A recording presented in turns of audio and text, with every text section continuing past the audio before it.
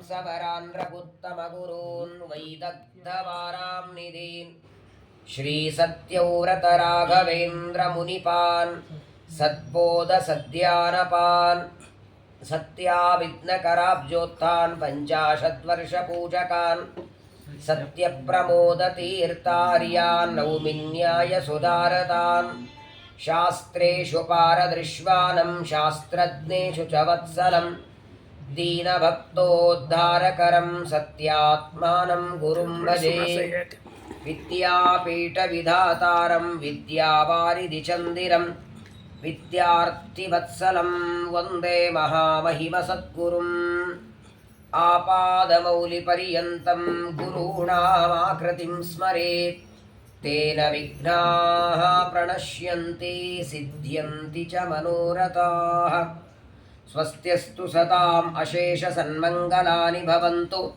श्लोकैकश्रवणपठनमात्रेण कथावक्तुश्च श्रोतॄणां निखिलकलिकतकल्मषापनूतनपटुतरे मोक्षाद्यखिलपुरुषार्थसाधनीभूते श्रीमद्भागवते महापुराणे यत्किञ्चित् प्रमेयानुवादः हरिः ओम् हरिः ओम् हरिः ओम् ಶ್ರೀ ಗುರುಭ್ಯೋ ನಮಃ. ಪರಮ ಪವಿತ್ರವಾದ ಅಧಿಕ ಜ್ಯೇಷ್ಠ ಮಾಸ ಇವತ್ತಿನಿಂದ ಆರಂಭ ಆಗ್ತಾ ಇದೆ.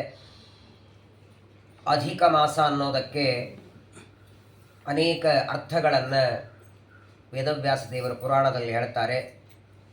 ಲೌಕಿಕವಾಗಿ ನಮ್ಮೆಲ್ಲರ ನಿತ್ಯದ ಬಳಕೆಯಲ್ಲಿ ಅಧಿಕ ಅನ್ನುವ ಶಬ್ದ ಹೆಚ್ಚು ಅನ್ನುವ ಅರ್ಥದಲ್ಲಿ ಹೇಳ್ತೀವಿ. ಇವತ್ತು ಅಧಿಕವಾಗಿ ಮಳೆಯಾಯಿತು ಅಥವಾ ಅಧಿಕವಾಗಿ ಭಕ್ಷ್ಯಭೋಜ್ಯಗಳಾಯಿತು, ಹೆಚ್ಚು ಅನ್ನುವ ಅರ್ಥದಲ್ಲಿ. ನೋಡಿ, ನಾವೆಲ್ಲ ಸೂರ್ಯ ಸಿದ್ಧಾಂತ ಪಂಚಾಂಗ ಇಟ್ಕೊಂಡು ನಮ್ಮ ದಿನನಿತ್ಯದ ಕರ್ಮ ಮಾಡ್ತೇವೆ. ಅಂದ್ರೇನು? ಎಷ್ಟೊತ್ತಿಗೆ ಸೂರ್ಯೋದಯವಾಗತ್ತೆ ಅವತ್ತು ಆ ತಿಥಿಯನ್ನು ಹೇಳೋದು. ಯಾಂ ತಿಥಿಂ ಸಮನು ಪ್ರಾಪ್ತ ಉದಯಂ ಯಾತಿ ಭಾಸ್ಕರ ಸಾ ತಿಥಿ ಸಮನುಜ್ಞೇಯ ಸ್ನಾನ ಸಂಧ್ಯಾದಿಕೇಶ್ವಪಿ ಅಂತ ಒಂದು ಜ್ಯೋತಿಷ್ಯದ ನಿಯಮ. ಉದಾಹರಣೆಗೆ, ಇವತ್ತು 6:30ಗೆ ಸೂರ್ಯೋದಯ ಇದೆ. ಇವತ್ತು ಸೂರ್ಯೋದಯಕ್ಕೆ ಪ್ರತಿಪದ ಬಂದರೆ ಆ ಪ್ರತಿಪದ ತಿಥಿ 60 ಘಟಿಕ ಇದ್ದರೆ ನಾಳೆ ಬೆಳಗ್ಗಿನೂ ಪ್ರತಿಪದನೇ ಇರ್ತದೆ. ಎಷ್ಟೊತ್ತಿಗೆ? ಸೂರ್ಯೋದಯ ಆಗೋವರೆಗೆ. ಸೂರ್ಯೋದಯದ ನಂತರದಲ್ಲಿ 2 ಗಂಟೆ ಆದ ಮೇಲೆ ದ್ವಿತೀಯ ಶುರುವಾಗುತ್ತೆ. ಆದರೆ ಸಂಧ್ಯಾವಂದನಕ್ಕೆ ಮಾತ್ರ 2 ದಿನ ಪ್ರತಿಪದನೆ ಹೇಳ್ತೀವಿ ನಾವು. ಇವತ್ತು ಪ್ರತಿಪದ, ನಾಳೆನೂ ಪ್ರತಿಪದ. ಮಧ್ಯಾಹ್ನದ ಮೇಲೆ ದ್ವಿತೀಯ ತಿಥಿ ಬಂದದ್ದರಿಂದ ಪ್ರಾತಃ ಕಾಲದಲ್ಲಿ ಸೂರ್ಯೋದಯಕ್ಕೆ ಯಾವ ತಿಥಿ ಇರುತ್ತಲ್ಲ ಆ ತಿಥಿಯನ್ನು ಹೇಳೋದು. ಈ ಸೂರ್ಯ ಪ್ರತಿನಿತ್ಯ ಸಂಚಾರ ಮಾಡ್ತಾನೆ. ಒಟ್ಟಾರೆ 12 ರಾಶಿಗಳು: ಮೇಷ, ವೃಷಭ, ಮಿಥುನ, ಕರ್ಕ, ಸಿಂಹ, ಕನ್ಯಾ, ತುಲಾ, ವೃಶ್ಚಿಕ, ಧನು, ಮಕರ, ಕುಂಭ, ಮೀನ. ಒಂದು ರಾಶಿಯಿಂದ ಇನ್ನೊಂದು ರಾಶಿಗೆ ಸೂರ್ಯ ಬರೋದಕ್ಕೆ 1 ತಿಂಗಳು ಬೇಕು. ಎಲ್ಲರಿಗೂ ಬೇರೆ ಬೇರೆ ಸಮಯ ಇದೆ. ಸೂರ್ಯನಿಗೆ, ಚಂದ್ರನಿಗೆ. ಇವಾಗ ನಿನ್ನೆ ಶನೇಶ್ವರ ಜಯಂತಿ ಆಯಿತು. ಶನಿ ಒಂದು ರಾಶಿಯಿಂದ ಇನ್ನೊಂದು ರಾಶಿ ಬರೋದಕ್ಕೆ 2.5 ವರ್ಷ. ಸೂರ್ಯ ಒಂದು ರಾಶಿಯಿಂದ ಇನ್ನೊಂದು ರಾಶಿಗೆ ಪ್ರವೇಶ ಮಾಡ್ತಾನೆ. ಅದನ್ನು ಏನಂತ ಕರಿತೇವೆ? ಸಂಕ್ರಮಣ ಅಂತೇವೆ ನಾವು. ಪ್ರತಿ ತಿಂಗಳು ಸಂಕ್ರಮಣ ಆಗಲೇಬೇಕು, ಪ್ರತಿ ತಿಂಗಳಾಗಬೇಕು. ಯಾವ ಮಾಸದಲ್ಲಿ ಸಂಕ್ರಮಣ ಆಗೋದಿಲ್ಲ ನೋಡಿ, ಅದು ಅಧಿಕ ಮಾಸ. ಈಗ ಸೂರ್ಯನ ಸಂಚಾರ ಇಲ್ಲ. ಕಳೆದ ತಿಂಗಳು ಅಂದರೆ ವೈಶಾಖ ಮಾಸದಲ್ಲಿ ಯಾವ ರಾಶಿಯಲ್ಲಿ ಸೂರ್ಯ ಸಂಚಾರ ಮಾಡಿದ್ದಾನೆ, ಈಗ ನೆಕ್ಸ್ಟ್ ಸೂರ್ಯನ ಸಂಚಾರ ನಿಜ ಜ್ಯೇಷ್ಠ ಮಾಸದಲ್ಲೇನೆ. ಹಾಗಾಗಿ ಸಂಪೂರ್ಣ 1 ತಿಂಗಳು ಅಧಿಕ ಮಾಸ, ಸೂರ್ಯನ ಸಂಕ್ರಮಣ ಇಲ್ಲ. ಸೂರ್ಯನ ಸಂಕ್ರಮಣ ಇಲ್ಲದೆ ಇದ್ದದ್ದರಿಂದ ಅಧಿಕ ಮಾಸವನ್ನ ಮಲಮಾಸ ಅಂತ ಕರೀತಾರೆ. ಯಾಕೆ ಹೇಳಿ? ಯಾವ ಮಾಸದಲ್ಲಿ ಸೂರ್ಯನ ಸಂಕ್ರಮಣ ಆಗತ್ತೋ ಆ ಮಾಸದಲ್ಲಿ ಮಾತ್ರ ಒಳ್ಳೆಯ ಕೆಲಸ, ಮದುವೆ, ಮುಂಜುವೆ, ಮನೆ ತಗೊಳ್ಳೋದು, ಸೈಟ್ ತಗೊಳ್ಳೋದು. ಹಾಗಾಗಿ ಅಧಿಕ ಮಾಸದಲ್ಲಿ ಯಾವುದೇ ಕರ್ಮಗಳಿಲ್ಲ, ಕೇವಲ ಭಾಗವತ್ ಪ್ರವಚನ. ಯಾಕೆ? ಶುಭ ಕರ್ಮಗಳು ಅಧಿಕ ಮಾಸದಲ್ಲಿ ಯಾವುದೇ ಕರ್ಮ ಯಾಕೆ ಮಾಡಬಾರದು ಅಂದರೆ ಅಧಿಕ ಮಾಸವನ್ನು ಮಲಮಾಸ ಅಂತ ಕರೀತಾರೆ. ಒಂದು ಬಾರಿ ಈ 12 ಮಾಸಗಳು ಚೈತ್ರ, ವೈಶಾಖ, ಜ್ಯೇಷ್ಠ, ಆಷಾಢ, ಶ್ರಾವಣ, ಭಾದ್ರಪದ, ಅಶ್ವಿನ, ಕಾರ್ತಿಕ, ಮಾರ್ಗಶೀರ್ಷ, ಪುಷ್ಯ, ಮಾಘ, ಫಾಲ್ಗುಣ ಈ 12 ಮಾಸಗಳಿಗೆ ಒಬ್ಬೊಬ್ಬ ದೇವತೆಗಳಿದ್ದಾರೆ. ಅವರೆಲ್ಲ ಈ ಅಧಿಕ ಮಾಸವನ್ನು ನೋಡಿ ಆಡಿಕೊಂಡ್ರಂತ. ಎಲ್ಲ ಮಾಸಗಳು ಏನಯ್ಯ, ನಿನ್ನ ಮಾಸದಲ್ಲಿ ಯಾರು ಮನೆ ತಗೊಳ್ಳಲ್ಲ, ಮನೆ ಕಟ್ಟಲ್ಲ, ಮದುವೆ ಮಾಡಲ್ಲ, ಮುಂಜೆ ಮಾಡಲ್ಲ, ನೀನು ಯಾರಿಗೂ ಬೇಡಾದವನು. ಎಲ್ಲ ಮಾಸಗಳು, ಯಾಕಂದರೆ ಚೈತ್ರ ಮಾಸಕ್ಕೆ ಒಂದು ದೊಡ್ಡ ಹೆಮ್ಮೆ, ನನ್ನಲ್ಲಿ ಬೇಕಾದಷ್ಟು ದಾನಗಳನ್ನು ಕೊಡ್ತಾರೆ, ಕೋಸಂಬರಿ ಪಾನಕ ಎಲ್ಲ ಮಾಡ್ತಾರೆ. ಜ್ಯೇಷ್ಠ ಮಾಸ ಅದೊಂದು ಥರ, ಆಷಾಢ ಮಾಸ ಅದೊಂದು ಥರ. ಎಲ್ಲ ಮಾಸಗಳು ತಮ್ಮ ತಮ್ಮ ಮಾಸದಲ್ಲಿ ಮಾಡುವ ಹಬ್ಬಗಳನ್ನು ಹೇಳಿಕೊಂಡು ಅಧಿಕ ಮಾಸವನ್ನು ಆಡ್ಕೊಂಡು ಏನಾಗತ್ತೆ ಹೇಳಿ? 12 ಜನ ಒಬ್ಬ ವ್ಯಕ್ತಿಯನ್ನು ಆಡ್ಕೊಂಡು ಅಳು ಬರಲ್ವ? ಏನಾಗಿರ್ಬೇಕು? ಅಧಿಕ ಮಾಸದ ಪರಿಸ್ಥಿತಿ ಏನಾಗಿರ್ಬೇಕು ಹೇಳಿ? ಎಲ್ಲ ಮಾಸಗಳು ಆಡಿಕೊಂಡಾಗ ಬಹಳ ದುಃಖವಾಗಿ ವೈಕುಂಠಕ್ಕೆ ಹೋಯ್ತಂತೆ. ಅಧಿಕ ಮಾಸದ ಅಭಿಮಾನಿ ದೇವತೆ ದೇವರು ಶೇಷ ಮೇಲೆ ಮಲಗಿದ್ದ. ಅಳತಾ ಬಂತು ಅಧಿಕ ಮಾಸ. ಯಾಕಪ್ಪ ಏನಾಯಿತು ಅಂತ. ಅಲ್ಲ ಸ್ವಾಮಿ, ಸೃಷ್ಟಿಕರ್ತ ನೀನೇ, ಎಲ್ಲ ಮಾಸ ಋತುಗಳಿಗೆ ನಿಯಾಮಕ ನೀನೇ ಅಲ್ವಾ? ಹಾಗಾದ್ರೆ ಚೈತ್ರ ಮಾಸ ವೈಶಾಖ ಮಾಸಗಳಲ್ಲಿ ಒಂದೊಂದು ಧರ್ಮ ಇಟ್ಟಿದ್ದಿ, ಇಂತಿಂಥ ದಾನ ಕೊಡಿ, ಇಂಥ ಕೆಲಸ ಮಾಡಿ ಅಂತ. ನನ್ನ ಮಾಸದಲ್ಲಿ ಯಾಕೆ ಮಾಡಲಿಲ್ಲ ನೀನು? ನಾನೇನು ತಪ್ಪು ಮಾಡಿದ್ನ? ಯಾರೂ ಬೇಡದೇ ಇರುವ ರೀತಿಯಲ್ಲಿ ನನ್ನ ದೂರ ತಳ್ಳುತ್ತಿದ್ದಾರೆ. ಯಾವುದೇ ಶುಭಕರ ಬೇಡ ಬೇಡ, ಅಧಿಕ ಮಾಸ ಇದೆ, ಏನು ಬೇಡ. ಎಷ್ಟರ ಮಟ್ಟಿಗಂದ್ರೆ ಅಧಿಕ ಮಾಸ ಯಾರಾದರೂ ಕನ್ಯಾ ತೋರಿಸ್ಲಿಕ್ಕೆ ಬರ್ತೀವಿ ಒಂದು ಬೇಡ, ಮುಗಿಲಿ ನಿಜ ಜ್ಯೇಷ್ಠ ಮಾಸದಲ್ಲಿ ನೋಡೋಣ ಅಂತಾರೆ. ಅಷ್ಟು ಬೇಡಾದ ವ್ಯಕ್ತಿ ನಾನಾದೆ. ಸರಿ, ನಾನು ಬೇಡಾದ ವ್ಯಕ್ತಿ ಆದರೂ ಚಿಂತೆ ಇಲ್ಲ, ಇವರೆಲ್ಲ ನಾನು ನೋಡಿ ಆಡ್ಕೋತಿದ್ದಾರೆ.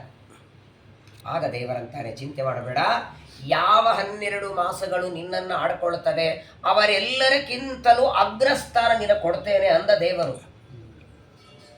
ಈ 12 ಮಾಸಗಳಲ್ಲಿ ಚೈತ್ರ ಮಾಸ ಆರಂಭ ಮಾಡಿ ಫಾಲ್ಗುಣ ಮಾಸದವರೆಗೆ 12 ಮಾಸಗಳಲ್ಲಿ ಇಡೀ ಒಂದು ತಿಂಗಳು ಏನು ಧರ್ಮ, ಪ್ರವಚನ, ಪಾಠ, ಪೂಜೆ, ಜಪ, ಪ್ರದಕ್ಷಿಣೆ ಸಂಪೂರ್ಣ ಒಂದು ತಿಂಗಳು ಮಾಡಿದಾಗ ಏನು ಪುಣ್ಯ ಬರಬೇಕು ಅದು ನಿನ್ನ ಮಾಸದಲ್ಲಿ ಒಂದು ದಿನ ಮಾಡಿದರೆ ಸಿಗತ್ತೆ.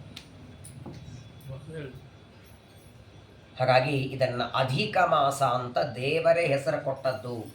ವಾಸ್ತವಿಕ ಇದಕ್ಕೆ ಮಲಮಾಸ ಅಂತ. ನೋಡಿ, ನಮ್ಮಲ್ಲಿ ಮಾಸ ನಿಯಾಮಕರಿದ್ದಾರೆ. ನಾವು ಪ್ರತಿನಿತ್ಯ ಹೇಳ್ತೀವಿ ಸಂಧ್ಯಾ ವಂದನೆ ಮಾಡುವಾಗ ಮಾಸ ನಿಯಾಮಕ. ಈಗ ಸದ್ಯದಲ್ಲಿ ಅಧಿಕ ಮಾಸಕ್ಕೆ ಪುರುಷೋತ್ತಮ ರೂಪಿಯಾದ ಪರಮಾತ್ಮ. ಅಧಿಕ ಮಾಸಕ್ಕೆ 33 ಜನ ದೇವತೆಗಳಿದ್ದಾರೆ. ವಸು, ರುದ್ರ, ಆದಿತ್ಯ. ಇವರ ಸಂಬಂಧ ನಮ್ಗೆ ಎಲ್ಲಿವರೆಗಿದೆ ಹೇಳಿ? ಬರೀ ಅಧಿಕ ಮಾಸದಲ್ಲಿ ಅಪೂಪ. ಅಧಿಕ ಮಾಸ 33 ಯಾಕೆ? ಆ ಕಡೆ 34 ಇಲ್ಲ, 32 ಇಲ್ಲ, 36 ಇಲ್ಲ. ನೋಡಿ, ಅಧಿಕ ಮಾಸಕ್ಕೆ ನಿಯಾಮಕವಾದ ಭಗವದ್ ರೂಪಗಳೆಷ್ಟು? 33. ಅಧಿಕ ಮಾಸದ ಅಭಿಮಾನಿ ದೇವತೆಗಳು 33. ಇವರೇನಿದ್ದಾರೆ ನೋಡಿ, 8 ಜನ ವಸುಗಳು, 11 ರುದ್ರರು, 12 ಆದಿತ್ಯರು. ಇವರು ನಮ್ಮೆಲ್ಲರ ಜೀವನಕ್ಕೆ ಇವರ ಸಂಬಂಧ ಎಲ್ಲಿವರೆಗಿದೆ? ಕೊನೆಗೂ ಇದೆ. ಮತ್ತೆ ಬದುಕಿರೋವರೆಗೆ ಮಾತ್ರವಲ್ಲ, ದೇಹ ಬಿಟ್ಟ ಮೇಲೆ ನಾವು ನಮ್ಮ ಪಿತೃಗಳದ ಮಾಡಲಿ, ನಮ್ಮ ಮಕ್ಕಳು ನಮ್ದು ಮಾಡಲಿ. ಹಾಗೆ ಹೇಳೋದೇನು? ವಸು, ರುದ್ರ, ಆದಿತ್ಯಾಂತರ್ಗತ, ಭಾರತೀಯ ಮುಖ್ಯ ಪ್ರಾಣಾಂತರ್ಗತ, ಪ್ರದ್ಯುಮ್ನ ಸಂಕರ್ಷಣ ವಾಸುದೇವ ಪ್ರೇರಣೆಯ. ಹಾಗಾಗಿ ಅಧಿಕ ಮಾಸದಲ್ಲಿ 33 ಸಂಖ್ಯೆ, ಇದು ಬಹಳ ಪ್ರಧಾನವಾದದ್ದು. ಏನೇ ದಾನ ಕೊಡಬೇಕಾದ್ರೂ 33 ದೇವತೆಗಳು. ನೋಡಿ, ಅಪೂಪ ದಾನನೇ ಯಾಕೆ ಅಧಿಕ ಮಾಸದಲ್ಲಿ? ಕೆಲವರಿಗೆ ಅಪೂಪ ಅಂದ್ರೆ ಇವಾಗೇನು ಅದಕ್ಕಿಲ್ಲ ಅಂತಾರೆ. ನಾನು ಪ್ರಾಯ ಬೆಂಗಳೂರಲ್ಲಿ ಬೇರೆ ಸಂದರ್ಭದಲ್ಲಿಯೂ ಅಪೂಪ ಮಾಡಿ ಬಡಿಸಿದ್ದು ಪ್ರಕಾಶ್ ನಗರ ಮಠದಲ್ಲಿ ಒಂದೇ ನೋಡಿ. ಮೈಸೂರು ಪಾಕ್ ಮಾಡ್ತಾರೆ, ಅಪೂಪ. ಅದು ಸ್ವೀಟ್ ಅಂದ್ರೆ ಅದು ಒಟ್ಟು ಅಧಿಕ ಮಾಸಲ್ಲೇ ಮಾಡೋದು. ಕಾರಣ ಏನು ಗೊತ್ತಾ? ಸಾಮಾನ್ಯವಾಗಿ ನೋಡಿ, ಯಾವುದೇ ಒಂದು ಪದಾರ್ಥವನ್ನು ದಾನ ಕೊಡುವಾಗ ಆ ಪದಾರ್ಥದಲ್ಲಿ ದೇವತೆಗಳನ್ನು ಆವಾಹನೆ ಮಾಡಿ ಕೊಡ್ತೀವಿ. ಅಪೂಪ ಮಾಡಬೇಕಾದ್ರೆ ಅದಕ್ಕೆ ಕಸಕಸಿ ಹಚ್ಚುತ್ತಾರೆ ನೋಡಿ. ಒಂದು ಅಪೂಪಕ್ಕೆ ಎಷ್ಟಿರ್ತವೆ ಕಸಕಸಿ? ಅಷ್ಟು ಹೇಳ್ಬೇಕು ನಾವೀಗ. 100 ಅನ್ಬೇಕೆ ಹೊರತು ಎಣಿಸಿದ್ದೀರಾ? ಯಾಕೆ ಅಧಿಕ ಮಾಸದಲ್ಲಿ ಅಪೂಪ ದಾನ ಅಂದರೆ, ಒಂದು ಅಪೂಪದಲ್ಲಿ ಎಷ್ಟು ಕಸಕಸಿ ಇರ್ತವೆ ಅಂಥದ್ದು 33 ಅಪೂಪಗಳಲ್ಲಿ ಒಂದೊಂದು ಕಾಳಗಳಿಗೆ ಅಷ್ಟು 1000 ವರ್ಷ ಸ್ವರ್ಗ ಕೊಡ್ತಾನಂತ ದೇವರು. ಒಂದು ಅಪೂಪದಲ್ಲಿರುವ ಕಸಕಸಿನ ಎಷ್ಟಿರ್ತವೆ, 33 ಅಪೂಪದಲ್ಲಿ ಎಷ್ಟು ಕಸಕಸಿ ನೀವು ಹಾಕಿರ್ತೀರೋ ಅಷ್ಟು 1000 ವರ್ಷಗಳವರೆಗೆ ಸ್ವರ್ಗಲೋಕದಲ್ಲಿ ಅಪೂಪದಾನ ಮಾಡಿದ್ದಕ್ಕೆ, ಅಧಿಕ ಮಾಸದಲ್ಲಿ ಕೊಟ್ಟದ್ದಕ್ಕೆ ಪುಣ್ಯ ಅನ್ನೋದಕ್ಕಾಗಿ ಅಧಿಕ ಮಾಸ ಅಪೂಪದಾನ. ಇದರರ್ಥ ಬೇರೆ ಕೊಡಬಾರದು ಅಂತಲ್ಲ. ಹಾಗಾದರೆ ಒಟ್ಟಾರೆ ಅಧಿಕ ಮಾಸ ಬಂದಾಗ ಏನೇನು ಮಾಡಬೇಕು ಬಹಳ ಜನರಿಗೆ ಗೊತ್ತಿಲ್ಲ.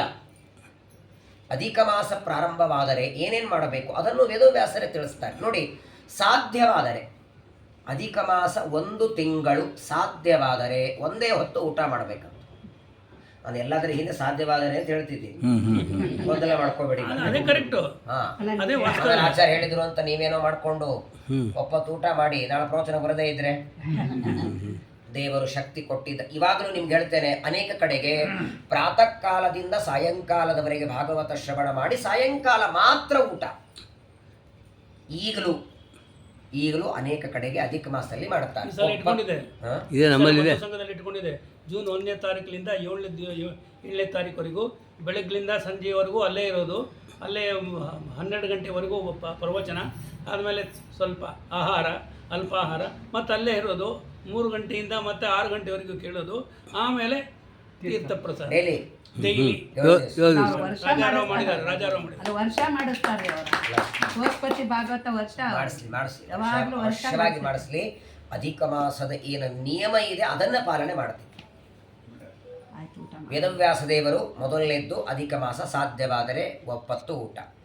ಇಲ್ಲ ಅಂದರೆ ಅಧಿಕ ಮಾಸದಲ್ಲಿ ಸಂಪೂರ್ಣ 1 ತಿಂಗಳು ಗಾದಿ ಮಂಚದ ಮೇಲೆ ಮಲಗೋದನ್ನೇ ಬಿಡೋದು. ಇದು ಒಂದು ವ್ರತ.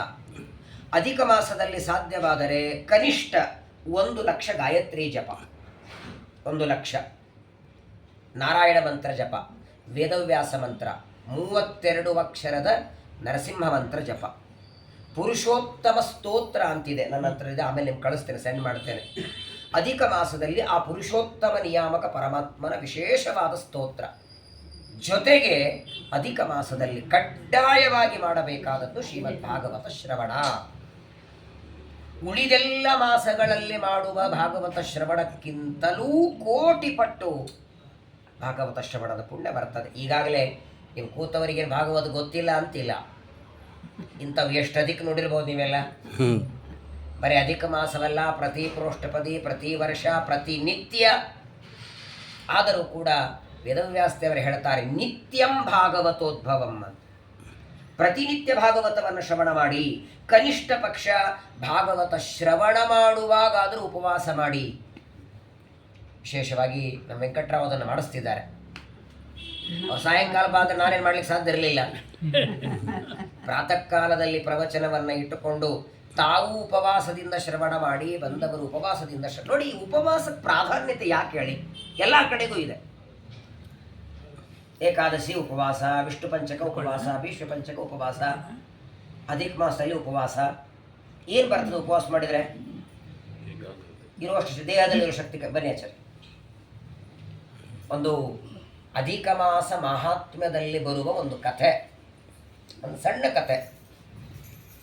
ಅಧಿಕ ಮಾಸದಲ್ಲಿ ಪ್ರತಿನಿತ್ಯ ಉಪವಾಸದಿಂದ ಭಾಗವತ ಶ್ರವಣ ಮಾಡಬೇಕು. ಕನಿಷ್ಠ ಪಕ್ಷ 1 ದಿನ, 7 ದಿನ, ಇಡೀ 1 ತಿಂಗಳು ಆಗಿಲ್ಲ ಅಂದರೆ 7 ದಿನ ಆದರೂ, 7 ದಿನ ಇಲ್ಲ ಅಂದರೆ 3 ದಿನ ಆದರೂ. ಒಟ್ಟಾರೆ ಉಪವಾಸಕ್ಕೆ ಪ್ರಾಧಾನ್ಯತೆ ಯಾಕೆ? ಅದಕ್ಕೆ ಅಧಿಕ ಮಾಸ ಮಹಾತ್ಮದಲ್ಲೇನೆ ಒಂದು ವೇದವ್ಯಾಸರ ಕಥೆ ಹೇಳ್ತಾರೆ. ಒಂದು ಊರಲ್ಲಿ ಒಬ್ಬ ಬ್ರಾಹ್ಮಣ ಇದ್ದ, ತುಂಬ ಬಡತನ. ಹಿಂದೆಲ್ಲ ಬ್ರಾಹ್ಮಣ ಅಂದರೆ ಬಡತನನೇ. ಸತ್ಯನಾರಾಯಣ ಕಥೆಯಲ್ಲಿ ಬರುತ್ತಲ್ಲ, ಒಂದಾನೊಂದು ಕಾಲದಲ್ಲಿ ಬ್ರಾಹ್ಮಣ ಇದ್ದನು. ಈಗ ಇದ್ದನು ಅಂತ ಹೇಳಬೇಕು, ಈಗಿದ್ದಾನೆ ಅಂತಲ್ಲ. ದೇವರ ಅನುಗ್ರಹದಿಂದ ಸಮೃದ್ಧವಾಗಿದ್ದಾರೆ. ಬಹಳ ಬಡತನ ಇತ್ತು ಬ್ರಾಹ್ಮಣನಿಗೆ. ಪ್ರತಿನಿತ್ಯ ಭಿಕ್ಷೆ ಬೇಡಿ ಜೀವನ ಮಾಡ್ತಿದ್ದ. ಒಂದು ದಿನ ದುರ್ದೈವಕ್ಕೆ, ಜನ್ಮಾಂತರದ ಕರ್ಮ, ಭಿಕ್ಷೆ ಬೇಡೋದಕ್ಕೆ ಹೋಗ್ತಾನೆ. ಯಾರೂ ಭಿಕ್ಷೆ ಹಾಕಲಿಲ್ಲ ಅವನಿಗೆ. ಎಲ್ಲಿಯೂ ಭಿಕ್ಷೆ ಸಿಗಲಿಲ್ಲ. ಕೊನೆಗೆ ಏನು ಮಾಡ್ತಾನೆ? ಬಹಳ ವಿಚಿತ್ರ. ಒಂದಿನ ಮಾಡ್ಬೋದು ಉಪವಾಸ. ನೋಡಿ, ಟಿ ವಿ ನೋಡೋದಕ್ಕೆ ಇಲ್ಲ ಅಂದರೆ ಕಣ್ಣು ನೋಡದೇ ಇರಬಹುದು, ಯಾರೂ ಪ್ರವಚನ ಹೇಳೋರಿಲ್ಲ ಅಂದರೆ ಕೇಳದೆ ಕಿವಿ ಇರಬಹುದು, ಆದರೆ ಹೊಟ್ಟೆ ಇರತ್ತಾ? ಇನ್ನಿದಾಕು, ಮನ್ನಿದಾಕು, ಅಳಿಸಿದ್ದಾಕು, ಮಡಿ ಹಾಕು, ಮೈಲಿಗೆ ಹಾಕು, ಹಿಂದಿಂದ ಹಾಕು, ಮುಂದಿಂದ ಹಾಕು, ಸ್ನಾನ ಮಾಡಿ ಹಾಕು, ನನಗೆ ಹಾಕು ಅನ್ನೋದು ಅಷ್ಟೇ ಅದು. ಒಂದು ದಿನ ಭಿಕ್ಷೆ ಬೇಡದ, 2 ದಿನ, 3ನೇ ದಿನ ಯಾರೂ ಹಾಕಲಿಲ್ಲ. ಕೊನೆಗೆ 3ನೇ ದಿನ ಈ ಜನ ಎಲ್ಲ ಊಟ ಮಾಡಿ ಮಿಕ್ಕಿದ ಅನ್ನ ಸಾರನ್ನ ತಿಪ್ಪಿಗೆ ಎಸಿತಾರಲ್ಲ, ಅಲ್ಲಿ ಬಂದ ಅಂತೆ ಬ್ರಾಹ್ಮಣ. ಗೋಪೀಚಂದನ ಮುದ್ರೆಯನ್ನು ಹಚ್ಚಿಕೊಂಡು ಸಂಧ್ಯಾವಂದನ ಶಾಲಿಗ್ರಾಮ ಪೂಜೆ ಮಾಡೋ ಬ್ರಾಹ್ಮಣ, ಜನ್ಮಾಂತರದ ಕರ್ಮ ನೋಡಿ. ಅಲ್ಲಿ ಬಂದು ಅಲ್ಲಿ ಯಾರಾದರೂ ತಂದು ಬಿಸಾಕಿದ್ರೆ ಅದನ್ನು ತಿನ್ನಬೇಕು ಅಂತ ಪಾಪ ಆ ತಿಪ್ಪೆ ಹತ್ರ ಬರ್ತಾನೆ. ಅದೇ ಹೊತ್ತಿಗೆ ಒಬ್ಬ ರಾಜ ಹೊರಟಿದ್ದ, ತನ್ನ ಕೆಲಸಕ್ಕೆ ತಾನು ಹೊರಟಿದ್ದ ರಾಜ. ಈ ಬ್ರಾಹ್ಮಣನನ್ನು ನೋಡ್ತಾನೆ, ಅವನ್ನೇನು ಆ ತಿಪ್ಪಿಯಲ್ಲಿ ಬಿದ್ದ ಅನ್ನ ಬಾಯಿ ಹಾಕಬೇಕು, ಕೈ ಹಿಡಿದ. ರಾಜ ಬಂದು ಕೈ ಹಿಡಿತಾನೆ, ಅಲ್ಲಯ್ಯ ತತ್ರಾಪಿ ಜನ್ಮ ಶತಕೋಟಿಷು ಬ್ರಾಹ್ಮಣತ್ವ, ಇಂಥ ಬ್ರಾಹ್ಮಣ ಜನ್ಮ ಸಿಗೋದೇ ಕಷ್ಟ, ಶಾಲಿಗ್ರಾಮ ಮುಟ್ಟಿ ಪೂಜಾ ಮಾಡೋ ಭಾಗ್ಯ ಸಿಕ್ಕಿದೆ, ಯಾಕೆ ಈ ತಿಪ್ಪಿ ತಿಂತಾ ಇದ್ದಿ ಅಂದ. ಏನು ಮಾಡಲಿ, ಜನ್ಮಾಂತರದಲ್ಲಿ ಯಾರಿಗೂ ನಾನು ಅನ್ನದಾನ ಮಾಡಲಿಲ್ಲ. ನೋಡಿ ಅನ್ನದಾನದ ಮಹತ್ವ ಎಷ್ಟಿದೆ. ನಮ್ಮ ಗುರುಆಚಾರ್ಯ ಯಾವಾಗಲೂ ಹೇಳ್ತಾ ಇರ್ತಾರೆ, ಮನಗುಳಿ ಆಚಾರ್ಯ ಯಾವಾಗಲೂ ಕೇಳಿದಾಗ, ಆಚಾರ್ಯ ನನಗೆ ಗೊತ್ತಿರೋದು ಒಂದೇ, ಸಮೃದ್ಧ ಅಡಿಗೆ ಮಾಡಬೇಕು, ಊಟಕ್ಕೆ ಹಾಕ್ಬೇಕು ಎಲ್ಲರಿಗೂ. ಅವರ ಭಾಗವ ಸತ್ತ ಒಂದು ಅರ್ಥದಲ್ಲಿ ಒಳ್ಳೆ ಮಹಾಸಮಾರಾಧನೆ ಇದ್ದಂಗೆ ಇರ್ತದೆ. ಎಲ್ಲರೂ ಕರ್ಕೊಂಡು ಹೋಗ್ತಿದ್ರು, ಎಲ್ಲೇ ಮಾಡಿದ್ರು ಹೋಳಿಗೆ ದಿನನಿತ್ಯ. ಅಲ್ಲಿ ಎಲಗೂರಲ್ಲಂತೂ ಪ್ರತಿನಿತ್ಯ ಎಲ್ಲರಿಗೂ ಬಂದವರಿಗೆ ಊಟ. ಅನ್ನದಾನಕ್ಕೆ ಬಹಳ ಪ್ರಾಶಸ್ತ್ಯತೆ ಇದೆ. ಯಾರಿಗೂ ಗೊತ್ತು, ಜನ್ಮಾಂತರದಲ್ಲಿ ನಾನು ಅನ್ನದಾನ ಮಾಡಲಿಲ್ಲ ಅಂತ ನನಗೆ ಈ ಪರಿಸ್ಥಿತಿ ಬಂದಿದೆ. ರಾಜ ಅಂತಾನೆ, ನೋಡು ನೀ ಬ್ರಾಹ್ಮಣ ಹೀಗೆ ಎಲ್ಲೋ ಬಿದ್ದದ್ದು ತಿನ್ನೋದು ನೋಡ್ಲಿಕ್ಕೆ ನನ್ನ ಕೈಲಿ ಆಗ್ತಿಲ್ಲ, ಒಂದು ಕೆಲಸ ಮಾಡು, ಈ ನನ್ನ ರಾಜ ಆ ಸ್ಥಾನಕ್ಕೆ ಬಾ ಅಂತ ಕರ್ಕೊಂಡು ಹೋಗ್ತಾನೆ. ಅವತ್ತು ಕರ್ಕೊಂಡೋಗಿ ಸ್ನಾನಕ್ಕೆ ಹಾಕಿ ಊಟಕ್ಕೆ ಹಾಕಿ ಆ ಬ್ರಾಹ್ಮಣನಿಗೆ ರಾಜ ಹೇಳ್ತಾನೆ, ನೋಡು ನಿನಗೊಂದು ಕೆಲಸ ಕೊಡ್ತೇನೆ, ಕೆಲಸ ಮಾಡು, ಸಂಬಳ ಕೊಡ್ತೇನೆ, ಇರೋದಕ್ಕೆ ಮನೆ ಕೊಡ್ತೇನೆ, ಈ ಭಿಕ್ಷೆ ಬೇಡೋ ಪರಿಸ್ಥಿತಿ ತಪ್ತದೆ ನಿನಗೆ. ಬ್ರಾಹ್ಮಣ ಅಂದ, ನನಗೆ ಬಹಳಿನ ಕೆಲಸ ಬರುವುದಿಲ್ಲ, ಇಲ್ಲ ನೀನು ಬರೋ ಕೆಲಸನ ಹೇಳ್ತೇನೆ. ರಾಜ ಅಂತಾನೆ, ನೀನೇನು ಕಷ್ಟಪಡಬೇಡ, ನಂದೊಂದು ಹಣ್ಣಿನ ತೋಟ ಇದೆ, ಸುಮಾರು 300 ಗಿಡಗಳಿವೆ, ಹಣ್ಣಿನ ಗಿಡಗಳು. ನೀನೇನು ಕೆಲಸ ಮಾಡೋದು ಬೇಡ, ಹಣ್ಣುಗಳಾದ ಮೇಲೆ ಆ ಕೆಲಸ ಮಾಡೋರೆಲ್ಲ ಹಣ್ಣುಗಳು ಇಳಿಸ್ತಾರೆ, ಅದನ್ನೆಲ್ಲ ಮಾರ್ಕೆಟಿಗೆ ಕಳಿಸ್ತಾರೆ. ಎಷ್ಟು ಹಣ್ಣು ಗಿಡದಿಂದ ಇಳೀತು, ಎಷ್ಟು ಮಾರಾಟ ಆಯಿತು, ಎಷ್ಟು ಉಳೀತು, ಎಷ್ಟು ಹಣ ಬಂತು, ಇದು ಲೆಕ್ಕ ಬರೆದು ತೋರಿಸೋದಟ್ಟೆ. ಇಷ್ಟು ಕೆಲಸ ಮಾಡ್ತೀಯಲ್ಲ. ಬ್ರಾಹ್ಮಣ ಅಂದ, ಅವಶ್ಯ ಮಾಡ್ತೇನೆ ಅಂತ. ಶುರುವಾಯಿತು. ಅವನಿಗೆ ಆ ಹಣ್ಣಿನ ತೋಟ ತೋರಿಸ್ತಾನೆ, ಅಲ್ಲೇ ಒಂದು ಇರೋದಕ್ಕೆ ಮನೆ ಕೊಟ್ಟ. ಪಾಪ ಬ್ರಾಹ್ಮಣ ನಿಯತ್ತಾಗಿ ಕೆಲಸ ಮಾಡ್ತಿದ್ದ. 1 ವರ್ಷ ಎಲ್ಲ ಹಣ್ಣುಗಳು ಬಂದು ಹಣ್ಣುಗಳೆಲ್ಲ ಮಾರಿ, ಆ ಹಣ್ಣುಗಳ ಮಾರಿದ ಮೇಲೆ ಏನು ದುಡ್ಡು ಬಂತು ಅದನ್ನು ರಾಜನಿಗೆ ಕೊಡಬೇಕು. 7 ಲಕ್ಷ ರೂಪಾಯಿ ಬಂದಿತ್ತು. ಮೊದಲನೇ ವರ್ಷ 7 ಲಕ್ಷ ಆ ದುಡ್ಡನ್ನು ರಾಜನಿಗೆ ಕೊಡುವಾಗ ಬ್ರಾಹ್ಮಣನ ಮನಸ್ಸಿನೊಳಗೆ ದುರಾಸೆ ಬಂತು. ಬ್ರಾಹ್ಮಣ ಅಂತಾನೆ, 7 ಲಕ್ಷ ಇವನಿಗೆ ಕೊಡೋ ಬದಲು ನಾನೇ ಇಟ್ಕೊಂಡಿದ್ರೆ, ನನಗೆ ಊಟಕ್ಕೆ ಅನ್ನ ಇಲ್ಲದೆ ಇದ್ದಾಗ ಇವ ರಾಜ ತಂದು ಇಟ್ಟಿದ್ದಾನೆ, ನನಗೊಂದು ಅನ್ನದ ವ್ಯವಸ್ಥೆ ಮಾಡಿದ್ದಾನೆ ಅನ್ನುವ ಕರುಣೆಯ ನೆನಪಿಲ್ಲ. ಯಾವ ರೀತಿ ಹಣ ಮನುಷ್ಯನನ್ನು ದುರ್ಮಾರ್ಗಕ್ಕೆ ಎಳೀತದೆ ನೋಡಿ. ಮೊದಲನೇ ವರ್ಷ ನಿಯತ್ತಾಗಿ ಹಣ್ಣುಗಳೆಲ್ಲ ಕೊಟ್ಟ, 2ನೇ ವರ್ಷ ಸಮೃದ್ಧವಾದ ಹಣ್ಣುಗಳು ಬಂತು, ಅದನ್ನು ಮಾರಾಟ ಮಾಡಿದ. ಹಿಂದಿನ ವರ್ಷಕ್ಕಿಂತಲೂ ಅಧಿಕ ದುಡ್ಡು ಬಂತು, ಹೆಚ್ಚು ಬಂತು. ರಾಜನಿಗೆ ಲೆಕ್ಕ ಕೊಡೋದು ಬಿಡಿ, ಇರುವ ದುಡ್ಡೆಲ್ಲ ತಗೊಂಡು ಓಡೋಗಿ ಬಿಟ್ಟ ಬ್ರಾಹ್ಮಣ. 10 ಲಕ್ಷ ರೂಪಾಯಿ ಬಂದಿತ್ತು ಹಣ್ಣು ಮಾರಿದ್ದು, ಓಡೋಗಿ ಬಿಡ್ತಾನೆ. ರಾಜ ಎಲ್ಲ ಆ ಹಣ್ಣು ಮಾರೋ ತನ್ನ ಸೇವಕರನ್ನು ಕರೆದು ಹೇಳ್ತಾನೆ, ಇಲ್ಲ ನೀವು ಯಾರಿಗೂ ನೇಮಿಸಿದ್ರಲ್ಲ, ನಾವೆಲ್ಲ ಅವನ ಕೈಯಲ್ಲಿ ಲೆಕ್ಕ ಕೊಟ್ಟಿದ್ದೇವೆ, ಎಲ್ಲಿ ಅವನು, ಎಲ್ಲಿದ್ದಾನೆ? ಇನ್ನೊಬ್ಬರಾದರೆ ಹುಡುಕಿಸಿ ದಂಡ ಕೊಡಬೇಕು ರಾಜ ಅಂತ. ಸಿಕ್ಕರು ಹೊಡಿಬೇಡಿ ಅಂತ ಬ್ರಾಹ್ಮಣ ಅವನು. ಎಷ್ಟು ಕರುಣೆ ನೋಡಿ ರಾಜನಿಗೆ. ಏನಿದ್ರು ಜಾತಿಯಲ್ಲಿ ದೊಡ್ಡವ. ಗೋಪಿಚಂದ್ರನ ಜನವರ ಕೊಡ್ತಾನೆ, ಏನೋ ಹಣದಾಸೆಯಿಂದ ಕೇಳಿ ಬಿಟ್ಬಿಡಿ ಅವನನ್ನು, ಹೋಗಲಿ, ಒಂದು 10 ಲಕ್ಷ ಹೋದರೆ ಏನು ಲಾಭ, ನಷ್ಟ ಇಲ್ಲ, ಮುಂದಿನ ವರ್ಷದಿಂದ ಮತ್ತೆ ಮಾಡಿ. ಇವನೇನೋ ಕ್ಷಮ ಮಾಡಿಬಿಟ್ಟ ರಾಜ. ಅಲ್ಲೊಬ್ಬ ಕೂತಿದ್ದಾನಲ್ಲ, ಅತ್ಯತಿಷ್ಠ ದಶಾಂಗುಲಂ, ಅವನ ಸರ್ಕಾರದಲ್ಲಿ ಇಷ್ಟು ವಿಚಿತ್ರ ಗೊತ್ತಾ, ದೇವರ ಸರ್ಕಾರದಲ್ಲಿ ಮಾಡದೇ ಇದ್ದದ್ದಕ್ಕೆ ದುಃಖ ಕೊಡಲ್ಲ, ಮಾಡಿದ್ದಕ್ಕೆ ಬಿಡಲ್ಲ. ಬಹಳ ವ್ಯವಸ್ಥೆ ರೀ ದೇವರದು ನೋಡಿ. ಪ್ರಾತಃ ಕಾಲ ಎದ್ದು ನಾವು ರಾತ್ರಿಯವರೆಗೆ ಏನೇನು ಪುಣ್ಯ ಪಾಪಗಳ ಮಾಡ್ತೇವೆ ಅದನ್ನು ನೋಡಿ ಬರೀಲಿಕ್ಕೆ 10 ಜನರನ್ನು ಇಟ್ಟಿದ್ದಾನೆ, ಸಾಕ್ಷಿಗಳು. ನಾನು ಮಾಡಿಲ್ಲ ಅನ್ನೋ ಹಾಗೆ ಇಲ್ಲ, ನಾವು ಮಾಡಿದ್ದನ್ನ ನೋಡಿ ಅವನಿಗೇನು ಯಾರು ಹೇಳಿದ ಮೇಲೆ ಗೊತ್ತಾಗಬೇಕು ಅಂತಿಲ್ಲ. ವಿಷ್ಣು ಸಹಸ್ರನಾಮದಲ್ಲಿ ಅವ್ಯಯ ಪುರುಷಃ ಸಾಕ್ಷಿ ಕ್ಷೇತ್ರಜ್ಞೋಕ್ಷರ ಏವಚ, ಅವನಿಗೆ ಸಾಕ್ಷಿ ಅಂತಾರೆ. ಇನ್ನೊಬ್ಬರು ಬಂದು ಹೇಳಿದ ಮೇಲೆ ಅವನಿಗೆ ಇವ್ರು ಯಾರು ಏನು ಮಾಡಿದ್ದಾರೆ ಅಂತ ಗೊತ್ತಾಗಬೇಕಾಗಿಲ್ಲ, ಸರ್ವಜ್ಞ ಅವನು. ಆದರೂ 10 ಜನರನ್ನ ಸಾಕ್ಷಿಗಳಾಗಿ ಇಟ್ಟಿದ್ದಾನೆ ದೇವರು. ಏನು ವ್ಯವಸ್ಥೆ ಮಾಡ್ತಾನೆ. ಈ ಬ್ರಾಹ್ಮಣ ರಾಜನಿಗೆ ಮೋಸ ಮಾಡಿ 10 ಲಕ್ಷ ತಗೊಂಡೇನೋ ಓಡೋಗಿದ. ಮುಂದೊಂದು ಬಹಳ ಆದ್ರೆ ಒಂದು 3 ವರ್ಷ ಬದುಕಿದ ಬ್ರಾಹ್ಮಣ ಸತ್ತೋಗಿ ಬಿಟ್ಟ. ಸತ್ತ ಯಮಲೋಕಕ್ಕೆ ಬರ್ತಾನೆ. ಯಮಲೋಕದಲ್ಲಿ ಕೊಡ್ತಾರೆ ನೋಡಿ ಯಮದೇವರು ದಂಡ. ಚಿತ್ರಗುಪ್ತರ ತೋರಿಸ್ತಾರೆ ಯಮದೇವರಿಗೆ, ಸ್ವಾಮಿ ಎಲ್ಲ ಪಾಪಗಳ ದಂಡೆಗಿಡೆ ಇವರು ಮಾಡಿದ ಬಹಳ ದೊಡ್ಡ ಪಾಪ ಅಂದ್ರೆ ವಿಶ್ವಾಸಘಾತ ಮಾಡಿದ್ದಾನೆ, ಪ್ರಾಮಾಣಿಕವಾಗಿ ಕೆಲಸ ಮಾಡ್ತಾನೆ ಅಂತ ಇಡೀ ಹಣ್ಣಿನ ತೋಟವನ್ನೇ ರಾಜನಿಗೆ ಕೈ ಕೊಟ್ಟಿದ್ದ. ಮೊದಲನೇ ವರ್ಷ ಹಣ್ಣುಗಳನ್ನು ಮಾಡಿ 2ನೇ ವರ್ಷ ಎಲ್ಲ ದುಡ್ಡು ತಿಂದಿದ್ದಾನೆ. ವಿಶ್ವಾಸಘಾತಕ್ಕಿಂತ ದೊಡ್ಡ ಪಾಪ ಇವನಿಗಿಲ್ಲ, ಇವನಿಗೆ ದಂಡ ಕೊಡಿ ಅಂತಾರೆ. ಹೊಡಿತಾರೆ. ಆದರೆ ಅಷ್ಟಕ್ಕೆ ಸಮಾಧಾನ ಆಗಲಿಲ್ಲ. ಚಿತ್ರಗುಪ್ತರಂತಾರೆ, ಸ್ವಾಮಿ ಕೇವಲ ಇವನಿಗೆ ದಂಡ ಕೊಟ್ಟು ಲಾಭ ಇಲ್ಲ, ಮುಂದಿನ ಜನ್ಮದಲ್ಲಿ ಇವನಿಗೆ ಕೋತಿ ಜನ್ಮ ಬರಬೇಕು. ಆ ಕೋತಿನು ಎಲ್ಲಿ, ಯಾವ ಹಿಂದಿನ ಜನ್ಮದಲ್ಲಿ ಹಣ್ಣಿನ ಗಿಡದಲ್ಲಿ ತೋಟದಲ್ಲಿ ಕೆಲಸ ಮಾಡ್ತಿದ್ದ ಅಲ್ಲೇ ಹೋಗಿರ್ಬೇಕಿವ. ಆದರೆ ಆ ಕೋತಿಯ ಜನ್ಮದಲ್ಲಿ ಹಣ್ಣಿನ ಗಿಡದಲ್ಲಿರಬೇಕು. ಒಂದು ಹಣ್ಣು ಇವನಿಗೆ ತಿನ್ಲಿಕ್ಕಾಗಿರಬಾರ್ದು. ಬಾಯಿ ತುಂಬ ಇವನಿಗೆ ರೋಗ ಕೊಡಿ, ಬಾಯಿ ತುಂಬ ಸಣ್ಣ ಗುಳ್ಳೆ ಆಗಬೇಕು, ಏನಾದರೂ ಆಗಬೇಕು, ಒಟ್ಟಾರೆ ಇವತ್ತು ತಿನ್ನಬಾರದು. ಹಣ್ಣುಗಳನ್ನು ನೋಡಬೇಕು, ಬಿಸಾಕ್ಬೇಕಟ್ಟ. ಚಿತ್ರಗುಪ್ತರು ಅವರ ಪಾಪಗಳನ್ನು ಹೇಳಿದಂತೆ ಜನ್ಮಾಂತರದಲ್ಲಿ ಆ ಬ್ರಾಹ್ಮಣ ಕೋತಿಯಾಗಿ ಹಿಂದಿನ ಜನ್ಮದಲ್ಲಿ ಯಾವ ರಾಜನ ತೋಟದಲ್ಲಿ ಕೆಲಸ ಮಾಡುತ್ತಿದ್ದ ಅದೇ ಹಣ್ಣಿನ ತೋಟಕ್ಕೆ ಬರ್ತಾನೆ. ಅದೇ ಹಣ್ಣಿನ ಗಿಡಗಳಲ್ಲಿ ಸಾಮಾನ್ಯವಾಗಿ ಕಪಿಗಳಿಗೆ ಕೋತಿಗಳಿಗೆ ತಗೊಂಡು ತಿನ್ನೋದು ಬಿಸಾಕೋದು ಗೊತ್ತು. ಇವರೇನು ಮಾಡ್ತಿದ್ದ, ಪ್ರತಿನಿತ್ಯದಲ್ಲಿ ಹಣ್ಣು ತಗೊಳ್ಬೇಕು, ತಿನ್ನಬೇಕು ಅಂತ ಬಾಯಿ ಹತ್ರ ಒಯ್ದರೆ ಸಾಕು, ಪಕ ಪಕ ಪಕ ಉರಿಬೇಕು. ಜನ್ಮಾಂತರದಲ್ಲಿ ಮಾಡಿದ ಪಾಪಕರ್ಮದಿಂದ ಹಣ್ಣು ತಿನ್ಲಿಕ್ಕಾಗ್ತಿರಲಿಲ್ಲ ಇವನಿಗೆ. ತಗೊಳ್ತಿದ್ದ, ತಿನ್ನಬೇಕು ಅಂತ ಬಿಸಾಕ್ತಿದ್ದ. 1 ದಿನ ಆಯಿತು, 2 ದಿನ ಆಯಿತು, ವಾರ ಆಯಿತು, ಕರೆಕ್ಟ್ 1 ತಿಂಗಳಾಯಿತು. ಯಾಕೆ ಬದುಕಿರ್ತದೆ ಹೇಳಿ? ಯಾವುದೇ ಪ್ರಾಣಿ ಆದರೂ ಅನ್ನ ಬೇಕ್ತಾನೆ. ಜೀವೋ ಜೀವಸ್ಯ ಜೀವನಂ, ಆಹಾರ ಎಲ್ಲರಿಗೂ ಬೇಕು. 1 ತಿಂಗಳು ಆ ಹಣ್ಣು ತಿನ್ಲಿಕ್ಕಾಗದೆ ಕೋತಿ ಸತ್ತೋಗಿ ಬಿಡ್ತದೆ. ಆ ಕೋತಿ ಸತ್ರೆ ಸ್ವರ್ಗದಿಂದ ವಿಷ್ಣುದೂತರು ವಿಮಾನ ತಂದ್ರಂತೆ. ವಿಮಾನ ತಂದು ಆ ಕೋತಿಯ ಶರೀರದಲ್ಲಿರುವ ಜೀವನಿಗಂತಾರೆ, ಕೂತ್ಕೊಳ್ಳಯ್ಯ ವಿಮಾನದಲ್ಲಿ, ಸ್ವರ್ಗಕ್ಕೆ ಕರ್ಕೊಂಡು ಹೋಗ್ತೇನೆ ಅಂದ್ರೆ, ನಾನೇನ್ರಿ ಪುಣ್ಯ ಮಾಡೀನಿ ಅಂದವನು. ನಾನು ಮಾಡಿದ ಪಾಪಕ್ಕೆ ನರಕಲ್ಲ ಅಂಧಂತಮಸ್ಸಾಗಬೇಕು.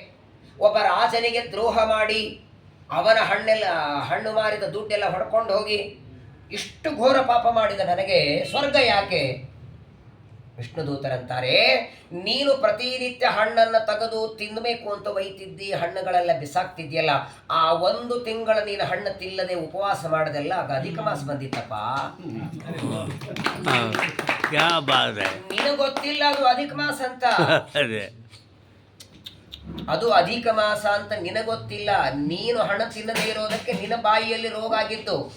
ಆದ್ರೆ ಉಪವಾಸ ಅಂತೂ ಆಯ್ತೋ ಇಲ್ಲೋ ನೋಡಿ. ತಿಳಿಯದೆ ಮಾಡಿದ್ರು ಪುಣ್ಯ ಇದೆ. ಅಧಿಕ ಮಾಸ ಅಂತ ಗೊತ್ತಾಗಿ ಉಪವಾಸ ಮಾಡಬೇಕು ಅಂತ ಬುದ್ಧಿವಂತಿಕೆಯಿಂದ ಸಂಕಲ್ಪ ಮಾಡಿದ್ದಲ್ಲ. ಆ 1 ತಿಂಗಳು ಹಣ್ಣು ತಿನ್ನದೆ ನೀ ಉಪವಾಸ ಮಾಡಿದ್ದು ಒಂದು ಕಾರಣ, ನಿನ್ನನ್ನು ಸ್ವರ್ಗ ಕೊಡೋದಕ್ಕೆ. ಇನ್ನೊಂದು ಕಾರಣ ಇದೆ. ಏನ್ ಕಾರಣ ಅಂದ್ರೆ, ನೀನು ಹಣ್ಣುಗಳನ್ನ ತಿನ್ನಬೇಕು ಅಂತ ಬಾಯಿ ಹತ್ರ ಒಯ್ತಿದ್ದಿ, ಅದನ್ನ ತಿನ್ಲಿಕ್ಕಾಗದೆ ಏನ್ ಮಾಡ್ತಿದ್ದಿ, ಅದನ್ನ ಕೆಳಗೆ ಬಿಸಾಕ್ತಿದ್ದಿ. ನೀನು ಬಿಸಾಕಿದ ಹಣ್ಣುಗಳೆಲ್ಲ ಹೋಗುವ ಬರುವ ಬ್ರಾಹ್ಮಣರೆಲ್ಲ ತಗೊಂಡು ಹೋಗ್ತಿದ್ರು. ಆ ಬ್ರಾಹ್ಮಣರು ತಗೊಂಡು ಹೋಗುವಾಗ ಅಷ್ಟು ಎತ್ತರಕ್ಕೆ ನಮಗೆ ಹಣ್ಣು ತಗೊಳ್ಳಿಕ್ಕಾಗಲ್ಲ. ಆ ಕೋತಿ ಬಿಸಾಕಿದೆ, ಅದಕ್ಕೆ ಸದ್ಗತಿ ಆಗ್ಲಿ ಹೋಗೋರೆಲ್ಲ ಆಶೀರ್ವಾದ ಮಾಡಬೇಕು.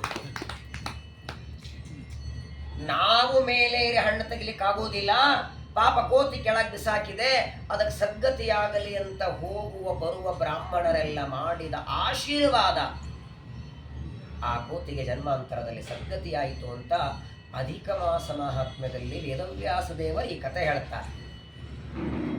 ಇದರರ್ಥ ಹಿಂಗೆಲ್ಲ ಮೋಸ ಮಾಡಿ ವಂಚನೆ ಮಾಡೋದಂತ ಅರ್ಥ ಅಲ್ಲ. ಅಧಿಕ ಮಾಸದಲ್ಲಿ ಉಪವಾಸಕ್ಕೂ ಎಷ್ಟು ಪ್ರಾಧಾನ್ಯತೆ ಇದೆ. ಉಪವಾಸದಿಂದ ಭಾಗವತ ಶ್ರವಣ ಮಾಡಿ, ಅಥವಾ ಉಪವಾಸದಿಂದ, ಈಗ ಎಲ್ಲ ಕಡೆಗೆ ಭಾಗವತ ಹೇಳೋ ಸಿಗ್ತಾರಂತಿಲ್ಲ, ಕನಿಷ್ಠ ಪಕ್ಷ ಅಧಿಕ ಮಾಸದಲ್ಲಿ ಉಪವಾಸ, ಬೆಳಗ್ಗಿನಿಂದ ಉಪವಾಸ ಮಾಡಿ, ಜಪ ಮಾಡಿ, ಹೋಮ ಮಾಡಿ, ಅನಂತರದಲ್ಲಿ ಊಟ ಮಾಡಿ, ಹೀಗೆ ಅಧಿಕ ಮಾಸದಲ್ಲಿ ಮಾಡಬೇಕಾದ ಅನೇಕ ಕರ್ಮಗಳನ್ನು ವೇದವ್ಯಾಸ ದೇವರು ತಿಳಿಸ್ತಾರೆ. ವಿಶೇಷವಾಗಿ ನೋಡಿ, ಭಾಗವತ ಶ್ರವಣಕ್ಕೆ ಬಹಳ ಪುಣ್ಯ ಇದೆ. ಮಹಾಭಾರತ ಬರೆದದ್ದು ವೇದವ್ಯಾಸರೇ. ಮತ್ಸ್ಯ ಪುರಾಣ, ಕೂರ್ಮ ಪುರಾಣ, ವರಾಹ ಪುರಾಣ, ನರಸಿಂಹ ಪುರಾಣ, ಸ್ಕಂದ ಪುರಾಣ, ಬ್ರಹ್ಮಾಂಡ ಪುರಾಣ, ಬ್ರಹ್ಮವೈವರ್ತ ಪುರಾಣ, ಗರುಡ ಪುರಾಣ, ಲಿಂಗ ಪುರಾಣ ಎಲ್ಲಾನು ಬರೆದದ್ದು ವ್ಯಾಸರೇ. 18 ಪುರಾಣಗಳನ್ನ ರಚನೆ ಮಾಡಿದ್ದು ವೇದವ್ಯಾಸ ದೇವರೇ. ಅಂದ ಮೇಲೆ ಭಾಗವತಕ್ಕೆ ಈ ಪ್ರಾಶಸ್ತ್ಯ ಯಾಕೆ? ಅಧಿಕ ಮಾಸ ಬಂತು, ಗರುಡ ಪುರಾಣ ಕೇಳಿ. ಗರುಡ ಪುರಾಣ ಅಂದ್ರೆ ಭಯ ಅಲ್ವಾ? ನೋಡಿ, ಗರುಡ ಪುರಾಣದಲ್ಲಿ 3 ಭಾಗ ಇದೆ: ಅರಣ್ಯಕಾಂಡ, ಬ್ರಹ್ಮಕಾಂಡ, ಪ್ರೇತಕಾಂಡ. ಹೋದಾಗ ಕೇಳೋದು ಪ್ರೇತಕಾಂಡ ಒಂದೇ. ಅರಣ್ಯಕಾಂಡ, ಬ್ರಹ್ಮಕಾಂಡ 2 ಬೇರೆ ಇದೆ. ಅದನ್ನು ಬೇರೆ ಶುಭ ಸಂದರ್ಭದಲ್ಲಿ ಕೇಳಬಹುದು. ಅದನ್ನು ಮಧ್ವಾಚಾರ್ಯ ಸ್ವಯಂ ಅದಕ್ಕೆಲ್ಲ ವ್ಯಾಖ್ಯಾನ ಬರೆದಿದ್ದಾರೆ. ಆದರೆ ನೋಡಿ, ಯಾವ ಪುರಾಣಗಳು ಇವತ್ತು ಇಷ್ಟು ಪ್ರಪಂಚದೊಳಗೆ ಪ್ರಸಿದ್ಧಿ ಪಡಿಲಿಲ್ಲ. ಸ್ಕಂದ ಪುರಾಣ, ಆಮೇಲೆ ಇನ್ನೊಂದು ಮಾತು ಮರಿಬೇಡಿ, ಸ್ಕಂದ ಪುರಾಣ ಅಥವಾ ಬೇರೆ ಯಾವುದೇ ಪುರಾಣಗಳ ಪ್ರವಚನ ಶುರುವಾದ್ರೆ ಇಷ್ಟೇ ದಿನ ಅಂತ ಟೈಮ್ ಬಾಂಡ್ ಇಲ್ಲ. ಭಾಗವತಕ್ಕೆ ಮಾತ್ರ ಸಪ್ತಾಹಂ ವಾಚನಂ ಕುರು, 7 ದಿನ. ಯಾಕೆ ಅಲ್ಲ, ಅವನೇನೋ ರಾಜ 7 ದಿನ ಕೇಳಿ. ಪರೀಕ್ಷಿತ ರಾಜರಿಗೆ 8ನೇ ದಿವಸ ಆಯುಷ್ಯವೇ ಇರಲಿಲ್ಲ, ಹೌದೋ ಇಲ್ಲೋ? ಅನಿವಾರ್ಯವಾಗಿ 7ನೇ ದಿವಸ ತಕ್ಷಕನಿಂದ ಸಾಯೋರಿದ್ದ. ಅವನು ಕೇಳದ ಸರಿ, ನಾವೆಲ್ಲ ಯಾಕೆ 7 ದಿನ? ನಾವೇನು ಯಾರ ಕೊಳ್ಳೆ ಹಾವು ಹಾಕಿದೀವ? ಹೂವಿನ ಹಾರಣೆ ಹಾಕಿಲ್ಲ, ಹಾವಿಂದ ಎಲ್ಲಿಂದ ಹಾಕೋಣ? ಹಾವು ಬಂದ್ರೆ ನಾವೇ 3 ಮೈಲಿ ಓಡ್ತೀವಿ. ಮತ್ತು ಪರೀಕ್ಷಿತ ನಂಗೆ ನಾವೇನು ಯಾರಿಗೆ ಹಾವು ಹಾಕಿಲ್ಲ, ನಮಗೆ ಯಾರು ಶಾಪ ಕೊಟ್ಟದ್ದಲ್ಲ. ಆದರೂ ಕೂಡ ಕಲಿಯುಗದೊಳಗೆ 7 ದಿನ ಅಂತ ಒಂದು ಸಮಯ ಕೊಟ್ಟದ್ದು ಶ್ರೀಮದ್ ಭಾಗವತಕ್ಕೆ ಮಾತ್ರ.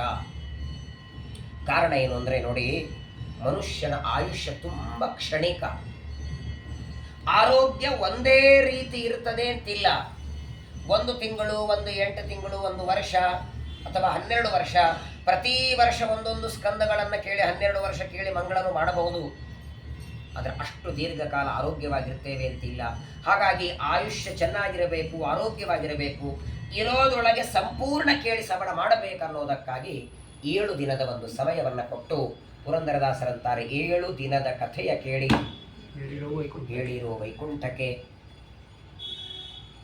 ಮಹಾಭಾರತ ಬರೆದದ್ದು ಯಾರು? ವೇದವ್ಯಾಸರೇ. ಮಹಾಭಾರತದಲ್ಲಿ ಏನಿದೆ ಹೇಳಿ? ಇದೇ ಕೃಷ್ಣನ ಕಥೆ ತಾನೆ. ಮಹಾಭಾರತಲ್ಲೂ ಕೃಷ್ಣನ ಕಥೆನೇ, ಭಾಗವತಲ್ಲೂ ಕೃಷ್ಣನ ಕಥೆನೇ. ಮಹಾಭಾರತ ಬರೆದ ಮೇಲೆ ಭಾಗವತ ಬರೆಯುವ ಅವಶ್ಯಕತೆ ಏನಿತ್ತು? ಒಂದು ಬಿಸಿಬೇಳೆಭಾತ ಮಾಡಿದ್ರೆ ಮತ್ತೆ ಹುಳಿ ಮಾಡೋ ಅವಶ್ಯಕತೆ ಇಲ್ಲ. ಯಾಕಂದ್ರೆ ಮೊದಲನೇ ಸಲ ಬಿಸಿಬೇಳೆಭಾತ ಹಾಕ್ತೀರಿ, 2ನೇ ದಿನ ಸಾರನ್ನ ಹಾಕ್ತೀರಿ, ಆಮೇಲೆ ಸ್ವೀಟ್ ಆಗಿಬಿಡ್ತೀರಿ, ಮುಗಿದೇ ಹೋಗ್ತಿಲ್ಲ. ಹುಳಿ ಮಾಡಿ ಏನು ಮಾಡ್ತೀರಿ? ಸರಿ, ಭಾಗವತದಲ್ಲಿ ಬೇರೆ ಯಾರದೋ ಕಥೆ ಹೇಳಿದ್ರೆ ಇನ್ನೊಂದು ಗ್ರಂಥ ಬರೀರಿ, ಅದೇ ಕೃಷ್ಣನ ಕಥೆನೇ. ಒಬ್ಬನೇ ಕೃಷ್ಣನ ಕಥೆ ಮಹಾಭಾರತ ಬರೆದ ಮೇಲೆ ವೇದವ್ಯಾಸರು ಭಾಗವತ ಬರೀ ಅವಶ್ಯಕತೆ ಇರಲಿಲ್ಲ. ಯಾಕೆ ಭಾಗವತ ಬರಿಬೇಕಾಯಿತು ಅಂದರೆ ಅದಕ್ಕೆ ಒಂದು ಕಾರಣ, ಶ್ರೀ ಮಹಾಭಾರತವನ್ನು ಅಧ್ಯಯನ ಮಾಡಿ ಅದನ್ನು ಚೆನ್ನಾಗಿ ಅರ್ಥ ಮಾಡಿಕೊಳ್ಳೋ ಯೋಗ್ಯತೆ ಮಾನವರಲ್ಲಿ ಇಲ್ಲ ಅಂತಾರೆ. ತುಂಬ ಕಷ್ಟ ಮಹಾಭಾರತ. ಇವತ್ತು ಆ ಹೆಸರೆಯಲ್ಲಿ ಪ್ರಯೋಗ ಮಾಡ್ತಾರೆ ಹೇಳಿ? ಮನೆಯಲ್ಲಿ ಜಗಳ ನಡೆದ್ರೆ ಮಹಾಭಾರತ ಶುರುವಾಯಿತು, ಮನೆಯಲ್ಲಿ ರಾಮಾಯಣ ಶುರುವಾಯಿತು ಅಂತಾರೆ. ಯದಹಸ್ತಿ ತದನ್ಯತ್ರ ಎನ್ನೇ ಹಸ್ತಿ ನ ಕುತ್ರಚಿತ. ಏನಿಲ್ಲ ಮಹಾಭಾರತದಲ್ಲಿ. ಈಗ ಹಾಲು ಕಾಯಿಸಿ ಹೆಪ್ಪಚ್ಚಿದರೆ ಮೊಸರು, ಮೊಸರು ಕಡದರೆ ಬೆಣ್ಣೆ, ಬೆಣ್ಣೆ ಕಾಯಿಸಿದರೆ ತುಪ್ಪ. ಹಾಗಾದ್ರೆ ತುಪ್ಪಕ್ಕೆ ಮೂಲ ಯಾವುದಾಯಿತು? ಹಾಲಾಯಿತು. ಹಾಲು 1 ಲೀಟ್ರ್ ಹೆಂಗೆ? 50 ರೂಪಾಯಿ. 50 ರೂಪಾಯಿ. ತುಪ್ಪ 1 kg ಹೆಂಗೆ? 6 ರೂಪಾಯಿ. ಹೇಳಿ, ಇದೇ ಹಾಲಿನಿಂದ ತುಪ್ಪ ಬಂದದ್ದಪ್ಪ. 50 ರೂಪಾಯಿಗೆ ಹಾಲು ತಗೋತೀರ, 50 ರೂಪಾಯಿಗೆ 1 kg ತುಪ್ಪ ಕೊಡು ಅಂದ್ರೆ ಕೊಡ್ತಾನ? ವಾಸ್ತವಿಕ ತುಪ್ಪ ಬಂದದ್ದು ಹಾಲಿನಿಂದಲೇನೆ. ಆದರೆ ನೋಡಿ, ಹಾಲಿಗಿರುವ ಬೆಲೆಕ್ಕಿಂತಲೂ ಹೆಚ್ಚು ಮೊಸರಿಗಿಲ್ವಾ? ಮೊಸರಿಗಿರುವ ಬೆಲೆಕ್ಕಿಂತ ಹೆಚ್ಚು ಬೆಣ್ಣೆಗಿಲ್ವಾ? ಹಾಗೆ ಶ್ರೀಮನ್ ಮಹಾಭಾರತ ಅಂದ್ರೆ ಹಾಲಿದ್ದ ಹಾಗೆ. ಅದನ್ನ ಕಾಯಿಸಿ ಹೆಪ್ಪು ಹಾಕಿ ಬೆಣ್ಣೆ ತೆಗೆದು ಅದನ್ನ ಕಡಿದು ತುಪ್ಪ ಅಂದ್ರೆ ಅದು ಶ್ರೀಮದ್ ಭಾಗವತ ಅಂತಾರೆ. ಧನುರ್ಮಾಸದಲ್ಲಿ ದಸಿಕಿನ ಜಾವ ಹುಗ್ಗಿ ಮಾಡ್ತಿರಲ್ಲ, ಆ ಹುಗ್ಗಿಗೆ ತುಪ್ಪ ಹಾಕೊಂಡಾಗ ಏನು ಆನಂದ ಆಗತ್ತೆ, ಆ ಆನಂದ ಹಾಲು ಹಾಕೊಂಡಾಗ ಆಗತ್ತ? ವಾಸ್ತವಿಕವಾಗಿ ತುಪ್ಪ ಬಂದದ್ದು ಹಾಲಿನಿಂದಲೇನೆ. ಆದರೂ ಕೂಡ ಭಾಗವತಕ್ಕೆ ಅಷ್ಟು ಪ್ರಾಶಸ್ತ್ಯವನ್ನು ಕೊಟ್ಟಿದ್ದಾರೆ. ವೇದವ್ಯಾಸದೇವರು ಶ್ರೀಮದ್ ಭಾಗವತವನ್ನು ದ್ವಾಪರ ಯುಗದಲ್ಲಿ ವಿಶೇಷವಾಗಿ ವೇದವ್ಯಾಸ ದೇವರು ಭೂಮಿಗೆ ಅವತಾರ ಮಾಡಿ ಬಂದದ್ದೇ ಜಗತ್ತಿಗೆ ಜ್ಞಾನ ಕೊಡೋದಕ್ಕೆ. ನನ್ನ ಮನೆಯಲ್ಲಿ ಒಂದು ಕೆಲಸ ಇದೆ, ಆ ಕೆಲಸ ನಾನು ಮಾಡಲಿಕ್ಕಾಗಲ್ಲ, ಯಾರೋ ಒಬ್ಬರು ಬಂದು ಮಾಡಬೇಕು.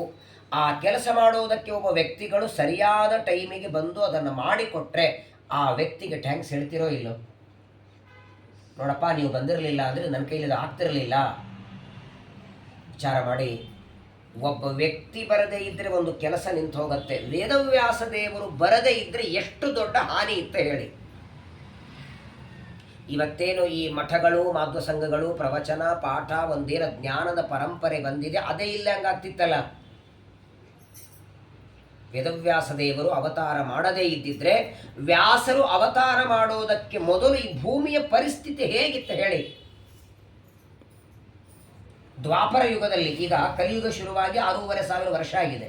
ಇದರ ಹಿಂದೆ ಇರೋ ಯುಗ ದ್ವಾಪರ ಯುಗ. ದ್ವಾಪರ ಯುಗದಲ್ಲಿ 12 ವರ್ಷ ಮಳೆ ಬರಲಿಲ್ಲ, ದುರ್ಭಿಕ್ಷೆ ಕಾಲ ಅಂತಾರದ. ಮಳೆ ಇಲ್ಲ ಅಂದರೆ ಬೆಳೆ ಇಲ್ಲ, ನೀರಿಲ್ಲ, ಸ್ನಾನ ಸಂಧ್ಯಾ ವಂದನೆಗಳಿಲ್ಲ. ಆದರೆ ಇವತ್ತು ನೀರಿಲ್ಲ ಅಂತ ನಾವು ಪೂಜೆ ಬಿಡ್ಲಿಕ್ಕೆ ರೆಡಿ ಇದ್ದೀವಿ, ಅದೇ ಕಾರಣ ಕೊಡ್ತೀವಿ. ಆದರೆ ದ್ವಾಪರ ಯುಗದಲ್ಲಿ ಹಾಗಿರಲಿಲ್ಲ.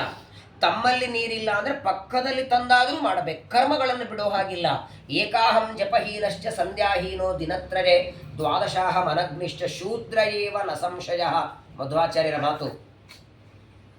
3 ದಿನ ಸಂಧ್ಯಾ ವಂದನೆ ಮಾಡಲಿಲ್ಲ, 1 ಹೊತ್ತು ಗಾಯತ್ರಿ ಜಪ ಮಾಡಲಿಲ್ಲ ಅಂದರೆ ಮತ್ತೆ ಆಚಾರನ ಕರಿಬೇಕಂತೆ ಉಪನಯನಕ್ಕೆ.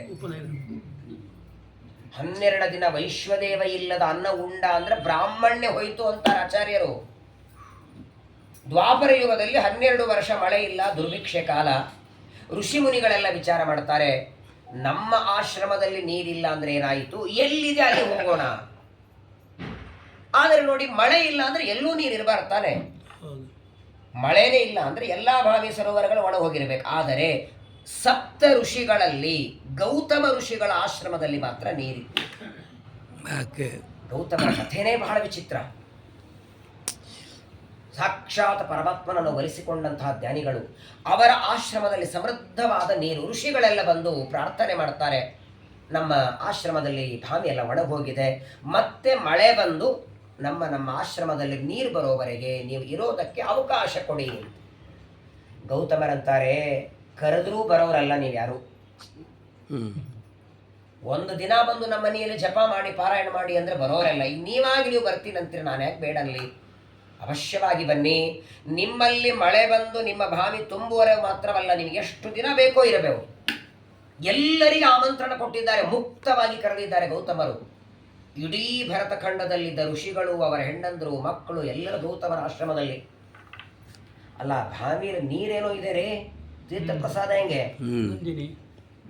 ಪ್ರತಿನಿತ್ಯದಲ್ಲಿ ಗೌತಮರು ಆ ಭಾವಿಗೆ ಸ್ನಾನಕ್ಕೆ ಹೋಗುವಾಗ ಒಂದು ಕೈಯಲ್ಲಿ ಅಕ್ಕೆ ಬೇಳೆ ಕಾಳುಗಳನ್ನು ಹೀಗೆ ಚೆಲ್ಲಬೇಕಂತೆ ಭೂಮಿ ಮೇಲೆ. ಅದನ್ನು ಭೂಮಿ ಮೇಲೆ ಹೀಗೆ ಚೆಲ್ಲಬೇಕು, 3 ಬಾರಿ ಮುಣಿಗಿ ಒರೆಸ್ಕೊಂಡು ಮೇಲೆ ಬರೋದ್ರ ಬೆಳೆದು ನಿಂದಿರಬೇಕದು. ಅಲ್ಲೇನು ರಾಶಿ ಇಲ್ಲ, ಗೊಬ್ಬರ ಇಲ್ಲ, ಎತ್ತುಗಳಿಲ್ಲ, ರೈತರಿಲ್ಲ. ಏನು ಸಾಮರ್ಥ್ಯ ನೋಡಿ ಗೌತಮರದು. ಅವತ್ತಿನ ದಿನ ಅದನ್ನು ರಾಶಿ ಮಾಡಬೇಕು, ನಾಳೆಗಾಗಿ ಒಂದು ಮುಷ್ಟಿ ತೆಗಿಬೇಕು, ಅವತ್ತಿನ ದಿನ ಅದನ್ನು ಬಡಿಸ್ಬೇಕಂತ ಅಡುಗೆ ಮಾಡಿ. ಅದು ನಿಜವಾದ ಮಡಿ ಅಂತ. ಯಾತಯಾಮಂ ಗತರಸಂ, ಕೃಷ್ಣ ಗೀತೆಯಲ್ಲಿ ಹೇಳ್ತಾನಲ್ಲ, ಮಡಿಯಿಂದ ಮಾಡಿದ ಅಡಿಗೆ 3 ತಾಸು ಬರುವ ಹಾಗೆ ಅಕ್ಕಿ ಬೇಳೆ ಮನೆಯಲ್ಲಿ ಸಂಗ್ರಹ ಮಾಡಿದರೆ 8 ತಿಂಗಳು ಮಾತ್ರ ಬರ್ತದಂತ. ಏಕಾಸ್ಕಂದ ಭಾಗವತ ಹೇಳ್ತದೆ. ಅದಕ್ಕೂ ಹೆಚ್ಚು ಇಟ್ಕೊಂಡ್ರೆ ಅದು ಇಟ್ಟಲ್ಲೇ ಮೈಲಿಗೆ ಆಯಿತು, ಬಳಸ್ಲಿಕ್ಕೆ ಬರೋದಿಲ್ಲ. ಅದನ್ನು ಹುಳಾನು ಬೀಳ್ತಾವೆ, ಅದಕ್ಕಾಗಿ ಹುಳ ಬೀಳೋದು. ಪ್ರತಿಯೊಂದು ಪದಾರ್ಥಗಳಿಗೆ ಮಡಿ ಮೇಲಿಗೆ ಇದೆ, ಎಲ್ಲ ವಸ್ತುಗಳಿಗಿದೆ. ಪ್ರತಿಯೊಂದು ಪದಾರ್ಥಗಳಿಗೆ ಮಡಿ ಮೈಲಿಗೆ ಇದೆ. ದರ್ಭೆ ಮೈಲಿಗೆ ಯಾವಾಗ ಆಗುತ್ತೆ? ಸ್ಮಶಾನದಲ್ಲಿ ಬಳಸಿದಾಗ. ನಾವೆಲ್ಲ ಮೈಲಿಗೆ ಆಗೋದು ಸಾಮಾನ್ಯವಾಗಿ ಸ್ನಾನ ಆದರೆ ಮಡಿ ಎಲ್ಲ. ನಮ್ಮ ಶರೀರದಲ್ಲಿದ್ದ ಮುಖ್ಯ ಪ್ರಾಣದೇವರು ಪರಮಾತ್ಮ ತೊಲಗಿದರೆ ಮೈಲಿಗೆ. ಎಲ್ಲ ವಸ್ತುಗಳಿಗೆ ಮಡಿ ಮೈಲಿಗೆ. ಅದರಲ್ಲಿಯೂ ಈಗ ನಮ್ಮಲ್ಲೇ ನೋಡಿ, ಸ್ವಾಮಿಗಳು ಮಾಡೋ ಮಡಿ ಬೇರೆ. ಅವ್ರು ಈ ಪರಸಿ ಮೇಲೆ ಕಾಲಿಟ್ಟರೆ ಅದೇ ಪರಸಿ ಮೇಲೆ ನಾವಿಡೋ ಹಾಗಿಲ್ಲ. ಮಡಿ ಅವರದು ಕಲ್ಮಡಿ, ಭಾವಿ ಮಡಿ. ಬೆಂಗಳೂರಲ್ಲಿ ಬೇಕಾದಷ್ಟು ಜನ ಮಡಿಗಳು ಸಿಗ್ತಾರೆ. ಗೌತಮರ ಮಡಿ ನೋಡಿ, ಅವತ್ತೇ ಬೆಳೆದ ಧಾನ್ಯವನ್ನು ಅವತ್ತು ರಾಶಿ ಮಾಡಿ ಊಟಕ್ಕೆ ಹಾಕಬೇಕು. ದೇವರ ಅನುಗ್ರಹ. ಪ್ರತಿನಿತ್ಯ ಸ್ನಾನಕ್ಕೆ ಹೋಗುವಾಗ ಧಾನ್ಯಗಳನ್ನು ಹಾಕ್ತಿದ್ರು. 1 ದಿನ 2 ದಿನ, ವರ್ಷ 2 ವರ್ಷ ಆಯಿತು, ಮಳೆ ಆಯಿತು. ಸಮೃದ್ಧವಾದ ಮಳೆ, ಎಲ್ಲ ಭಾವಿ ಸರೋವರಗಳ ತುಂಬಿವೆ. ಋಷಿಗಳೆಲ್ಲ ಬಂದು ಪ್ರಾರ್ಥನೆ ಮಾಡ್ತಾರೆ ಗೌತಮರಿಗೆ. ಅಲ್ಲ ಸ್ವಾಮಿ, ದುರ್ಭಿಕ್ಷ ಕಾಲದಲ್ಲಿ ಅವಕಾಶ ಕೊಟ್ಟಿದ್ರಿ ಇರೋದಕ್ಕೆ, ಇವಾಗ ಮಳೆಯಾಗಿದೆ, ನಮ್ಮ ಆಶ್ರಮಕ್ಕೆ ನಾವು ಹೊರಡುತ್ತೇವೆ, ಅನುಮತಿ ಕೊಡಿ. ಕೊಡಲಿಲ್ಲ. ಬೇಡ ಅಂತಾರೆ ಗೌತಮ. ಯಾಕೆ ಬೇಡ ಅಂತಾರಂದ್ರೆ ನೋಡಿ, ಸಾಮಾನ್ಯವಾಗಿ ಯಾರಿಗೆ ಯಾವುದು ಇಷ್ಟ, ಈಗ ಯಾರೋ ಒಬ್ಬರು ನಿಮ್ಮ ಮನೆಯಲ್ಲಿ ಬಂದು ಉಳ್ಕೊಂಡಿರ್ತಾರೆ, ಪ್ರತಿ ಸಾಯಂಕಾಲ 1-2 ಗಂಟೆ ಭಜನೆ ಮಾಡ್ತಿರ್ತಾರೆ, ಅವ್ರೇನೋ ಹವ್ಯಾಸ ಅದು. ಅಂಥವ್ರೊಂದು 8 ದಿನ ಉಳ್ಕೊಂಡು ಹೋಗಬೇಕಾದ್ರೆ ಯಾಕೆ ಹೋಗ್ತೀರಿ, ಚೆನ್ನಾಗಿ ಭಜನೆ ಮಾಡ್ತಿದ್ರಿ, ಅವ್ರ ಮೇಲೆ ಪ್ರೀತಿ ಬಂದು ಬಿಡುತ್ತದೆ. ಇಲ್ಲಿ 8 ದಿನ ಅಲ್ಲ, 2 ವರ್ಷ ಆ ಋಷಿ ಮುನಿಗಳು ಮಾಡುವ ವೇದಗಳ ಪಾರಾಯಣ, ಪ್ರವಚನ, ಹೋಮ ಅದನ್ನು ನೋಡಿ ಎಷ್ಟು ಆನಂದ ಆಗಿತ್ತು ಗೌತಮರಿಗಂದ್ರೆ ಬೇಡ ಅಂತ. ಯಾಕೆ ಹೋಗ್ಬೇಕು ನೀವು? ನಿಮ್ಮ ಆಶ್ರಮಕ್ಕೆ ಹೋಗಿ ಇದೇ ಮಾಡೋರಲ್ಲ ನೀವು, ಇದೇ ಪಾಠ ಪ್ರವಚನ ಮಾಡ್ತೀರಿ, ಇಲ್ಲೇ ಮಾಡಿ. ಇಲ್ಲೇನು ಅನ್ನದ ಕೊರತೆ ಇಲ್ಲ, ನೀರಿನ ಕೊರತೆ ಇಲ್ಲ, ನಾನೇ ನಿಮ್ಗೆ ಹೋಗು ಅಂದಿಲ್ಲ. ಹೋಗೋದು ಬೇಡ ಅಂತ ಗೌತಮರು. ಆದರೆ ಇವರಿಗೆಲ್ಲ ಒಂದು ಸಂಕೋಚ. ನೀರು ನಮ್ಮ ಬಾವಿಯಲ್ಲಿ ನೀರಿಲ್ಲದೆ ಇದ್ದಾಗ ನಿಮ್ಮ ಆಶ್ರಯ ಪಡೆದದ್ದು ತಪ್ಪಲ್ಲ, ಈಗ ಹೆಂಗಿರೋದು? ಹೋಗ್ತೇವೆ ಅಂತ ಇವರು ಬೇಡ ಅಂತ ಗೌತಮರು. 1 ದಿನ, 1 ತಿಂಗಳಾಯಿತು, 2 ತಿಂಗಳಾಯಿತು, ಇದೇ ನಡೀತು. ಇವರು ಬಂದು ಕೇಳಬೇಕು, ಅವ್ರು ಬೇಡ ಅನ್ನಬೇಕು, ಕೇಳಬೇಕು, ಬೇಡ ಅನ್ನಬೇಕು. ನೋಡಿ, ತಮ್ಮ ಆಶ್ರಮಕ್ಕೆ ಹೋಗ್ಲಿಕ್ಕೆ ಅನುಮತಿ ಇಲ್ಲ. ಸುಮ್ಮನೆ ಹೇಳದೆ ಹೋಗ್ಬಿಟ್ರೆ ಈ ಪ್ರವಚನ ಕೂತಾಗಿ ಹೋಗ್ಬಿಡ್ತಾರೆ ನೋಡಿ, ಹೇಳದೆ ಭಾಳ ಒಳ್ಳೇದದು. ಕೇಳಿದ್ರೆ ದೊಡ್ಡ ಸಮಸ್ಯೆ, ಹೇಳದೆ ಹೋಗೋಣ ಅಂದರೆ ಅದಕ್ಕೂ ಋಷಿಗಳ ಮನಸ್ಸು ಒಪ್ತಾ ಇಲ್ಲ. ಒಪ್ಪತ್ತು ಊಟ ಮಾಡಿದವರಿಗೆ ಹೋಗಿ ಬರ್ತೀವಿ ಅಂತ ಹೇಳ್ತೀವೋ ಇಲ್ಲ, ಅಂಥದ್ರೊಳಗೆ ಇಟ್ಟುಕೊಂಡು ಅನ್ನ ಹಾಕಿ ವ್ಯವಸ್ಥೆ ಮಾಡಿದ್ದಾರೆ. ಹೇಳದೆ ಹೋಗ್ಲಿಕ್ಕೆ ಮನಸ್ಸಿಲ್ಲ, ಹೇಳಿದರೆ ಗೌತಮರ ಅನುಮತಿ ಕೊಡ್ತಿಲ್ಲ. ಋಷಿಗಳ ಮುಖ ಎಲ್ಲ ಇಷ್ಟ ಆಗಿದೆ ನೋಡಿ. ಪ್ರವಚನ ಮುಗಿದ್ಮೇಲೆ ನಿಮಗೂ ಹೋಗ್ಲಿ ಬಿಡ್ಲಿಲ್ಲ ಅಂದ್ರೆ ಪರವಾಗಿಲ್ಲ ಅಂತಾರೆ, ಎಲ್ಲೇ ಊಟಕ್ಕೆ ಹಾಕಿ ಇಲ್ಲೇ ಇರ್ತೀವಿ ನಾವೇನು.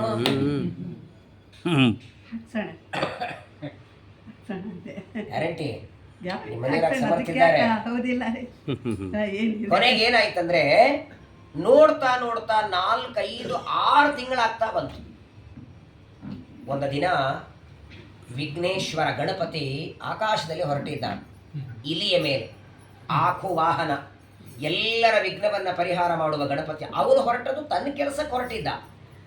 ಹೋಗ್ತಾ ಇರುವಾಗ ಅವನ ದೃಷ್ಟಿ ಈ ಋಷಿಗಳ ಮೇಲೆ ಬಿತ್ತು.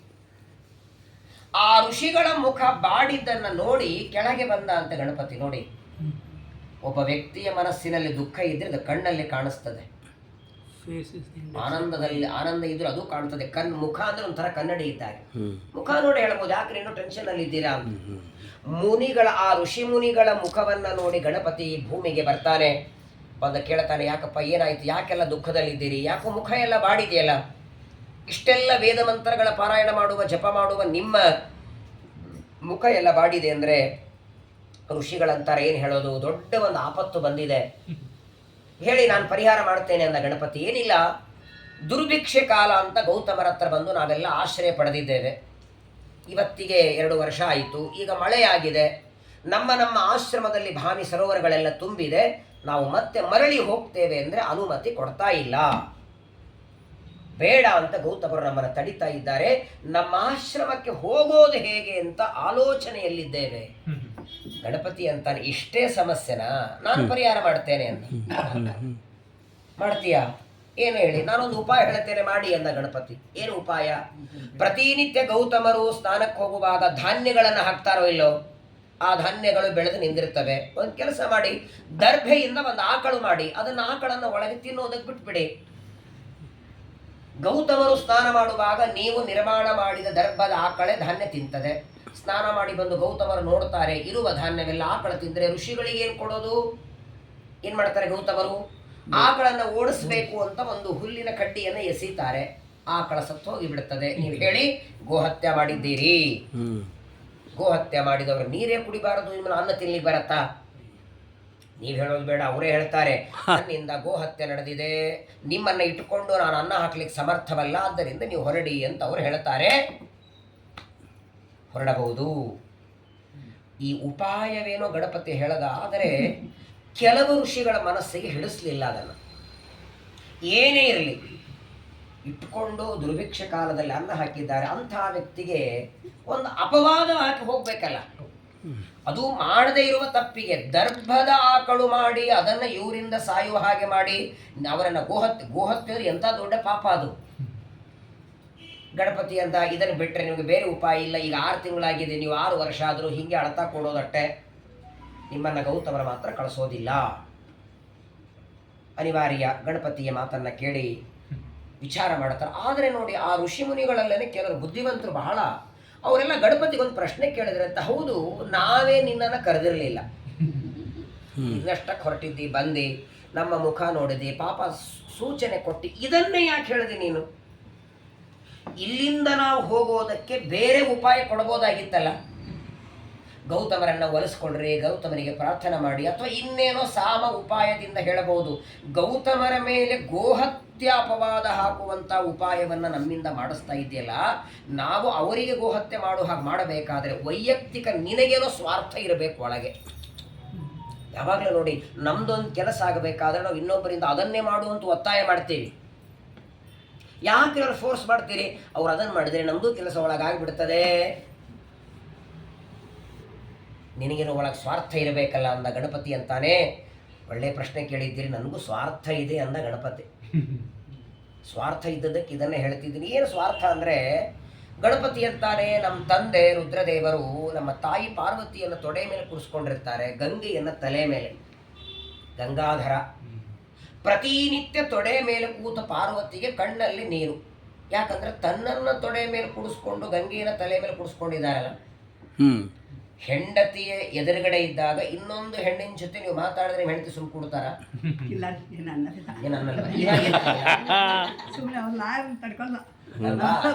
ಸುಮ್ಮನೆ ಕೊಡ್ತಾರಂತ. ಅನ್ನುವಾಗೂ ಇಲ್ಲ. ತಾರುಣ್ಯ ಇದ್ದಾಗ, ವಯಸ್ಸಿದ್ದಾಗ ಯಾರ್ದೋ ಜೊತೆ ಅದಕ್ಕಾಗಿ ನೋಡಿ, ಎಲ್ಲಾ ಮಾತ್ಸರ್ಯಕ್ಕಿಂತಲೂ ದೊಡ್ಡದು ಅಂದ್ರೆ ಸೌತಿ ಮಾತ್ಸರ್ಯ. ಹಾಗಾಗಿ ನಮ್ಮ ಬೆಂಗಳೂರಲ್ಲಿ ಕೆಲವು ವಿದ್ವಾಂಸರು ಸೌತಿಕಾಯಿ ತರಲ್ಲ ಮನೆಗೆ, ಸೌತಿ ಅಂತ ಬರುತ್ತಲ್ಲ ಒಳಗೆ, ಅದ್ರ ಹೆಸರು ತಗೊಳ್ಳೋದು ಬೇಡ ಅಂತ. ಬಹಳ ಭಯಾನಕ ಅದು. ಮಾತಾಡೋದು ಪರವಾಗಿಲ್ಲ, ತಲೆ ಮೇಲೆ ಕೂಡಿಸ್ಕೊಳ್ಳೋದಂದ್ರೆ, ಒಂದು ದಿನ ಪಾರ್ವತಿಯನ್ನು ತಲೆ ಮೇಲೆ ಕೂಡಿಸ್ಕೊಂಡದ್ದಲ್ಲ, ಗಂಗೆಯನ್ನು ತಲೆ ಮೇಲೆ ಕೂಡಿಸ್ಕೊಂಡದ್ದು. ಒಂದು ದಿನ ಗಣಪತಿಯನ್ನು ಕರೆದು, ಪಾರ್ವತಿ ಅಂತಾಳೆ, ನೀ ನನ್ನ ಮಗ ಅಲ್ವಾ, ಏನಾದರೂ ಉಪಾಯ ಮಾಡಿ ನಿನ್ನ ತಂದೆಯ ತಲೆ ಮೇಲಿರುವ ಗಂಗೆಯನ್ನ ಕೆಳಗಿಳಿಸ್ಬೇಕು ನೀ, ಆಗಲೇ ನನ್ನ ಮನಸ್ಸಿಗೆ ನೆಮ್ಮದಿ, ಶಾಂತಿ. ಗಣಪತಿ ಅಂತಾನೆ, ಅಷ್ಟು ಸುಲಭ ಅಲ್ಲ ಅಂದವನು. ಗೊತ್ತಲ್ಲ ರುದ್ರದೇವರ ಕೋಪ ಹೇಗಿರ್ತದೆ. ಕೋಪಕಾಲು ಯುಗಾಂತಸ್ತೆ. ಕೈಯಲ್ಲಿ ತ್ರಿಶೂಲ ತಗೊಂಡ್ಬಿಡ್ತಾರೆ. ಆದರೆ ನಾನು ಉಪಾಯ ಮಾಡಿ ಗಂಗೆಯನ್ನು ಕೆಳಗಿಳಿಸ್ತೇನೆ.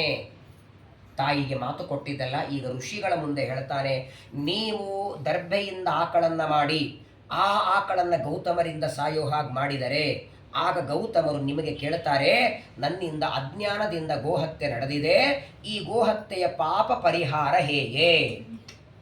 ಆಗ ನೀವು ಹೇಳಿ, ಈ ಆಕಳ ಮೇಲೆ ಗಂಗೆ ಹರಿದು ಹೋದರೆ ನಿಮ್ಮ ಪಾಪ ಹೋಗುತ್ತೆ ಅಂತ ನೀವು ಹೇಳಿ. ಆಗ ಗೌತಮರೇನು ಮಾಡ್ತಾರೆ, ಗಂಗೆಯನ್ನು ತರೋದಕ್ಕಾಗಿ ಪ್ರಾರ್ಥನೆ ಮಾಡ್ತಾರೆ. ಅವರ ಪ್ರಾರ್ಥನೆಗೆ ಗಂಗೆ ಕೆಳಗೆ ಬರ್ತಾಳೆ. ನಂದು ಕೆಲಸ ಆಯ್ತೋ ಇಲ್ಲೋ? ತಂದೆಯ ತಲೆ ಮೇಲಿದ್ದ ಗಂಗೆಯನ್ನು ಕೆಳಗಿಳಿಸ್ಬೇಕು. ನಾನಾಗಿ ನಾನು ಇಳಿಸು ಅಂದ್ರೆ ನಮ್ಮಪ್ಪ ಇಳಿಸೋರಲ್ಲ. ಹಾಗಾದ್ರೆ ಗೌತಮರು ತಾವು ಮಾಡಿದ ಗೋಹತ್ಯೆಗೆ ಆ ಆಕಳ ಮೇಲೆ ನೀವೇ ಹೇಳ್ಬೇಕದನ್ನ, ಈ ಆಕಳ ಮೇಲೆ ಗಂಗೆ ಹರಿದು ಹೋದರೆ, ಯಾಕಂದ್ರೆ ಹಿಂದೆಲ್ಲ ಈಗಲೂ ಎಲ್ಲ ಅದೇ ಇರ್ತಾನೆ, ಒಬ್ಬ ವ್ಯಕ್ತಿ ದೇಹ ಬಿಟ್ಟ ಮೇಲೆ ಅಸ್ಥಿ ಗಂಗೆಯಲ್ಲಿ ಹಾಕಬೇಕು ಅಂತ ಇರೋದು. ಹಾಗಾದ್ರೆ ಗೋಹತ್ಯೆಯ ಪಾಪ ಪರಿಹಾರಕ್ಕಾಗಿ ಗಂಗೆಯನ್ನ ಗೌತಮರು ಕೆಳಗೆ ತರ್ತಾರೆ. ನಂದೂ ಕೆಲಸ ಆಯಿತು. ಗಣಪತಿ ಇಷ್ಟು ಹೇಳಿದಾಗ ಋಷಿಗಳಿಗೆಲ್ಲ ಒಂದು ರೀತಿ ಆನಂದ ಆಯಿತು. ಆಗಲೇ ಗಣಪತಿಗೂ ನಮ್ಮಿಂದ ಸಹಾಯವಾಗುತ್ತೆ ಅಂತ. ಆದರೆ ನೋಡಿ, ಗಣಪತಿ ಹೇಳಿದಂತೆ ಮಾಡಿದರು. ದರ್ಭೆಯಿಂದ ಆಕಳನ್ನು ಮಾಡಿ ಆ ಆಕಳ ಗೌತಮರು ಬಿಟ್ಟ ಧಾನ್ಯದಲ್ಲಿ ಬಿಡ್ತಾರೆ. ಆಕಳ ಬಂದು ಎಲ್ಲ ಸರಿಯಾಯಿತು. ಗೌತಮರು ಕಡ್ಡಿನೂ ಎಸಿತಾರೆ, ಆಕಳು ಸತ್ತೋಯಿತು. ಆದರೆ ಅದರ ಮುಂದಿನ ಪ್ಲಾನ್ ಇತ್ತಲ್ಲ, ಆಕಳು ಸತ್ತ ಮೇಲೆ ನನ್ನಿಂದ ಗೋಹತ್ಯೆ ನಡೆದಿದೆ, ನೀವು ಯಾರು ಇಲ್ಲಿ ಇರೋದು ಬೇಡ, ನಿಮ್ಮ ಆಶ್ರಮಕ್ಕೆ ಹೊರಡಿ ಅಂತ ಗೌತಮರ ಹೇಳ್ತಾರೆ ಅಂತ ಗಣಪತಿ ಹೇಳಿದ್ದಲ್ಲ, ಅದು ನಡೆಯಲಿಲ್ಲ. ಗೋಹತ್ಯೆವರೆಗೆ ಗಣಪತಿ ಹೇಳ್ದಂಗಾಯಿತು. ಯಾವಾಗ ದರ್ಭೆ ಎಸೆದು ಆಕಳನ್ನ ಗೌತಮರು ಸಂಹಾರ ಮಾಡ್ತಾರೆ, ಋಷಿಮುನಿಗಳೆಲ್ಲ ಅವರೇ ಹೇಳಿದರು, ಸ್ವಾಮಿ ಗೋಹತ್ಯೆ ಆಗಿದೆ, ಇನ್ನು ನಾವು ಹೊರಡ್ತೇವೆ ಅಂದಾಕ್ಷಣ 2 ನಿಮಿಷ ನಿಂತ್ಕೊಳ್ರಿ ಎಂದ್ರು. ಯೋಗ ಸಾಮರ್ಥ್ಯದಿಂದ ಗೌತಮರು ಕಣ್ಣು ಮುಚ್ಚಿ ಆ ನಡೆದದ್ದು ಏನಿದೆ ಅಂತ ಕಣ್ಣೆದುರಿಗೆ ಸ್ಕ್ರೀನ್ ಬಂದಾಗ ಬಂತದ್ದು. ಪ್ರತಿನಿತ್ಯ ಆಕಳ ಪೂಜೆ ಮಾಡುವ ನಾನು ಗೋಹತ್ಯೆ ಹೇಗೆ ಮಾಡಿದೆ? ಅಷ್ಟು ಸುಲಭ ಅವ್ರ ಮನಸ್ಸು ಒಪ್ಪಲಿಲ್ಲ. ಯಾವಾಗ ನನ್ನಿಂದ ಗೋಹತ್ಯೆ ಹೇಗೆ ನಡೀತು ಅಂತ ತಮ್ಮನ್ನು ತಾವು ಗೌತಮರು ಪ್ರಶ್ನೆ ಮಾಡಿಕೊಳ್ತಾರೆ, ಆಗ ಅವರ ಕಣ್ಣೆದುರಿಗೆ ಎಲ್ಲ ಭಗವಂತನ ಅನುಗ್ರಹದಿಂದ ಅದು ನಿಜವಾದ ಆಕಳಲ್ಲ, ಅದು ದರ್ಭೆಯಿಂದ ಮಾಡಿದ್ದು, ಆ ಆಕಳನ್ನ ಮಾಡಿ ನನ್ನಿಂದ ಸಂಹಾರ ಮಾಡಿಸಿದ್ದು ಒಂದೇ ಕಾರಣಕ್ಕೆ, ಇಲ್ಲಿಂದ ಬಿಟ್ಟು ಹೋಗೋದಕ್ಕೆ. ಅಲ್ಲಿವರೆಗೆ ಕೋಪ ಬಂದಿರಲಿಲ್ಲ ಗೌತಮರಿಗೆ. ಇವರು ಹೋಗ್ತೀನಂದಾಗ ಬೇಡ ಇಲ್ಲೇ ಮಾಡಿ ಪಾಠ ಪ್ರವಚನ, ಅದು ಪ್ರೀತಿಯಿಂದ ಹೇಳಿದ್ದವರಷ್ಟೇ. ಆದರೆ ಇಲ್ಲಿಂದ ಹೋಗೋದಕ್ಕಾಗಿ ಇವರು ಮಾಡಿದ ಈ ಕುತಂತ್ರ, ಅದರಲ್ಲಿ ಗೌತಮರಿಗೆ ಯಾಕೆ ಕೋಪ ಬಂತು ಅಂದರೆ, ಯಾವಾಗಲೂ ನೋಡಿ ನಮ್ಮಲ್ಲಿ ಜ್ಞಾನ ಇದೆ, ತಿಳುವಳಿಕೆ ಇದೆ ಅಂದರೆ ಅದು ಇನ್ನೊಬ್ಬರಿಗೆ ಒಳ್ಳೆಯದಕ್ಕೆ ಬಳಸಬೇಕದನ್ನು. ಜ್ಞಾನ ದುರುಪಯೋಗಕ್ಕಲ್ಲ. ಪರೀಕ್ಷಿತ ರಾಜನಿಗೆ ಶಾಪವಾದಾಗ, ತಕ್ಷಕನಿಂದ ಸಾಯುವಾಗ ಬದುಕಿಸೋ ಸಾಮರ್ಥ್ಯ ಇದ್ರೂ ಆ ಬ್ರಾಹ್ಮಣ ಬದುಕಿಸ್ಲಿಲ್ಲ, ಕಶ್ಯಪ ಬ್ರಾಹ್ಮಣ. ಯಾಕೆ? ತಕ್ಷಕ ಕೊಡುವ ದುಡ್ಡಿನ ಆಸೆಗೆ. ತಕ್ಷಕ ದಕ್ಷಿಣೆ ಕೊಡ್ತೇನಂದದ್ದಕ್ಕೆ ಶಕ್ತಿ ಇದ್ರೂ ಬದುಕಿಸ್ಲಿಲ್ಲ. ಸ್ಕಂದ ಪುರಾಣದಲ್ಲಿ ಇವ್ರ ಕತೆ ಹೇಳ್ತಾರೆ ಮುಂದೆ. ಎಂದಿಗೂ ನೋಡಿ, ಯಾವಾಗಲೂ ನಮ್ಮಲ್ಲಿ ಸಾಮರ್ಥ್ಯ ಇದ್ದಾಗ, ಶಕ್ತಿ ಇದ್ದಾಗ, ಅಥವಾ ಜ್ಞಾನವೇ ಇರಲಿ, ಅದರ ಉಪಯೋಗ ದುರುಪಯೋಗ ಆದರೆ ದೇವರಿಗದು ಸಹನ ಇಲ್ಲ. ನೀವು ಋಷಿಮುನಿಗಳ ಹತ್ರ ಬೇಕಾದಷ್ಟು ಜ್ಞಾನ ಇದೆ ಅಂಥೇಳಿ ಇಲ್ಲದೇ ಇರುವ ಆಕಳು ಮಾಡಿ ನನ್ನಿಂದ ಸಂಹಾರ ಮಾಡುವ ದೊಡ್ಡ ಕೆಲಸ ಮಾಡಿದ್ದೀರಿ. ಇವತ್ತಿನವರೆಗೆ ಅಧ್ಯಯನ ಮಾಡಿದ ಜ್ಞಾನ, ಇವತ್ತಿನವರೆಗೆ ಮಾಡಿದ ಕರ್ಮಗಳು, ಇವತ್ತಿನವರೆಗೆ ಮಾಡಿದ ದಾನ ಧರ್ಮಗಳು, ಇವತ್ತಿನವರೆಗೆ ಮಾಡಿದ ಪಾಠ ಪ್ರವಚನಗಳು, ಇವತ್ತಿನವರೆಗೆ ಮಾಡಿದ ತಪಸ್ಸು ಎಲ್ಲ ಹಾಳಾಗಿ ಹೋಗಲಿ ಅಂತ ಶಾಪ ಕೊಟ್ಟರು. ಗಣಪತಿ ಹೇಳಿದ್ದೇನು? ಗೌತಮಸ್ಯ ಋಷೇಶಾಪ ಜ್ಞಾನೇ ತ್ವಜ್ಞಾನ ತಾಂಗತೆ ಸಂಕೀರ್ಣ ಬುದ್ಧಯೋ ದೇವಾಹ ಬ್ರಹ್ಮರುದ್ರ ಪುರಸ್ಸರಾಹ ಶರಣ್ಯಂ ಶರಣಂ ಜಗ್ಮುಹು ನಾರಾಯಣ ಮನಾಮಯಂ. ಏನ್ ಮಾಡ್ತಾರೆ ಪಾಪ. ಆದರೆ ಗೌತಮರು ವಾಸ್ತವಿಕವಾಗಿ ಶಾಪ ಯಾರಿಗೆ ಕೊಡಬೇಕಾಗಿತ್ತು? ತಮ್ಮನ್ನ ಆಕಳು ಮಾಡಿ, ಆ ದರ್ಭೆಯಿಂದ ಆಕಳು ಮಾಡಿ ಗೋಹತ್ಯೆ ಪಾಪ ಮಾಡೋದಕ್ಕೆ ಪ್ರಯತ್ನ ಮಾಡದವ್ರಿಗೆ ತಾನೇ ಇಲ್ಲ, ಇಡೀ ಜಗತ್ತಿಗೆ ಶಾಪ ಕೊಡ್ತದೆ. ದೊಡ್ಡವ್ರ ಕೆಲಸ ಹಾಗೇ ಇರ್ತದೆ, ಮಾಡದವ್ರು ಯಾರೋ ಸಹವಾಸ ದೋಷ ಅಲ್ವಾ? ಗೌತಮರ ಸಹವಾಸ ದೋಷ ಅಲ್ಲ, ಇವರೆಲ್ಲ ಗುಂಪು, ಋಷಿಗಳ ಗುಂಪು. ಅನಿವಾರ್ಯವಾಗಿ ಇಡೀ ಜಗತ್ತಿಗೆ ಶಾಪ ಕೊಡ್ತಾರೆ ಗೌತಮರು. ಅವತ್ತಿನಿಂದ ಹೇಗಾಯಿತು ಅಂದರೆ, ಗೌತಮರ ಶಾಪದಿಂದ ತಿಳುವಳಿಕೆ ಇಲ್ಲ, ಜ್ಞಾನ ಇಲ್ಲ, ಏನು ಕರ್ಮ ಮಾಡಬೇಕು ಗೊತ್ತಿಲ್ಲ, ಹೆಂಗೆ ಮಾಡಬೇಕು ಗೊತ್ತಿಲ್ಲ. ಕರ್ಮ ಮಾಡೋದಕ್ಕೆ ಜ್ಞಾನ ಬಹಳ ಮಹತ್ವದ್ದು. ಇದು ಎರಡೂ ಜೊತೆಗೆ ಸೇರುವಂಥದ್ದು. ಆಚಮನಂ ಕೇಶವಾಯಿಸುವ ಅಂತ ಆಚಾರ ಅಂತಾರೆ. ತೀರ್ಸೌಟಿಂದ ನೀರು ಕೈಗೆ ಹಾಕಬೇಕು ಅನ್ನೋದಾದ್ರೂ ತಲೆಗೆ ಬೇಡವಾ? ಆಚಮನ ಅಂದ್ರೆ ಏನು ಅಂತೆ ಗೊತ್ತಿಲ್ಲದಿರುವ ವ್ಯಕ್ತಿಗೆ ಆಚಮನ ಮಾಡುವಂತ ನೀವು ಅಂದ್ರೆ ಏನ್ ಮಾಡ್ಬೇಕು? ಅವನು ಅನಿವಾರ್ಯ, ಎಲ್ಲನೂ ಆಚಾರ್ಯ ಮಾಡ್ತಿದ್ದಾರೆ. ಈ ಶ್ರಾದ್ದ ಕರ್ಮಗಳ ಮಾಡುವಾಗ ಅಸ್ಮತ್ ಪಿತೃ ಅಸ್ಮತ್ ಆಚಾರ ಅನ್ನೋದಲ್ಲ, ಅವ ಅನ್ನಬೇಕದು. ಅಸ್ಮತ್ ಅಂತ ಯಜಮಾನ ತಮ್ಮ ಅಪ್ಪಂದು ಅವ ಹೇಳಿದ್ರೆ ಆಚಾರ್ಯ ಹೇಳ್ಕೊಂಡಿರ್ತಾರೆ, ಇವರೇ ಮಾಡ್ತಿರ್ತಾರೆ. 90% ಎಲ್ಲ ಪೌರೋತ್ತರ ಕೆಲಸನೇ ಇರ್ತದೆ. ಎಷ್ಟೋ ಕಡೆಗಂತೂ ಪಿಂಡಗಳು ಆಚಾರ್ಯ ಕಟ್ಟಿಡ್ಲಿಕ್ಕತ್ತಾರೆ ಈಗ. ಯಾಕೆ ಹೇಳಿ? ಎರಡು ಕಾರಣ. ಒಂದು, ಯಜಮಾನನಿಗೆ ಕಟ್ಲಿಕ್ಕಾಗಲ್ಲ. ಇನ್ನೊಂದು, ಇಲ್ಲಿ ಮುಗಿಸಿ ಇನ್ನೊಂದು ಕಡೆ ಹೋಗೋದಿರ್ತದೆ ಆಚಾರಿಗೆ. ಇವ್ರು 2 ಗಂಟೆ ಮಾಡ್ಕೊತ ಕೊಡ್ತಾರೆ, ಬರಬರ ಕಟ್ಟಿ ತಾವೇ ಇಟ್ಟುಕೊಂಡು ಹೋದ್ರಾಯ್ತು. ಕೆಲವು ಸಲ ಇಟ್ಟು ಬಿಡ್ತಾರೆ, ನೀವಲ್ಲಿ ಕೂತ್ಕೊಳ್ರಿ ಅಂತ ಹೇಳಿ ಕೈ ಮುಟ್ಟದು ಅಷ್ಟೇ. ಹಾಗಾಗಿ ಇವ್ರ ಪುರೋಹಿತರಿಗೆ ಏನಾಗಿದೆ ಗೊತ್ತಾ? ಇವ್ರು ಕೈ ಮುಟ್ಟಿ ಆಚಾರ ಎಲ್ಲ ಮಾಡಿದ್ದಕ್ಕೆ ಮುಂದಿನ ವರ್ಷ ಫೋನ್ ಮಾಡಿ ನೀವೇ ಮಾಡ್ಬಿಡಿ, ಮತ್ತೆ ನಾವು ಕೈ ಮುಟ್ಟೋದೇನು, ಸುಮ್ಮನೆ ನಮ್ದು ಟೆನ್ಷನ್ ನಿಮ್ಗೂ ಟೆನ್ಷನ್ ಬೇಡ, ಅದೇನಿದೆ ಎಲ್ಲ ಹಾಕ್ಬಿಡ್ತೀವಿ ಅಕೌಂಟಿಗೆ, ನೀವೇ ಮಾಡಿ. ಮೊಬೈಲ್ ಹೇಳ್ತೀವಿ. ಸ್ವೇ ಸ್ವೇ ಕರ್ಮಣ್ಯ ಭೀರತಃ ಕೃಷ್ಣ ಹೇಳ್ತಾನೆ, ಅವರವರ ಕೆಲಸ ಅವರೇ ಮಾಡತಕ್ಕದ್ದು.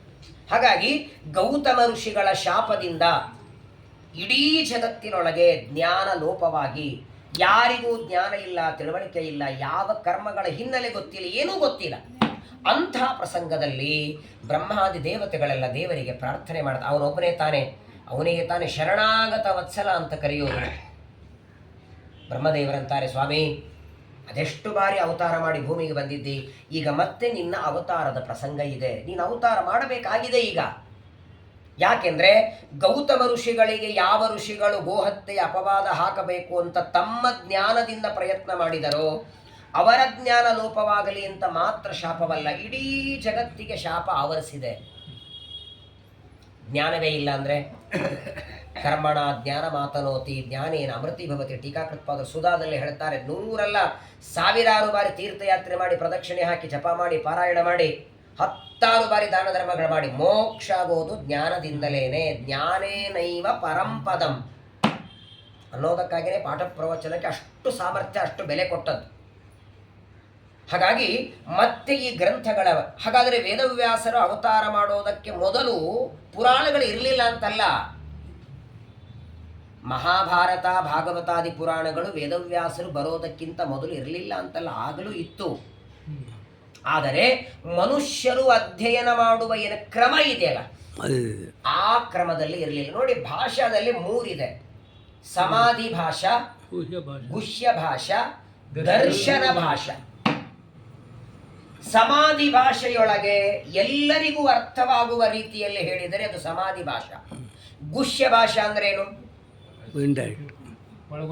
ಸೀಕ್ರೆಟ್ ಒಳಗೊಂದಿರ್ತದೆ, ಹೊರಗೊಂದಿರ್ತದೆ. ಮೇಲ್ನೋಟಕ್ಕೆ ಅರ್ಥವೇ ಬೇರೆ ಇರ್ತದೆ.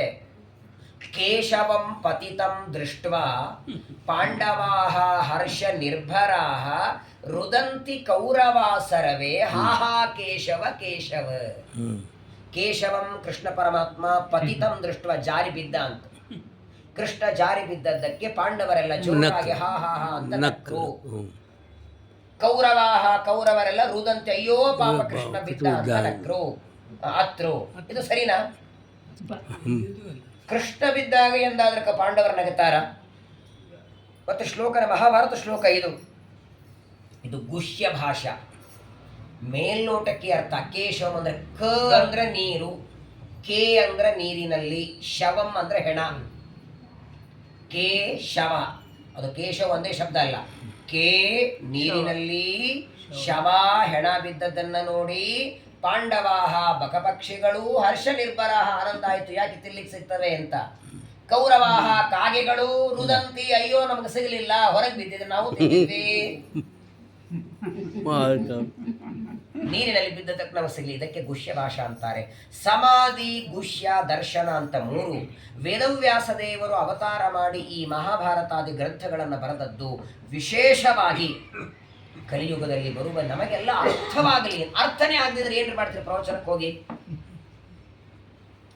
ಒಟ್ಟಿಗೆ ಆಚಾರ್ಯ ಹೇಳ್ತಾರೆ, 1 ತಾಸು ಕೂತ್ಕೋಬೇಕು. ನಾವು ಹೋಗಿವಿ, ಅಟೆಂಡೆನ್ಸ್ ಕೇಳಿದ್ರೆ ಆಗಿಲ್ಲ. ಏನು ಬರೆದಿದ್ದಾರೆ, ಏನಿದೆ ಒಳಗೆ, ವೇದವ್ಯಾಸ ದೇವರು ಯಾವ ಅಭಿಪ್ರಾಯ ಇಟ್ಟುಕೊಂಡು ಇದನ್ನು ಹೇಳಿದ್ದಾರೆ ಅಂತ ಅರ್ಥ ಆಗಬೇಕಲ್ಲ.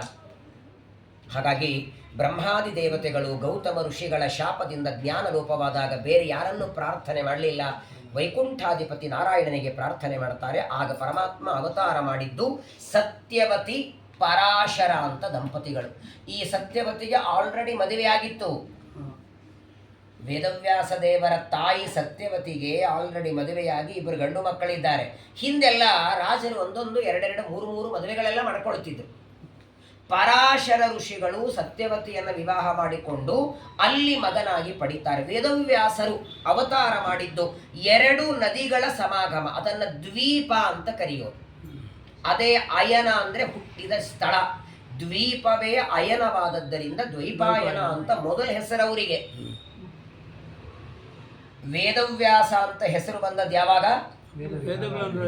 ವೇದಗಳನ್ನ ವಿಭಾಗ ಮಾಡಿದಾಗ, ರಚನೆ ಮಾಡಿದಾಗಲ್ಲ.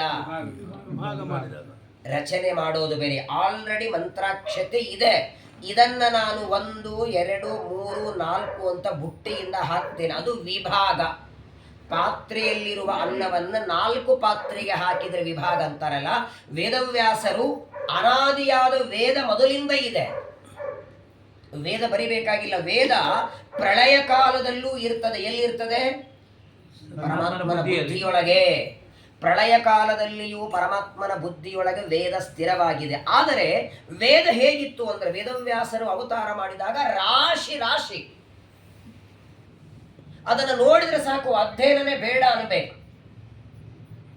ಎಲ್ಲರೂ ಅಧ್ಯಯನ ಮಾಡುವ ಹಾಗಾಗಬೇಕು ಅಂತ ರಾಶಿಯಾದ ವೇದದೊಳಗೆ 24 ಭಾಗವನ್ನು ತೆಗೆದರು. ಅದನ್ನು ಋಗ್ವೇದ. ರುಚಸ್ಯ ರುಚ ಉದ್ಧತ್ಯ ಋಗ್ವೇದಂ. 101 ಭಾಗವನ್ನು ತೆಗೆದು ಯಜುರ್ವೇದ. ಅದರಲ್ಲೂ 2 ಭಾಗ ಮಾಡಿ ಶುಕ್ಲ ಯಜುರ್ವೇದ, ಕೃಷ್ಣ ಯಜುರ್ವೇದ. 1001 ಭಾಗವನ್ನು ಸಾಮವೇದ. 12 ಭಾಗ ತೆಗೆದು ಅಥರ್ವಣ ವೇದ. ಈ ವಿಭಾಗ ಮಾಡಿದ್ದರಿಂದ ವ್ಯಾಸ. ವ್ಯಾಸ ಅಂದರೆ ವಿಭಾಗ, ವೇದಗಳ ವಿಭಾಗ. ನೋಡಿ, ಮೊದಲು ಅವತಾರ ಮಾಡಿದಾಗ ದ್ವೈಪಾಯನ, ಅನಂತರದಲ್ಲಿ ವೇದಗಳ ವಿಭಾಗ. ವೇದಗಳ ವಿಭಾಗದ ನಂತರದಲ್ಲಿ ವೇದವ್ಯಾಸರು ಮಾಡಿದ ಕೆಲಸ ಏನು? ಪುರಾಣಗಳ ರಚನೆ ಅಲ್ಲ, ಬ್ರಹ್ಮಸೂತ್ರಗಳ ರಚನೆ. ಆ ವೇದಗಳಿಗೆ ಯಾಕಂದ್ರೆ ವೇದಗಳ ವಿಭಾಗ ಏನೋ ಮಾಡಿದ್ರು, ಓದೋರಿಗೆ ಅರ್ಥ ಆಗಬೇಕಲ್ಲ. ಬ್ರಹ್ಮಸೂತ್ರ. ಓಂ ಅಗ್ನಿವೀಳೆ ಪುರೋಹಿತಂ ಯಜ್ಞಸ್ಯ ದೇವೃತ್ವಿಜಂ ಹೋತ ಆರಂ ರತ್ನದಾತಂ. ಇದು ವೇದ. ಇದಕ್ಕೇನು ಅರ್ಥ ಮಾಡ್ತೀರಿ? ಅಗ್ನಿಂ ಈಳೆ ಪುರೋಹಿತಂ. ಯಾವಾಗಲೂ ನೋಡಿ, ವೇದ ಮಂತ್ರಗಳಿಗೆ ನಮ್ಮ ಮನಸ್ಸಿಗೆ ಬಂದಂಗೆ ಅರ್ಥ ಮಾಡೋದಲ್ಲ, ಅದಕ್ಕೆ ಅಂತ ಕ್ರಮ ಇದೆ. ಇಲ್ಲ ಅಂದ್ರೆ ಏನು ಗೊಂದಲ ಆಗ್ತಿತ್ತು? ವೇದವ್ಯಾಸ ದೇವರು ಬ್ರಹ್ಮಸೂತ್ರಗಳು ಬರೆದಿರಲಿಲ್ಲ ಅಂದ್ರೆ ಕೇವಲ ವೇದಗಳ ವಿಭಾಗ ಮಾಡಿಬಿಟ್ಟು ಅಷ್ಟೇ ಇಟ್ಟು ಬಿಟ್ಟಿದ್ರೆ ಇವತ್ತು ಸರಿಯಾದ ವೇದಗಳ ಅರ್ಥವೇ ಜನರಿಗೆ ಆಗ್ತಿರ್ಲಿಲ್ಲ. ತಮಗೇನು ತಿಳಿಯತ್ತೋ ಮಾಡಬೇಕು. ಧಾತಾ ಯಥಾ ಪೂರ್ವಮ ಕಲ್ಪಯತ ದಿವಂಚ ಪೃಥಿವಿಂಚ ಅಂತರಿಕ್ಷ ಮತೋಸುವ. ಸಂಧ್ಯಾವಂದರದಲ್ಲಿ ಬರುವ ಮಂತ್ರಗಳು, ಚಿತ್ರಾವತಿ ಇಡುವ ಮಂತ್ರ, ಪರಿಶೇಚನ ಮಾಡುವ ಮಂತ್ರ. ಏನರ್ಥ ಅದಕ್ಕೆ? ಸತ್ಯಂ ತ್ವರ್ತೇನ ಪರಿಶಿಂಚಾಮಿ. ವೇದವ್ಯಾಸರ ಉಪಕಾರ ಮರಿಬಾರದು ನಾವು. ಇವತ್ತೇನು ಜಗತ್ತಿನಲ್ಲಿ ನಡೆದಿದೆ ನೋಡಿ, ಏನೇನು ಯಾವ ರೀತಿ ಮಾಡಬೇಕು ಅದೆಲ್ಲ ಕ್ರಮ ಹಾಕಿ ಕೊಟ್ಟವರು ವೇದವ್ಯಾಸ. ಪರಿಶೇಚನ ಮಾಡಿ ಚಿತ್ರಾವತಿ ಎಷ್ಟಿಡಬೇಕು, ಹಂಗಿಡಬೇಕು. ತಳಗಿನ ಮೇಲೆ ಮೇಲಿನ ತಳಗು. ಅದು ಮೊದಲಿಂದ ಮ್ಯಾಲ ಮೊದಲು ಕೆಳಗೆ ಮೊದಲು ಎಷ್ಟಿಡಬೇಕು. ಇವ್ರು 2 ಇಟ್ಟರೆ ಪಕ್ಕದಲ್ಲಿ 4 ಇಡ್ತಾರೆ. ಅವ್ರು 4 ಇಟ್ಟರೆ ಅಂತ ಇನ್ನೊಬ್ರು 8 ಇಡ್ತಾರೆ. ಅವ್ರು 12 ಇಟ್ಟಿರ್ತಾರೆ. ಒಬ್ಬರು ಪಾಪ ಎಲ್ಲ ಸುತ್ತಲೂ ಇಟ್ಟಿರ್ತಾರೆ.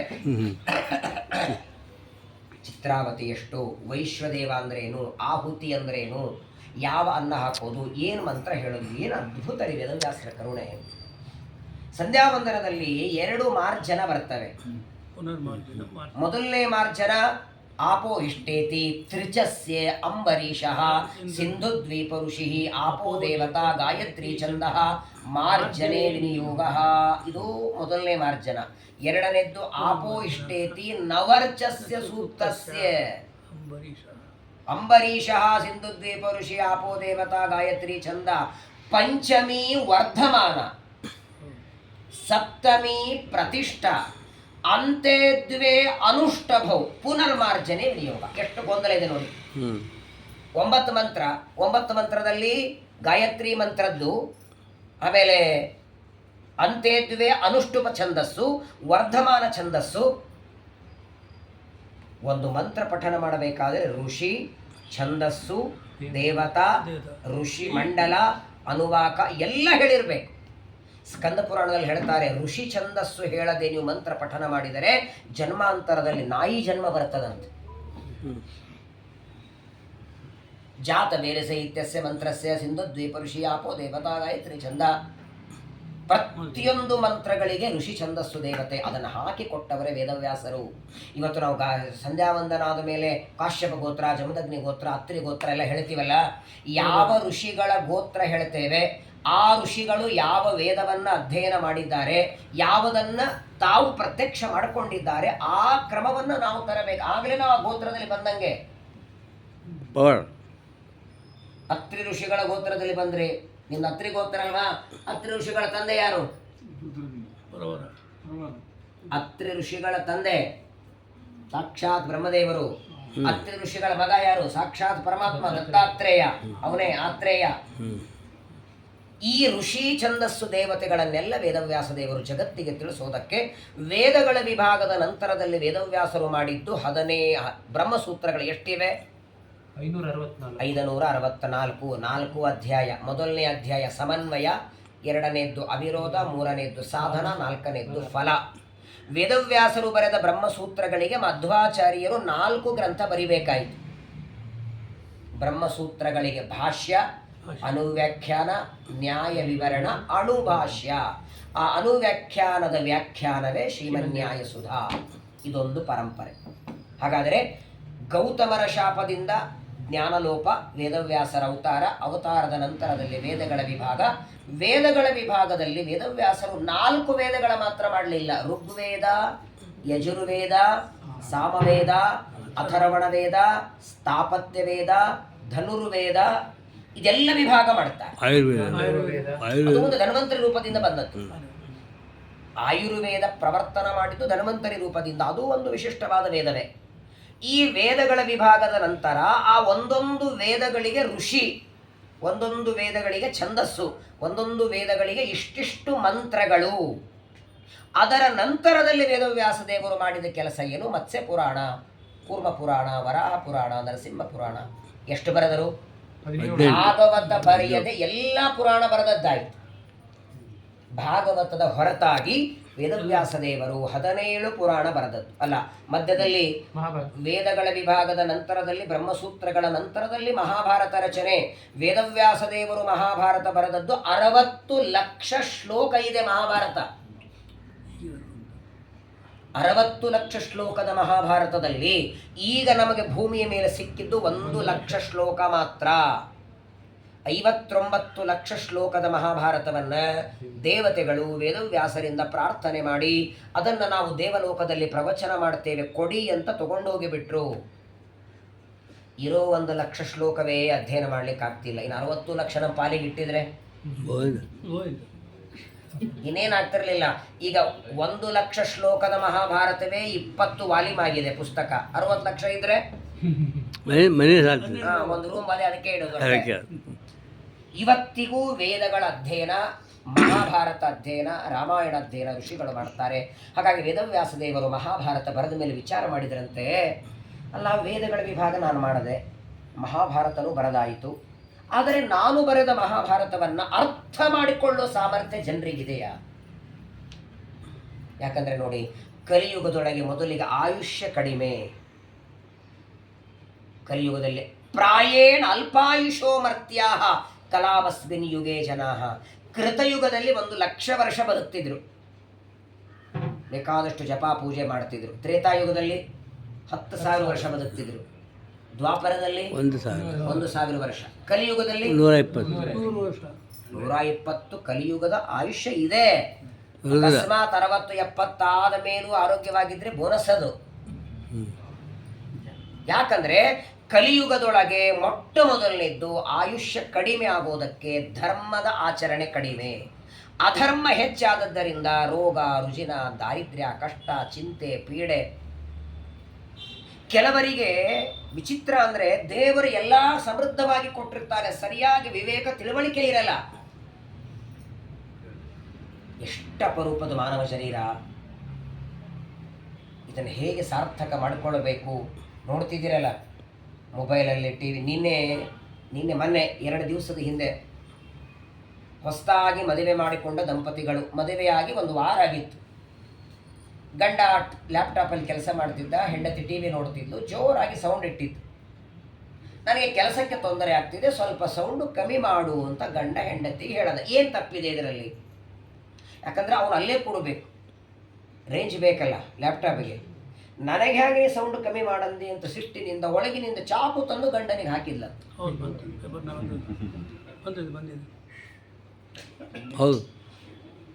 ನಡೆದಿದೆ ನೋಡಿ ಕಲಿಯುಗದಲ್ಲಿ. ಘೋರ ಅಂದ್ರೆ ಭಯಂಕರ ಘೋರ. ಇವತ್ತು ಗಂಡ ಹೆಂಡತಿ ಅನ್ಯೋನ್ಯವಾಗಿ ಸುಖವಾಗಿದ್ದಾರೆ ಅಂದ್ರೆ ದೇವರ ಕಾರುಣ್ಯ ನೆನೆಸ್ಕೊಳ್ಳಿ, ಮರಿಬೇಡಿ. ಸಣ್ಣ ಸಣ್ಣ ಕಾರಣಕ್ಕೆ, ಅತೀ ಸಣ್ಣ ಕಾರಣಕ್ಕೆ ಮನಸ್ಸಿನ ಉದ್ವೇಗ ಮಾಡಿಕೊಂಡು ಎಂಥ ಅನರ್ಥಗಳು ಇವತ್ತು ನಡೀತಾ ಇವೆ. ವೇದವ್ಯಾಸದೇವರು ಅವತ್ತೇ ವಿಚಾರ ಮಾಡ್ತಾರೆ, ಕಲಿಯುಗದಲ್ಲಿ ಬರುವ ಜನರಿಗೆ ಆಯುಷ್ಯ ಕಡಿಮೆ.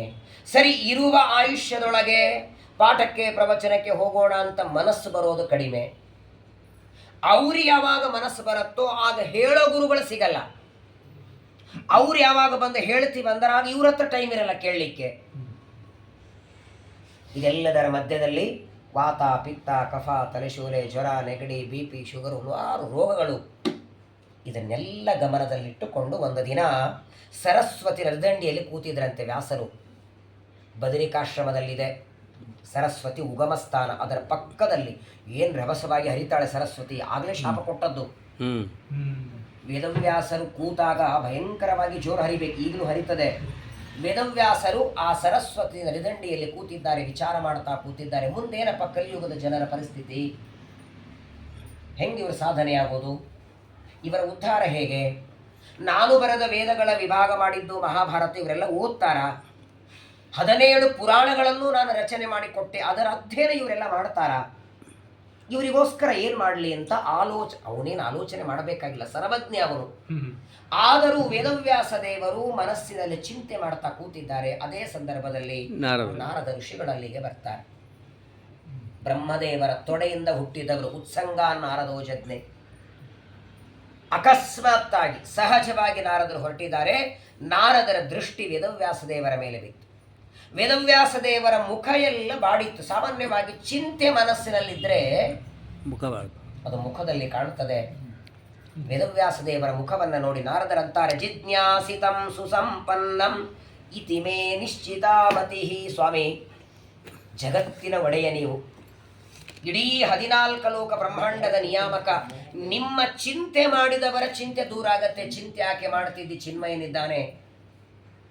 ನಿಮ್ಮ ನಾಮಸ್ಮರಣೆ ಮಾಡಿದವರ ಚಿಂತೆಯನ್ನು ಪರಿಹಾರ ಮಾಡುವ ನಿಮಗೆ ಯಾವ ಚಿಂತೆ? ಯಾವ ಚಿಂತೆಯಿಂದ ನಿಮ್ಮ ಮುಖ ಎಲ್ಲ ಬಾಡಿದೆ?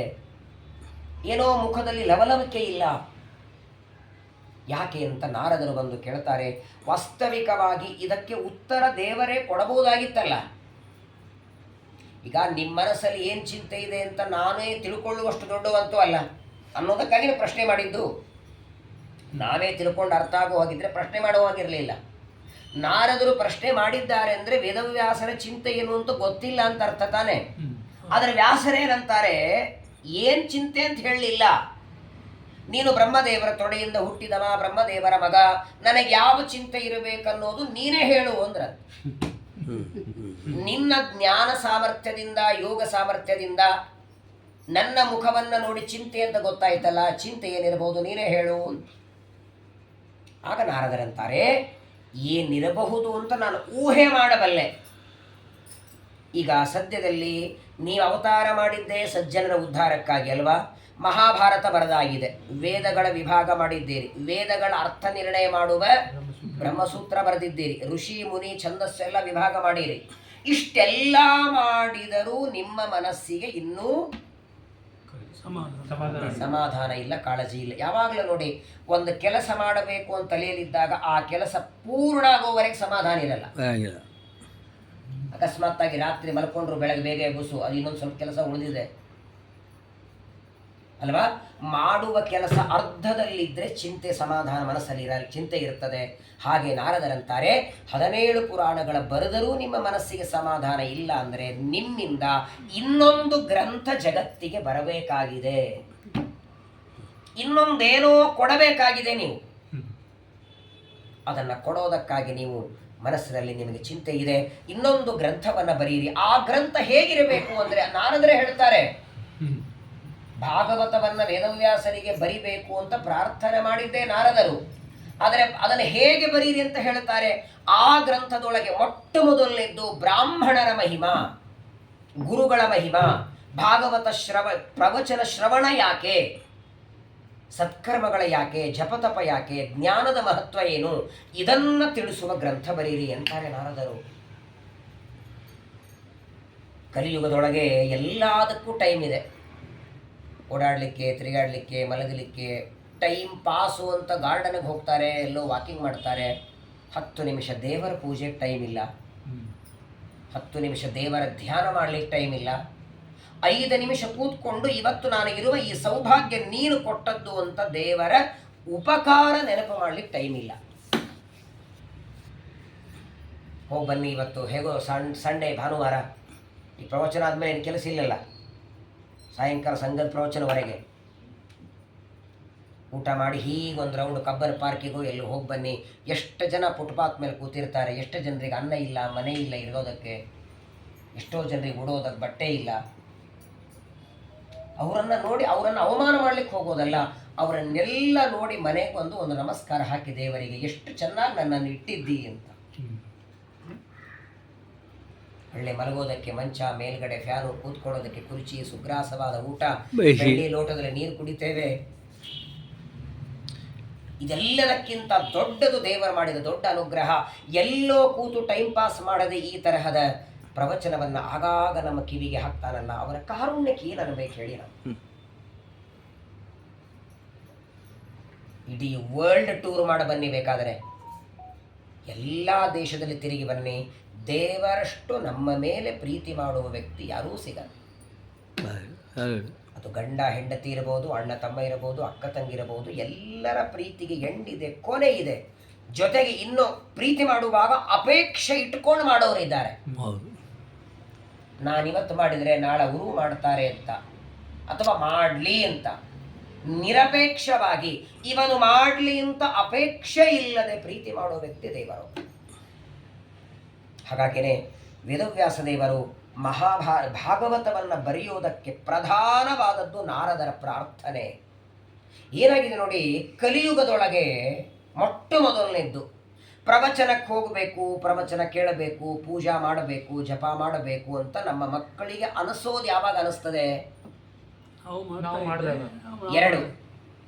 ಒಂದು, ನೀವು ಮಾಡ್ತಿದ್ರೆ ನಿಮ್ಮನ್ನು ನೋಡಿ ಅನುಕರಣೆ ಮಕ್ಕಳು ಮಾಡಬೇಕು.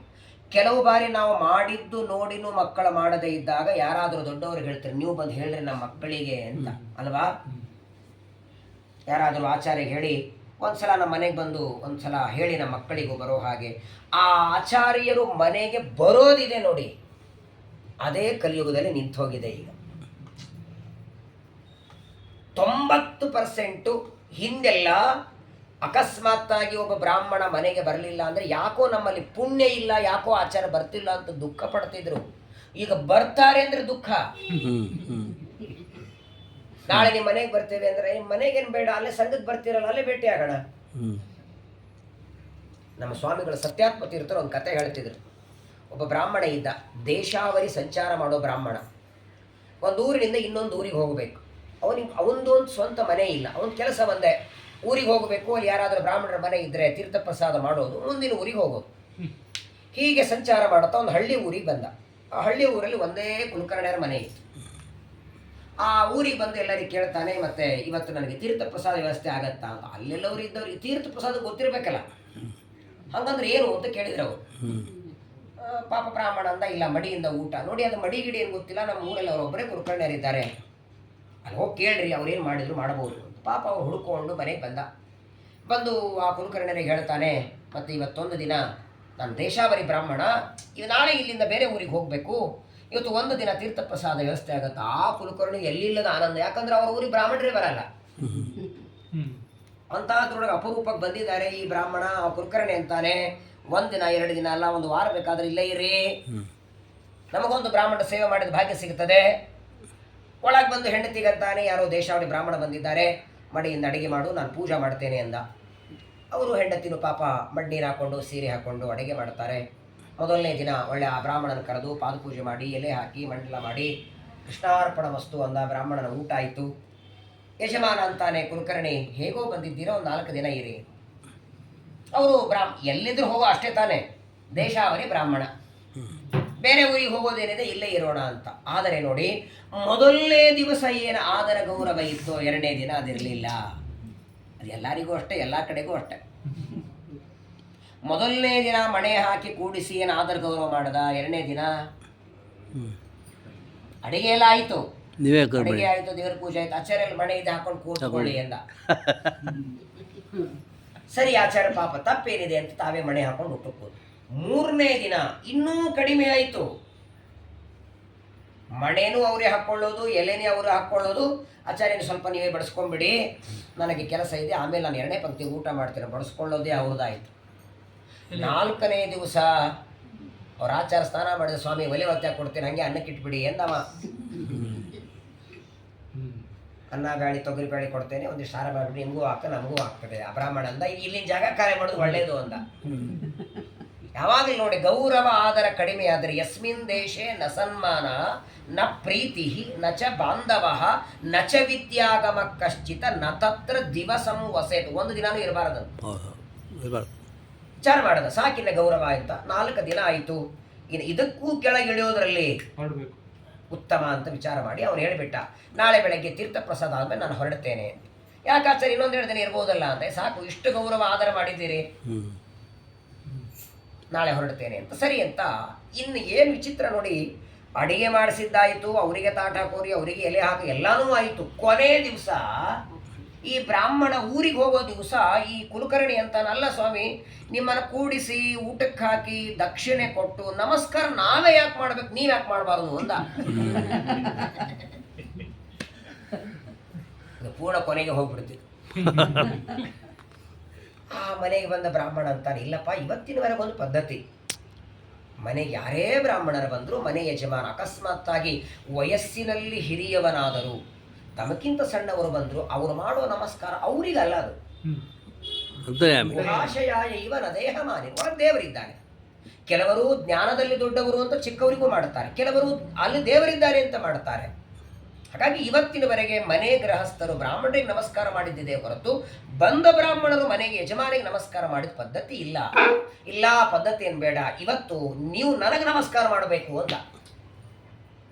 ಆಯಿತು, ಹೆಂಗೋ ಇವತ್ತು ಹೊರಡೋದೇ ಇದೆ, ಮಾಡಿಬಿಡೋದು ಅಂತ. ಆದರೆ ನೋಡಿ, ಅಡಿಗೆ ಊಟ ಆಯಿತು, ಆ ಬ್ರಾಹ್ಮಣ ಕುಲಕರ್ಣಿಗೆ ನಮಸ್ಕಾರ ಮಾಡ್ತಾನೆ, ಅಕ್ಷತೆ ಹಾಕದ, ಒಂಥರ ಅಭಿಮಾನ ಅವನಿಗೆ. ಓ, ಆಚಾರ ಕಡೆ ನಮಸ್ಕಾರ ಮಾಡ್ಕೊಂಡೆ, ಹೆಂಡತಿ ಫೋಟೋ ಬೇರೆ ತೆಗಿ ಅಂತಾನೆ. ಆಚಾರ ನಮಸ್ಕಾರ ಮಾಡಿದ್ದು ತಲೆ ಮೇಲೆ ಅಕ್ಷತೆ. ಆದ್ರೆ ಅವನಿಗೆ ನಮಸ್ಕಾರ ಮಾಡೋವನಿಗೆ ತೊಂದರೆ ಆಗಲಿಲ್ಲ. ಯಾಕಂದ್ರೆ ಇವನಲ್ಲಿ ಅಂತರ್ಯಾಮಿಯಾದ ಪರಮಾತ್ಮನಿಗೆ ನಮಸ್ಕಾರ ಅಂತ ಮಾಡಿಬಿಟ್ಟ ಅವನು. ಅನುಸಂಧಾನ ಪೂರ್ವಕವಾಗಿ ನಮಸ್ಕಾರ ಮಾಡಿದ ಅವನಿಗೆ ತೊಂದರೆ ಇಲ್ಲ. ಆದರೆ ಆಶೀರ್ವಾದ ನಾನು ಮಾಡುತ್ತಿದ್ದೀನಿ, ನಾನು ನಮಸ್ಕಾರ ಮಾಡಿಸ್ಕೊಂಡೆ ಅಂತ ಒಂದು ಅಭಿಮಾನ ಈ ಯಜಮಾನನಿಗೆ. ನಮಸ್ಕಾರ ಆಯಿತು, ನಾನು ಹೋಗಿ ಬರ್ತೇನೆ ಅಂದ. ತುಂಬ ಸಂತೋಷ, ನಿಮ್ಮ ಮನೆಯಲ್ಲಿ ಇದ್ದದಕ್ಕೆ ಆನಂದ ಆಯಿತು ಅಂದ.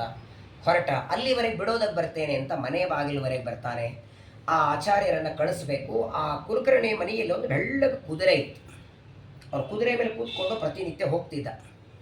ಇನ್ನೇನು ಆಚಾರ ಊಟ ಆಯ್ತು, ತಾನು ಊಟ ಮಾಡಬೇಕಲ್ಲ, ಕುದುರೆಗೆ ಸ್ವಲ್ಪ ನೀರು ಕುಡಿಸಿ ಊಟಕ್ಕೆ ಹೋಗೋಣ ಅಂತ ಪಾತ್ರೆಯಲ್ಲಿ ನೀರು ತಂದಿಡ್ತಾನೆ. ಆ ಕುದುರೆ ಝಾಡಿಸಿ ಕಾಲಿನಿಂದ ಒದ್ರೆ ಕಣ್ಣಿನ 2 ಗುಡ್ಡಿ ಕೆಳಗೆ ಬಿದ್ದಿವೆ ಅಂತ. ನಮಸ್ಕಾರ ಮಾಡಿದ ಬ್ರಾಹ್ಮಣ ಇನ್ನು ಗೇಟ್ ದಾಟಿರಲಿಲ್ಲ. ಕೃಷ್ಣ ಪರಮಾತ್ಮ ಭಗವದ್ಗೀತೆಯಲ್ಲಿ ಹೇಳ್ತಾನೆ, ಯಾವುದೇ ತಪ್ಪು ಮಾಡಿ ನಾನು ಕ್ಷಮಾ ಮಾಡ್ತೇನೆ. ಏಕಾದಶಿ ಅವಲಕ್ಕಿ ತಿಂದ್ರು ಹೋಗ್ಲಿ ಬಿಡು ಅಂತೇನೆ. ಒಂದಿನ ವಿಷ್ಣು ಪಂಚಕ ಮಾಡಿಲ್ಲ, ಹೋಗ್ಲಿ ಬಿಡು ಅಂತೇನೆ. ಏನೋ ಅನಿವಾರ್ಯ ಮಡಿಲ ಊಟ ಮಾಡಿಲ್ಲ, ತಪ್ಪಿಲ್ಲ, ಹೋಗ್ಲಿ ಅಂತೇನೆ. ಆದರೆ ನಾನೂ ಕ್ಷಮಾ ಮಾಡದಿರುವ ದೊಡ್ಡ ಪಾಪ ಅಂದರೆ ಬ್ರಾಹ್ಮಣರ ಅವಮಾನ ಅಂತ ಚತುರ್ಥ ಸ್ಕಂದ ಭಾಗವತದಲ್ಲಿ ದೇವರು ಹೇಳ್ತಾರೆ. ಬೇಕಾದಿರಲಿ, ಸ್ವತಃ ತನ್ನ ಮಕ್ಕಳು ಮಾಡಿದರೆ ಕ್ಷಮಾ ಮಾಡಲಿಲ್ಲ, ಉಳಿದವ್ರದ್ದು ಬಿಡಿ. ಬ್ರಾಹ್ಮಣ ದ್ರೋಹವನ್ನ ತನ್ನ ಸ್ವಂತ ಮಕ್ಕಳು ಮಾಡಿದರೂ ಕೃಷ್ಣ ಕ್ಷಮಾ ಮಾಡಲಿಲ್ಲ. ಬ್ರಾಹ್ಮಣರೆಲ್ಲ ಕೇಳ್ತಾರೆ, ಸ್ವಾಮಿ ನಿನ್ನ ಮಕ್ಕಳೆಲ್ಲ ನಮಗೆ ಅವಮಾನ ಮಾಡಿದ್ದಾರೆ, ಏನು ಮಾಡಲಿ, ಕೊಡಿ ಶಾಪ ಅಂತ ದೇವರು. ನನ್ನ ಮಕ್ಕಳು ಅಂತ ನೋಡಬೇಡಿ, ಅವಶ್ಯ ಕೊಡಿ ಅಂತ. ನಾರದರಂತಾರೆ, ಕಲಿಯುಗದೊಳಗೆ ಜ್ಞಾನಿಗಳ ದೊಡ್ಡವರ ಮಹತ್ವ ಏನು, ತಂದೆ ತಾಯಿಗಳ ಮಹತ್ವ ಏನು ಮಕ್ಕಳಿಗೆ ಗೊತ್ತಾಗಬೇಕು. ಎಷ್ಟು ಭಯಾನಕ ನಡೆದಿದೆ ಅಂದರೆ, 9 ತಿಂಗಳು ಗರ್ಭದಲ್ಲಿ ಹೊತ್ತು ಹೆತ್ತು ಸಾಕಿ ಸಲಹಿ ಮಲಮೂತ್ರ ತೊಳೆದು ಆ ಮಗನನ್ನು ದೊಡ್ಡವ ಮಾಡೋದಕ್ಕೆ 100 ದೇವರ ಹತ್ರ ಹರಕೆ ಹೊತ್ಕೊಂಡು 100 ಬಾರಿ ನೆಲದ ಮೇಲೆ ಊಟ ಮಾಡಿ ಏನೇನೋ ವ್ರತ ಉಪವಾಸ ಮಾಡಿ ಮಕ್ಕಳನ್ನು ಇವತ್ತು ದೊಡ್ಡವರಾಗಿ ಬೆಳೆಸ್ತಾರೆ ತಂದೆ ತಾಯಿಗಳು. ಮೊದಲನೇದ್ದು, ಕೊನೆ ಕಾಲದಲ್ಲಿ ಮಕ್ಕಳು ಹತ್ತಿರ ಇರಲ್ಲ, ಎಲ್ಲೋ ದೇಶಾಂತರಕ್ಕೆ ಹೋಗಿಬಿಡ್ತಾರೆ. ಎರಡನೇದ್ದು, ಹತ್ತಿರಿದ್ದ ಮಕ್ಕಳು ಸರಿಯಾಗಿ ತಂದೆ ತಾಯಿಗಳನ್ನು ನೋಡ್ಕೊಳ್ಳೋದಿಲ್ಲ.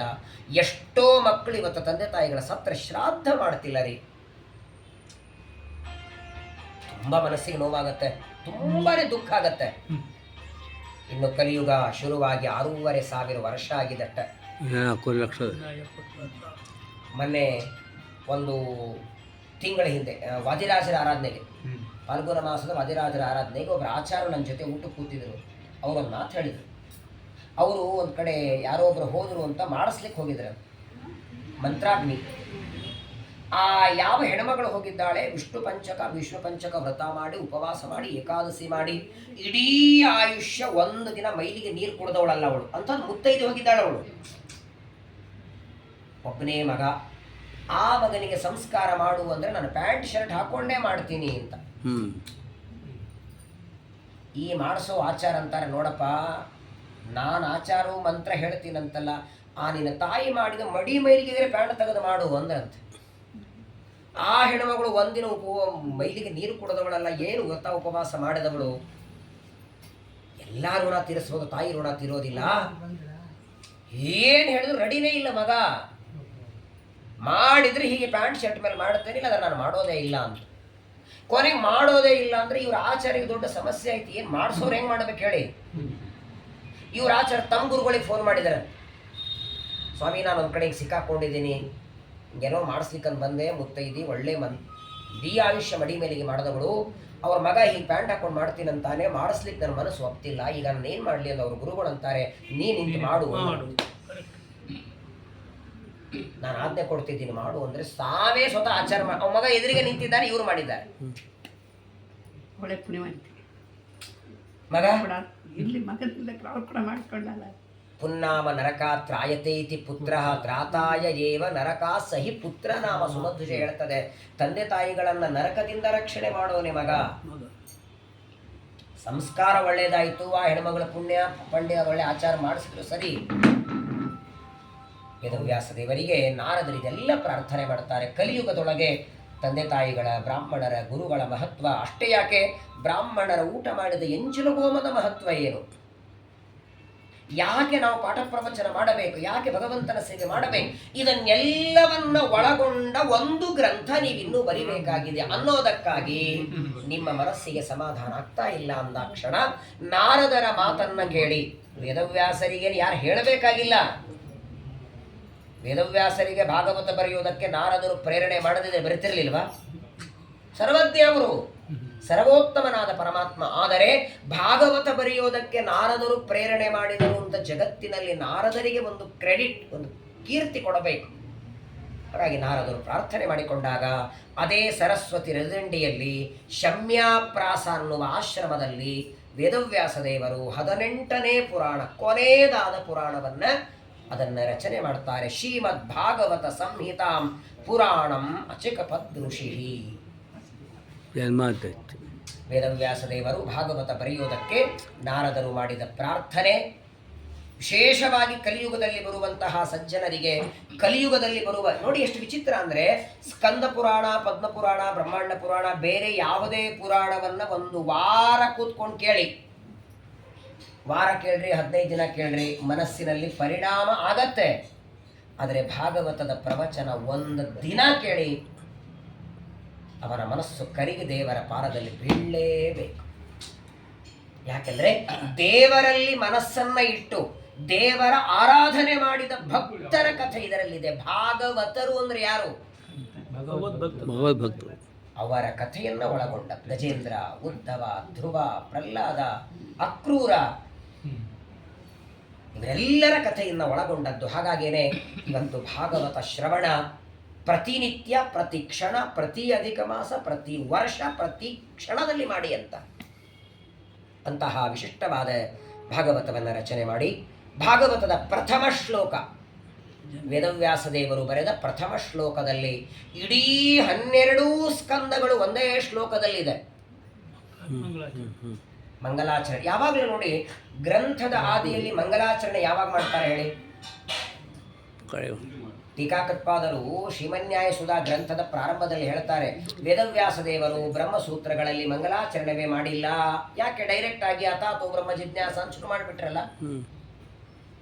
ಅದೇ ವೇದವ್ಯಾಸರು ಮಹಾಭಾರತದಲ್ಲಿ ನಾರಾಯಣಂ ಸುರಗುರುಂ ಅಂತ ಮಾಡಿದ್ದಾರೆ, ಎಲ್ಲಾ ಪುರಾಣಗಳಲ್ಲಿ ಮಾಡಿದ್ದಾರೆ, ಮಹಾಭಾರತಕ್ಕೆ ಮಾಡಿದ್ದಾರೆ, ಬ್ರಹ್ಮಸೂತ್ರಕ್ಕೆ ಮಾಡಿಲ್ಲ ಅಂತ ಆಕ್ಷೇಪ ಬಂದ್ರೆ ಅಥ ಅತಃ ಅನ್ನೋ ಶಬ್ದಗಳೇ ಮಂಗಲಾರ್ಥಕ.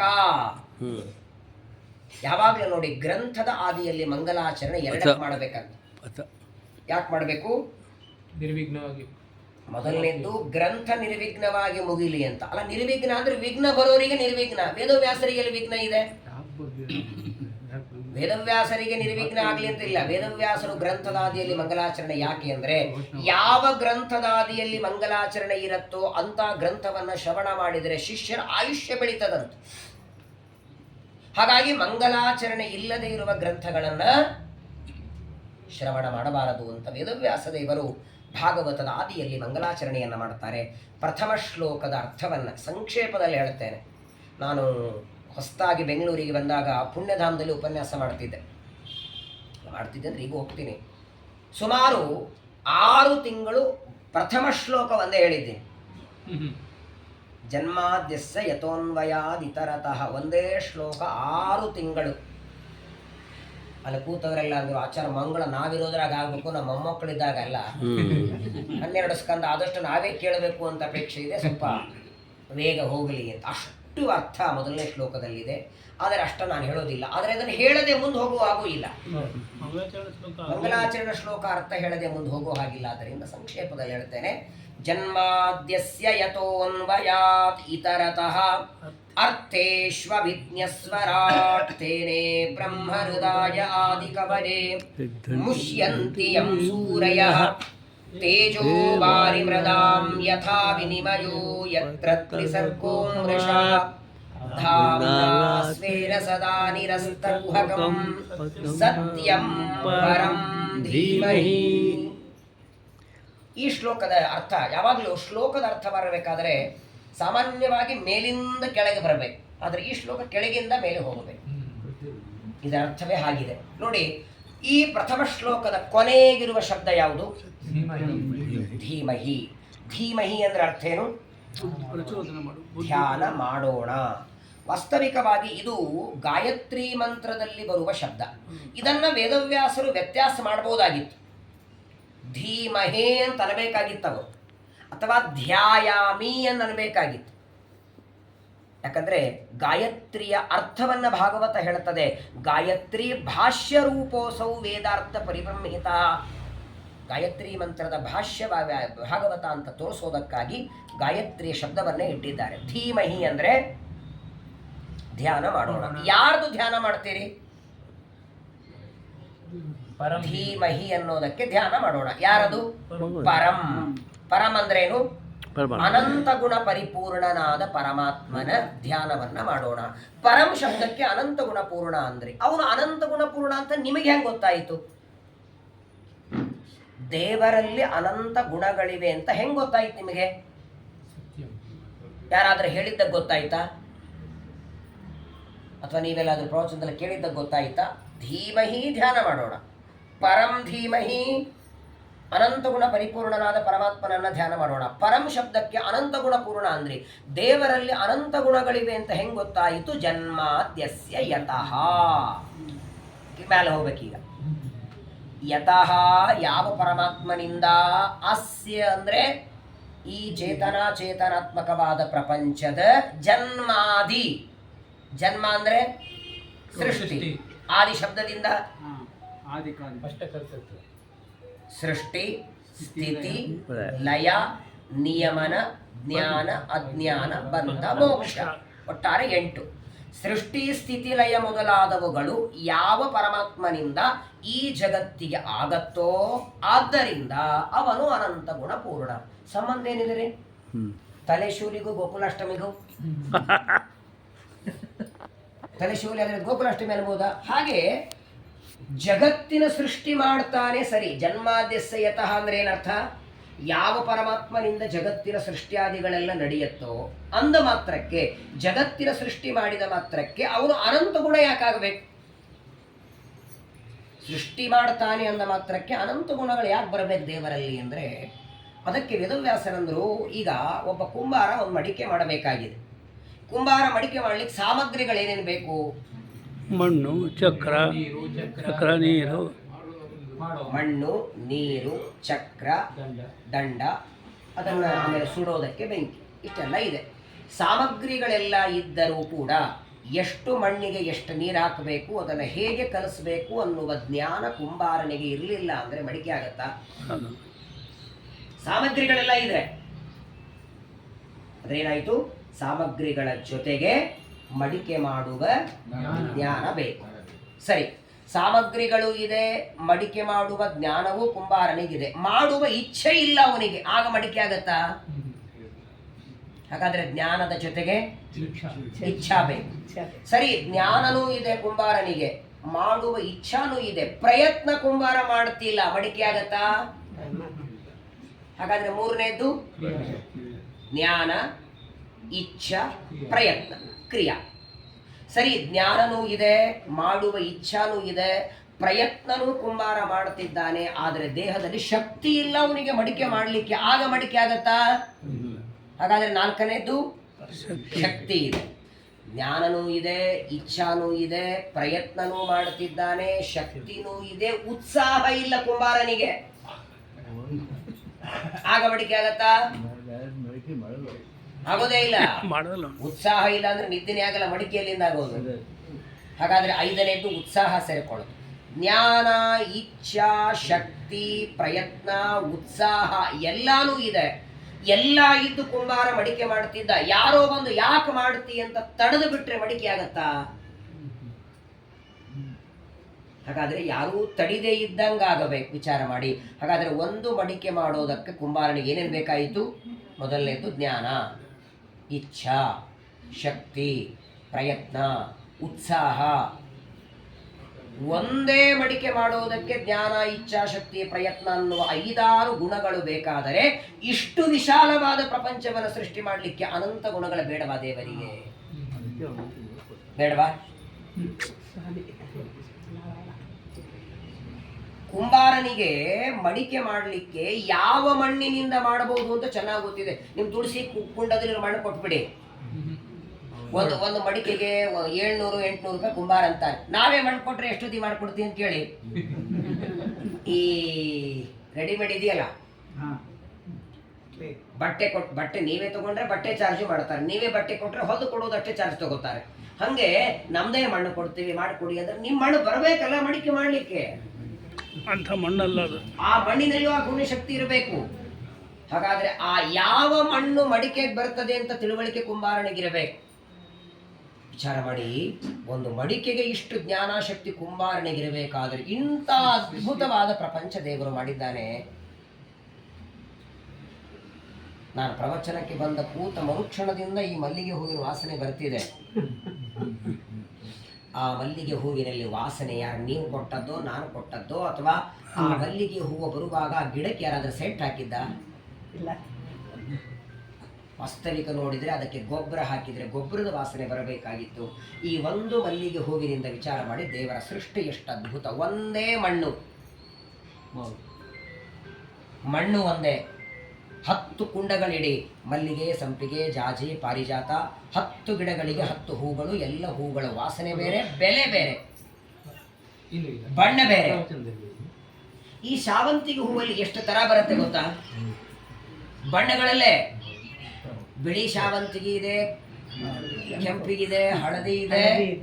ಹಳದಿನೇ ಜಾಸ್ತಿ. ಅದೇನ ಹಳದಿನ ಗೋಲ್ಡನ್. ಏನು ಅದ್ಭುತ ರೀ! ಹೂವಿನ ಮಾರ್ಕೆಟಿಗೆ ಎದಕ್ಕೆ ಹೋಗ್ಬೇಕು ಅಂದ್ರೆ ಆ ಹೂಗಳನ್ನೆಲ್ಲ ನೋಡಿ ಅದನ್ನ ಮಾಡಿದ ಜಗತ್ತಿನ ಸೃಷ್ಟಿಕರ್ತ ದೇವರ ನೆನಪಾಗ್ಲಿಕ್ಕೆ ಹೋಗ್ಬೇಕಂತ. ಜನ್ಮಾದ್ಯಸ್ಯ ಯತಃ, ದೇವರಲ್ಲಿ ಅನಂತ ಗುಣಗಳಿವೆ ಅಂತ ನಿನಗೆ ಗೊತ್ತಾಗಬೇಕಲ್ಲ. ಒಂದು ಬಾರಿ ಪ್ರಪಂಚ ನೋಡಯ್ಯ, ಗೊತ್ತಾಗತ್ತೆ. ಈ ಬಾಳೆಹಣ್ಣುಗಳಲ್ಲಿ 2 ತರ ಬರ್ತಾವ ನೋಡಿ. ಪಚ್ಚ ಬಾಳೆಹಣ್ಣು ತಿಂದ್ರೆ ಶುಗರಕ್ಕೆ ಹಾನಿ. ಯಾಲಕ್ಕಿ ಬಾಳೆಹಣ್ಣು 2 ತಿಂದ್ರು ಪರವಾಗಿಲ್ಲ. ಹಾಗಾದ್ರೆ 2 ಬಾಳೆಹಣ್ಣು ಒಂದು ಮಣ್ಣಿನಿಂದಲೇ ಬಂದದ್ದು. ಒಂದು ರೋಗಕ್ಕೆ ಹಾನಿಕರ, ಇನ್ನೊಂದು ರೋಗಕ್ಕೆ ಹಾನಿ ಇಲ್ಲ. ಏನು ಅದ್ಭುತ ಸೃಷ್ಟಿ ದೇವರದು. ಈ ಮಾವಿನ ಹಣ್ಣು ಇಷ್ಟು ವಿಚಿತ್ರ ನೋಡಿ. ಮಾವಿನ ಹಣ್ಣು ಹಿಂಡಿ ಸೀಕರಣೆ ಮಾಡ್ತಿರಲ್ಲ, ರಸ, ಅದನ್ನ ದೊನ್ನೆಯೊಳಗೆ ಬಟ್ಲದಲ್ಲಿ ಹಾಕಿ ಕುಡಿದ್ರೆ ಶುಗರಕ್ಕೆ ಎಫೆಕ್ಟ್ ಅಂತೆ. ಅದನ್ನ ಎಲೆಯಲ್ಲಿ ಹಾಕಿ ಸುರಿದ್ರೆ ಶುಗರಕ್ಕಿಲ್ಲ ಅಂತೆ. ಏನೋ ಹೊಸದಪ್ಪ. ಹಣ್ಣೊಂದೇ, ಒಂದೇ ಮಾವಿನ ಹಣ್ಣು. ಹಣ್ಣು ಬೇರೆ ಅಲ್ಲ, ಮಾವಿನ ಹಣ್ಣು ಯಾಪಲ್ ಅಲ್ಲ, ಮಾವಿನ ಹಣ್ಣು ಒಂದೇ ಹಣ್ಣು, ಅದರದೇ ರಸ. ಅದು ದೊನ್ನಿಯಿಂದ ಡೈರೆಕ್ಟ್ ಕುಡಿದ್ರೆ ಶುಗರಕ್ಕೆ ಎಫೆಕ್ಟ್ ಅಂತೆ. ಅದು ದೊನ್ನಿಯಲ್ಲಿ ಹಿಂಗೆ ಹಾಕಿ ಸುರಿದ್ರೆ ಶುಗರ್ ಇಲ್ಲ. ಅಲ್ಲ, ಸೀಕರಣೆ ತಿನ್ಲಿಕ್ಕೆ ಹೇಳ್ತಿಲ್ಲ, ನಾನು ಹೇಳ್ತಾ ಇರೋದು ಮಹಿಮೆ. ಏನ್ ಕಲ್ಲು, ಗಟ್ಟಿ, ಪಕ್ಷಿ, ಪ್ರಾಣಿ. ಒಂದು ಮನೆಗೆ ಒಳಗೆ ಹೊರಗೆ ಎಲ್ಲಾ ಕಡೆಗೆ ಪೇಂಟ್ ಮಾಡ್ಲಿಕ್ಕೆ 1 ವರ್ಷ, 6 ತಿಂಗಳಿರ್ಬೇಕು, 3 ತಿಂಗಳಿರ್ಬೇಕು. ವರ್ಷ ಬೇಕಾದ್ರೆ ಎಲ್ಲ 10 ತಾಸು ಕೊಡ್ತಾರಿಲ್ಲ. ಪ್ರಪಂಚದೊಳಗೆ ಸಾವಿರಾರಲ್ಲ, ಕೋಟಿ ಗಿಡಗಳು, ಒಂದೊಂದು ಗಿಡಕ್ಕೆ 100 ಎಲೆಗಳು, ಒಂದೊಂದು ಎಲೆಗೆ ಹಸಿರು ಬಣ್ಣ ಯಾವಾಗ ಹಚ್ಚಿ ಬಂದ ದೇವರು? ಏನು ಒಂದು ಎಲೆ ನೋಡಿ, ಆ ಎಲೆಯಲ್ಲಿ ಗೆರೆಗಳನ್ನು ನೋಡಿ, ಏನು ಅದ್ಭುತ ಸೃಷ್ಟಿ ಇದೆ ದೇವರದು. ಒಂದು ದಾಳಿಂಬ್ರೆ ಹಣ್ಣು ಬಿಚ್ಚಿ ಅದನ್ನು ಮತ್ತೆ ಮೊದಲ ಕೂಡಿಸ್ಲಿಕ್ಕೆ ಬರತ್ತಾ? ಏನು ದಾಳಿಂಬ್ರೆ ಹಣ್ಣು, ಏನು ಆರೆಂಜ್, ಎಷ್ಟು ಅದ್ಭುತವಾದದ್ದು. ಇದನ್ನು ಹೇಳ್ತಾರೆ ವ್ಯಾಸರು, ಜನ್ಮಾದ್ಯಸ್ಯ ಯತಃ. ಯಾವ ಪರಮಾತ್ಮನಿಂದ ಜಗತ್ತಿನ ಸೃಷ್ಟಿ, ಈ ಪ್ರಪಂಚವನ್ನು ಒಂದು ಬಾರಿ ನೋಡಯ್ಯ, ಆಗ ಇದನ್ನು ಸೃಷ್ಟಿ ಮಾಡಿದ ವ್ಯಕ್ತಿ ಅನಂತ ಗುಣ ಯಾಕೆ ಅಂತ ಗೊತ್ತಾಗತ್ತೆ ನಿನಗೆ. ಇಲ್ಲಿ ಕೂತವರಿಷ್ಟು ಜನ ಇದ್ದೇವೆ, ಎಲ್ಲರಿಗೂ ಕಣ್ಣಿದೆ, ಎಲ್ಲರಿಗೂ ಕಿವಿ ಇದೆ, ಎಲ್ಲರಿಗೂ ಮೂಗಿದೆ, ಎಲ್ಲರಿಗೂ ಮನಸ್ಸಿದೆ. ಮನಸ್ಸು ಎಲ್ಲರಿಗಿದೆ, ಆದರೆ ಮನಸ್ಸಿನಲ್ಲಿ ಬರುವ ವಿಚಾರ ಒಂದೇ ಇದೆಯಾ? ಆಯ್ತಲ್ಲ, ಮುಗಿಸ್ತಾರ, ಬೇಗ ಮನೆಗೆ ಹೋಗೋಣ ಅಂತ ಕೆಲವರಿಗೆ ವಿಚಾರ. ಇವತ್ತೇ 12 ಸ್ಕಂದ ಆಗತ್ತೋ ಹೆಂಗೋ, ಮುಗಿಸ್ತಾರೋ ಇಲ್ಲೋ ಅಂತ ಕೆಲವರಿಗೆ. ಯಾರು ಅನ್ನಲ್ಲ. ಸಂಗೀತ ಜನ ಏನ್ ಮಾಡೋದು, ಇನ್ಮೇಲೆ ಹೋಗಿ ಅಡಿಗೆ ಏನ್ ಮಾಡೋದು ಅಂತ ಕೆಲವರಿಗೆ ವಿಚಾರ. ನೋಡಿ, ವೆಂಕಟ್ರಾವ್ ಮನೆಗೆ ಪ್ರತಿನಿತ್ಯ ಪ್ರವಚನಕ್ಕೆ ಬನ್ನಿ. ಬರ್ರಿ, ಅದಕ್ಕೆ ಯಾಕೆ ಬರಲ್ಲ? ಸುದೈವ ಹೌದಿಲ್ಲ ರೀ. ಅಧಿಕ ಮಾಸದ ಪ್ರವಚನ, ಅಧಿಕ ಮಾಸದ ಫಲಹಾರ ಎರಡೂ ವ್ಯವಸ್ಥೆ ಮಾಡಿದ. ಇದಾದ್ಮೇಲೆ ಫಲಹಾರ ಇದೆ ಅಂತ, ಹಾಗಾಗಿ ಅವಶ್ಯವಾಗಿ ಎಲ್ಲರೂ ಸ್ವೀಕಾರ ಮಾಡಿ ಹೋಗಿ. ಚಿತ್ರ ನೋಡಿ ಅಂತ ನೀವು ಹೊತ್ತು ಮಾಡಿಬಿಡ್ರಿ. ಈಗ ಎಷ್ಟಾಗ್ತಿದೆ ಟೈಮು? ಇಲ್ಲ ಇಂಥವ್ರಿಲ್ಲ, 11:15 ಅಂತ ಇಟ್ಕೊಳ್ಳಿ. ಈ 11:15 ಈ ಟೈಮಲ್ಲಿ, ಇದೇ 11:15ಗೆ ಪ್ರಪಂಚದಲ್ಲಿ ಏಕಕಾಲಕ್ಕೆ ಏನೇನು ಕೆಲಸ ನಡೆದಿದೆ ಹೇಳಿ? ವಿಚಿತ್ರ. ಇಲ್ಲಿ ನಾವು ಕೂತವರಿಗೆ ನಿಮಗೆಲ್ಲ ಪ್ರವಚನಕ್ಕೆ ಕೂಡುವಂತೆ ದೇವರು ಬುದ್ಧಿ ಕೊಟ್ಟ, ನನಗೆ ಹೇಳುವಂತೆ. ಇದೇ 11 ಗಂಟೆಗೆ ಎಷ್ಟೋ ಜನ ಟ್ರೈನಲ್ಲಿದ್ದಾರೆ, ಇದೇ 11 ಗಂಟೆಗೆ ಎಷ್ಟೋ ಜನ ಫ್ಲೈಟಲ್ಲಿದ್ದಾರೆ, ಇದೇ 11 ಗಂಟೆಗೆ ಎಷ್ಟೋ ಜನ ಹೊರದೇಶದಲ್ಲಿ ಮಲಗಿದ್ದಾರೆ, ಯಾರೋ ಊಟ ಮಾಡ್ತಿದ್ದಾರೆ, ಯಾರೋ ಅಡುಗೆ ಮಾಡ್ತಿದ್ದಾರೆ, ಇದೇ 11 ಗಂಟೆಗೇನೆ. ಹಾಗಾದ್ರೆ ಇದೇ ಒಂದೇ 11 ಗಂಟೆಗೆ ಏಕಕಾಲದಲ್ಲಿ ಅನಂತ ಜೀವರಿಗೆ ಅನಂತ ವಿಚಾರಗಳ ಪ್ರಚೋದನೆಯನ್ನ, ಪ್ರೇರಣೆಯನ್ನ ಹೆಂಗ್ ಮಾಡಬೇಕು ದೇವರು ಹೇಳಿ? ಒಂದೇ ಮಾಡಬಲ್ಲಪ್ಪ, ಇವರೆಲ್ಲ ಪ್ರವಚನ ಕೇಳ್ತಿದ್ದಾರೆ, ಇಡೀ ಜಗತ್ತಿನಲ್ಲಿ ಎಲ್ಲರಿಗೂ ಪ್ರವಚನ ಕೇಳುವ ಹಾಗೆ ಮಾಡ್ತೀನಿ, ಅಲ್ಲಿಗೆ ಬರತ್ತಾ? ಟ್ರೈನ್ ನಡೆಸೋನಿಗೆ ನಡೆಸುವಾಗ ಪ್ರಚೋದನೆ, ಪಾಯ್ಲೆಟಿಗೆ ಅದರ ಪ್ರಚೋದನೆ. ಇದೇ 11 ಗಂಟೆಗೆ ಯಾವುದೋ ಮಠದಲ್ಲಿ ಅಡಿಗೆ ಆಗಿರ್ತದೆ, ಇನ್ನು ಯಾವುದೋ ಮಠದಲ್ಲಿ ಅಡಿಗೆ ಮಾಡ್ತಿರ್ತಾರೆ, ಎಲ್ಲೋ ಕಡೆ ನೈವೇದ್ಯ, ಇನ್ನೊಬ್ಬರ ಆಚಾರ ಮಂಗಳಾರತಿ ಮಾಡ್ತಿರ್ತಾರೆ, ಯಾರೋ ಅಭಿಷೇಕ. ಒಟ್ಟಾರೆ ಇದೇ ಒಂದು 11:15ಗೆ ಏಕಕಾಲದಲ್ಲಿ ಅನಂತ ಜೀವರಿಗೆ ಅನಂತ ಕರ್ಮಗಳನ್ನು ಮಾಡೋ ಪ್ರಚೋದನೆ ದೇವರು ಮಾಡ್ತಾನಲ್ಲ, ಅವನ ಆ ಪ್ರಚೋದನೆ ಪ್ರೇರಣೆಯನ್ನ ನೋಡಿ ಶ್ರಮ ಆಗಲೇನ್ರಿ ಅವನಿಗೆ? ಇಲ್ಲ. ಇಷ್ಟು ಜನರಿಗೆ ಫಲಾರ ಕೊಡಬೇಕು, ಏನು ಶ್ರಮ ಇಲ್ಲ. 2-3 ಜನ ಸೇರಿ ಕೊಡ್ತಿರ್ತಾನೆ, ಒಬ್ಬರೇ ತಂದು ಕೊಡೋದ್ರಲ್ಲಿ ಚಿತ್ರ ನೋಡಿ. ಅಲ್ಲಿ ಇರುವೆಗೆ ಸಕ್ಕರೆನೂ ಅವನೇ ಕೊಡಬೇಕು, ನೀರಿನಲ್ಲಿದ್ದ ಮೊಸಳೆ ಮೀನು ತಿಮಿಂಗಿಗಳಿಗೆ ಆಹಾರ ಕೊಡಬೇಕು. ಬರೀ ಕೊಡೋದಲ್ಲ, ಅವರು ತಿಂದ ಆಹಾರ ಜೀರ್ಣ ಆಗಬೇಕು. ಸಕ್ಕರೆಗೆ ತಿಂದ ಆಹಾರ ಜೀರ್ಣ ಆಗಲಿಲ್ಲ ಅಂದರೆ ನಾಳೆ ಬದುಕಲ್ಲ ಅದು. ಆಹಾರ ಕೊಡ್ತಾನೆ, ಜೀರ್ಣ ಮಾಡ್ತಾನೆ. ಇದನ್ನೆಲ್ಲ ಜನ್ಮಾದ್ಯಸ್ಯ ಯತಃ ಒಂದೇ ಮಾತರಲ್ಲಿ ಇಟ್ಬಿಟ್ಟಿದ್ದಾರೆ ವ್ಯಾಸರು. ಇದನ್ನು ಒಂದು ಬಾರಿ ಗಮನಿಸಯ್ಯ. ಜೊತೆಗೆ ದೇವರಲ್ಲಿ ಅನಂತ ಗುಣ ಎನ್ನುವುದು ಇವೆ ಅನ್ನೋದಕ್ಕೆ, ಅವನು ಜಗಜ್ಜನ್ಮಾದಿ ಕಾರಣ ಅನ್ನೋದಕ್ಕೆ ಇದು ಒಂದು ಮಾನವ ಶರೀರ ಸಾಕು. ಬಿಚ್ಚಿ ನೋಡು ಒಳಗೇನಿದೆ. ಈ ಮೆಡಿಕಲ್ ಸ್ಟೂಡೆಂಟ್ಸ್ಗಳಿಗೆಲ್ಲ ಒಳಗಿನ ಪಾರ್ಟ್ಸ್ಗಳೆಲ್ಲ ಗೊತ್ತು ಮಾಡುವಾಗ, ಆಪರೇಷನ್ ಮಾಡುವಾಗ ಡಾಕ್ಟರ್ ತೋರಿಸ್ತಿರ್ತಾರೆ, ಅನಾಟಮಿ ಮಾಡ್ತಾರೆ, ಇಲ್ಲಿ ಆಪರೇಷನ್ ಒಳಗೂ ತೋರಿಸ್ತಾರೆ. ಬೇಕಾದರೆ ನಿಮ್ಗೆ ಯಾರಾದರೂ ಒಬ್ಬರು ದೊಡ್ಡ ಡಾಕ್ಟರ್ ಪರಿಚಯ ಇದ್ದರೆ, ಇವಾಗ ಪ್ರವಚನ ಆದಮೇಲೆ ಮನೆಗೆ ಹೋಗಿ ದೊಡ್ಡ ಡಾಕ್ಟರ್ ಪರಿಚಯ ಇದ್ದರೆ ಅವರಿಗೆ ಫೋನ್ ಮಾಡಿ, ನಮ್ಮ ಶರೀರದಲ್ಲಿರುವ ಆರ್ಗೆನ್ಸ್ ಒಂದೊಂದು ಇವತ್ತು ತೆಗೆದು ಮಾರಿದರೆ ಏನು ಬೆಲೆ ಬರುತ್ತೆ ಅಂತ ಫೋನ್ ಮಾಡಿ ಕೇಳಿ, ಒಂದು ನೋಟ್ಬುಕ್ಕಲ್ಲಿ ಬರ್ಕೊಳ್ಳಿ, ನಾಳೆ ತಂದು ತೋರಿಸಿಲ್ಲ. ನಮ್ಮದು ಮೆದುಳು ಕಿತ್ತಿ ಮಾರಿದರೆ ಇವತ್ತಿನ ರೇಟ್ ಏನಿದೆ, ಕಣ್ಣು ಕಿತ್ತಿ ಮಾರಿದರೆ ಮೂಗು, ಕಿಡ್ನಿ, ಲಿವರು, ಲಂಗ್ಸು, ಹಾರ್ಟು, ಇವತ್ತಿನ ರೇಟ್ ಏನಿದೆ, ಈ ದೇಶದಲ್ಲೇನು ಹೊರ ದೇಶದಲ್ಲೇನು ಎಲ್ಲ ರೇಟ್ ಬರ್ಕೊಂಡು ಕೆಲ ಟೋಟಲ್ ಮಾಡಿ, ಅಷ್ಟು ಬೆಲೆ ಬಾಳುವ ಶರೀರ ಕೊಟ್ಟ ದೇವರಿಗೆ ಏನ್ರಿ ಕೊಟ್ಟದ್ದು ನಾವು? ಇಲ್ಲ. ಯಾವುದರ ಬೆಲೆ ಕಟ್ತೀವಿ ದೇವರ ಮುಂದೆ ಹೇಳಿ? ಅಭಿಷೇಕ ಮಾಡಿ, ಅರ್ಚನೆ ಮಾಡಿ, ಅವನೇ ಕೊಟ್ಟ ಪದಾರ್ಥವನ್ನು ಅವನಿಗೆ ಸಮರ್ಪಣೆ ಸಾಕು ಅಂತ ನಾವು ಅಷ್ಟಕ್ಕೆ ತೃಪ್ತನಾಗ್ತಾನೆ. ಧೀಮಹಿ ಧ್ಯಾನ ಮಾಡೋಣ. ಪರಂ ಅನಂತ ಗುಣಪೂರ್ಣನಾದ ದೇವರನ್ನ ಧ್ಯಾನ ಮಾಡೋಣ. ದೇವರು ಅನಂತ ಗುಣಪೂರ್ಣ ಅನ್ನೋದು ಹೆಂಗೆ ಗೊತ್ತಾಯಿತು? ಜನ್ಮಾದ್ಯಸ್ಯ ಯತಃ. ಅಲ್ಲ, ಜಗತ್ತಿನ ಸೃಷ್ಟಿಯಾದಿಗಳೆಲ್ಲ ಮಾಡಿದ್ದಕ್ಕೆ ದೇವರು ಅನಂತ ಗುಣ ಅಂತೀರಿ. ಜಗತ್ತಿನ ಸೃಷ್ಟಿ ದೇವರು ಯಾಕೆ ಮಾಡಿರಬೇಕು? ಬೇರೆಯವರು ಮಾಡಿರ್ಬೋದಲ್ಲ. ಬ್ರಹ್ಮದೇವರು ಸೃಷ್ಟಿ ಮಾಡ್ತಾರೆ, ರುದ್ರದೇವರು ಲಯ ಮಾಡ್ತಾರೆ, ಬೇರೆ ಬೇರೆ ದೇವತೆಗಳಿರುವಾಗ ಜಗತ್ತಿನ ಸೃಷ್ಟಿ ದೇವರೇ ಯಾಕೆ ಮಾಡಬೇಕು ಅಂದರೆ ಅನ್ವಯಾತ್. ಜನ್ಮಾದ್ಯಸ್ಯ ಯತಃ ಅನ್ವಯಾತ್. ಮುಂದಿನ ಶಬ್ದ ಇಟ್ಟರು ವ್ಯಾಸರು. ಟೆನ್ಷನ್ ಮಾಡ್ಕೋಬೇಡ, ದೇವರೇ ಸೃಷ್ಟಿ ಮಾಡೋದು. ಯಾಕಂದ್ರೆ ಅವನು ಬಿಟ್ಟರೆ ಬೇರೆಯವ್ರಿಗೆ ಗೊತ್ತಿಲ್ಲ ಇದನ್ನ. ಇಲ್ಲ, ಈಗ ನನ್ನ ತಲೆ ಮೇಲೆ ಒಂದು ಕಿರೀಟ್ ಇದೆ ಅಂತ ನಾನು ಅಂತೀನಿ, ಯಾರಾದ್ರೂ ನಂಬ್ತೀರಾ? ನನ್ನ ತಲೆ ಮೇಲೆ ಒಂದು ಬಂಗಾರ ಕಿರೀಟ್ ಇದೆ, ಯಾಕೆ ಅನ್ನಲ್ಲ ಹೇಳಿ? ಇಲ್ಲ, ಕಾಣಿಸ್ತಾ ಇದೆ ಅಲ್ವಾ? ಇಲ್ಲ, ಗೊತ್ತಾಗ್ತದೆ ಕೂಡ. ಇಲ್ಲ ಅಂತಲ್ಲ, ಇಲ್ಲ ಇಲ್ಲ ಅನ್ನೋದು ಯಾಕೆ ಅಂತಿದ್ದೀರಿ? ಕಾಣಿಸ್ತಾ ಇಲ್ಲ ಅಂತ. ಕಾಣಿಸ್ತಾ ಇಲ್ಲ. ನನ್ನ ತಲೆ ಮೇಲೆ ಕಿರೀಟ ನಿಮ್ಮ ಕಣ್ಣಿಗೆ ಕಾಣಿಸ್ತಾ ಇಲ್ಲ, ಅದಕ್ಕೆ ಇಲ್ಲ ಅಂತೀರ. ಹಾಗೆ ದೇವರು ಕಾಣಿಸಿದ್ದ ನಿಮಗೆ? ಇಲ್ಲ, ಮತ್ತೆ ಯಾಕೆ ಅವನು ಇದ್ದಾನೆ ಅಂತೀರ? ಅವನು ಇಲ್ಲ ಅನ್ನಿ. ಕಣ್ಣಿಗೆ ಕಾಣಿಸಿದ್ದು ಮಾತ್ರ ಇದೆ, ಕಣ್ಣಿಗೆ ಕಾಣಿಸಿದ್ದು ಇಲ್ಲ, ಕಾಣಿಸ್ದೇ ಇದ್ದದ್ದಿಲ್ಲ. ಕಣ್ಣಿಗೆ ಕಾಣಿಸ್ದೇ ಇದ್ರು ಇದೆ ಅನ್ನೋದಾದ್ರೆ ನನ್ನ ತಲೆ ಮೇಲೆ ಕಿರೀಟ ಇದೆ ಅನ್ಬೇಕು ನೀವು ಅಂತೀರಾ? ಯಾಕನ್ನಲ್ಲ? ಕಾಣಿಸಿಲ್ಲ. ಹಾಗಾದ್ರೆ ಧರ್ಮ ಅಧರ್ಮ ಕಣ್ಣಿಗೆ ಕಾಣಿಸಿದೆಯಾ? ಪುಣ್ಯ ಪಾಪ ಕಾಣಿಸಿದೆಯಾ? ಸ್ವರ್ಗ ನರಕ ಕಾಣಿಸಿದೆಯಾ? ಅದನ್ನು ನಂಬ್ತಿರೋ ಇಲ್ಲೋ? ಇಂಥದ್ದು ಮಾಡಿದ್ರೆ ಪುಣ್ಯ ಬರ್ತದೆ, ಇಂಥದ್ದು ಮಾಡಿದ್ರೆ ಪಾಪ ಬರ್ತದೆ, ಇದು ಧರ್ಮ ಇದು ಅಧರ್ಮ. ಮತ್ತು ಕಣ್ಣಿಗೆ ಕಾಣಿಸಿದೆ. ಕಣ್ಣಿಗೆ ಕಂಡದ್ದು ಮಾತ್ರ ಇದೆ ಅನ್ನೋದಾದರೆ ಪ್ರಪಂಚದಲ್ಲಿ ಕಾಣದೇ ಇರುವ ವಸ್ತುಗಳು ಇಲ್ಲ ಅನ್ನಬೇಕು ನೀವು.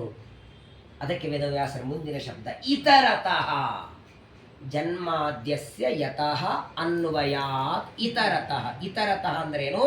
ವೇದವ್ಯಾಸರಂತಾರೆ, ನೋಡು, ಎಲ್ಲ ವಸ್ತುಗಳು ಕಣ್ಣಿಗೆ ಕಾಣಲ್ಲ. ಕಣ್ಣಿಗೆ ಕಾಣೋದನ್ನ ಪ್ರತ್ಯಕ್ಷ ಅಂತೀವಿ ನಾವು. ಕಾಣದೇ ಇದ್ದ ವಸ್ತುವನ್ನ ಇದೆ ಅಂತ ಅನ್ನೋದು ಎದರಿಂದ? ಅಲ್ಲ, ಅನುಭವ ಆಗೋದೇ ಕಣ್ಣಿಗೆ ಕಂಡ ಮೇಲೆ. ಅನುಮಾನೇನ. ಕಣ್ಣಿಗೆ ಕಾಣದೇ ಇದ್ದದ್ದು, ಕಣ್ಣಿಗೆ ಕಾಣೋದು ಪ್ರತ್ಯಕ್ಷ, ಕಾಣದೇ ಇದ್ದದ್ದು ಅನುಮಾನ. ಅನುಮಾನ ಅಂದ್ರೆ ಏನು? ಯಾಕಂದ್ರೆ ಅನುಮಾನ ಶಬ್ದ ನಮ್ಮ ವ್ಯವಹಾರದಲ್ಲಿ ಬೇರೆ ಅರ್ಥ. ಹಾ, ಇಷ್ಟೊತ್ತಾದ್ರೂ ಚೆನ್ನಾಗಿ ಕೂತಿದ್ರೆ ಯಾಕೋ ನಮ್ಗೆ ಅನುಮಾನ ರೀ. ಅನುಮಾನ ಅಂದ್ರೆ ಡೌಟು. ಆದರೆ ಶ್ರೀಮದಾಚಾರ್ಯ ಅಂತಾರೆ ಅನುಮಾನ ಅಂದ್ರೆ ಯಾವುದು ಕಣ್ಣಿಗೆ ಕಾಣಲ್ಲ ಅದು ಇರಬಹುದು ಅಂತ ಊಹೆ. ಪರ್ವತದಲ್ಲಿ ನಿಮಗೆ ಹೊಗೆ ಕಂಡಿದ್ದು ಹೊಗೆ, ಆದ್ರೆ ಹೇಳೋದೇನು? ಅಗ್ನಿ ಇದೆ. ಅಲ್ಲ, ನಿಮ್ಗೆ ಅಗ್ನಿ ಕಣ್ಣಿಗೆ ಕಂಡೇ ಇಲ್ಲ, ಹೊಗೆ ಮಾತ್ರ ಕಂಡಿದೆ ಅಂದ್ರೆ ಅಗ್ನಿ ಹೊಗೆ ಎರಡೂ ಒಂದೇ ಕಡೆಗಿದ್ದದ್ದು ಕಂಡಿದ್ದೇವೆ. ಪ್ರತಿಪದೆ ಅದಕ್ಕೆ ಮುಂದುವರೆಸಿ ನಾನು ಪ್ರತಿಪತ್ ಪಾಠನಾಶಿನಿ. ಹಾಗಾದ್ರೆ ಪರ್ವತದಲ್ಲಿ ಅಗ್ನಿ ಕಂಡಿದೆ, ಹೊಗೆ ಕಂಡಿದೆ, ಅಗ್ನಿ ಕಂಡಿಲ್ಲ, ಆದರೂ ಅಗ್ನಿ ಇದೆ ಅಂತೀವಿ. ಹಾಗಾದರೆ ಯಾವ ವಸ್ತು ಕಣ್ಣಿಗೆ ಕಾಣದಿದ್ರು ಇದೆ. ಈಗ ಎಲ್ಲ ಊಟಕ್ಕೆ ಹೋಗಿರ್ತೀರಿ, ಎಲೆ ಹಾಕಿರ್ತಾರೆ, ಊಟಕ್ಕೆ ಬಡಿಸ್ತಿರ್ತಾರೆ, ಅನ್ನ ಸಾರು ಆಯಿತು, ಮೈಸೂರು ಪಾಕ ಹಾಕ್ತಾರೆ. ಮೈಸೂರು ಪಾಕ ಬಾಯಲ್ಲಿ ಇಟ್ಕೊಳ್ತೀರಿ, ನಿಮ್ಮ ಪಕ್ಕದಲ್ಲಿದ್ದವ್ರಿಗೆ ಹೇಳ್ತೀರಿ, ನೋಡು ಅಡಿಗೆಗೆ ಇವನೇ ಬಂದಿರಬೇಕು ಅಂತ. ನೀವೇ ಅಡಿಗೆ ಮನೆಗೆ ಹೋಗಿಲ್ಲ, ಡೈರೆಕ್ಟ್ ಸಂದೀಪೇ ಬಂದಿರಬೇಕು. ಡೈರೆಕ್ಟ್ ಮನೆಯಿಂದ ಸಂಘಕ್ಕೆ ಬಂದಿರಿ, ಸಂಘದಿಂದ ಡೈರೆಕ್ಟ್ ಕೆಳಗೆ ಅಡಿಗೆ ಮೇಲಿದೆ, ಕೆಳಗೆ ಕೂತಿದ್ದೀರಿ, ಅಡಿಗೆ ಮನೆಗೆ ಹೋಗಿಲ್ಲ, ಅಡಿಗೆಯವರನ್ನು ನೋಡಿಲ್ಲ. ಆದರೂ ಆ ಮೈಸೂರು ಪಾಕ್ ತಿನ್ನುವಾಗ ಸಂದೀಪನೇ ಬಂದಿದ್ದ ಅಡಿಗೆಗೆ ಅಂತ ಹೆಂಗೆ ಹೇಳ್ತೀರಿ? ಅದಕ್ಕೇನಂತೀರಿ? ಇಡೀ ಬೆಂಗಳೂರೊಳಗೆ ಇಷ್ಟು ಚೆನ್ನಾಗಿ ಮೈಸೂರು ಪಾಕ ಬೇರೆಯವ್ರಿಗೆ ಬರಲ್ಲ, ಕಡಲೆ ಹಿಟ್ಟು ಬೇಕಾದಷ್ಟು ತುಪ್ಪ ಎಲ್ಲರಿಗೂ ಕೊಟ್ಟೀವಿ, ಕಡಲೆ ಹಿಟ್ಟು ತುಪ್ಪ ಸಕ್ಕರೆ ಕೊಟ್ಟ ಮಾತ್ರಕ್ಕೆ ಮೈಸೂರು ಪಾಕ ಇಲ್ಲ, ಇದು ಅವನ ಕೈ ಗುಣ. ಹೌದಾ ಇಲ್ಲ? ವ್ಯಕ್ತಿ ಕಣ್ಣಿಗೆ ಕಾಣಿಸ್ತಿದ್ರು ಕೂಡ ವ್ಯಕ್ತಿ ಮಾಡಿದ ಕೆಲಸ ನೋಡಿ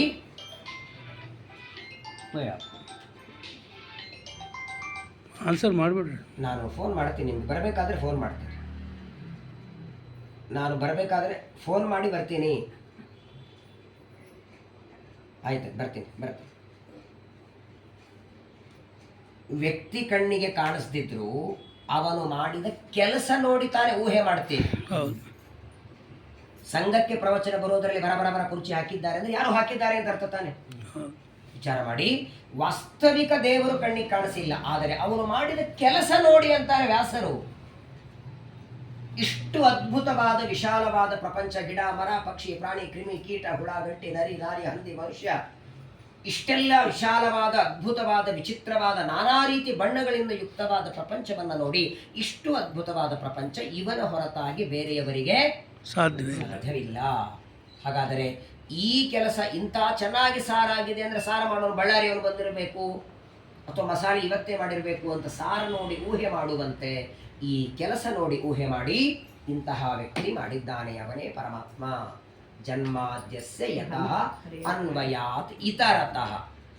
ಇಲ್ಲ, ಈ ಜಗತ್ತಿನ ಸೃಷ್ಟಿ ಮಾಡ್ಲಿಕ್ಕೆ ಅವನಿಗೆ ಜ್ಞಾನವೇ ಇಲ್ಲ. ಕುಂಬಾರನಿಗೆ ಮಡಿಕೆ ಮಾಡಲಿಕ್ಕೆ ಮಣ್ಣಿನ ಜ್ಞಾನ ಬೇಕಲ್ಲ, ಹಂಗ ದೇವರಿಗೆ ಜ್ಞಾನವೇ ಇಲ್ಲ ಅಂದ್ರೆ ಅರ್ಥೇಶು ಅಭಿಜ್ಞ.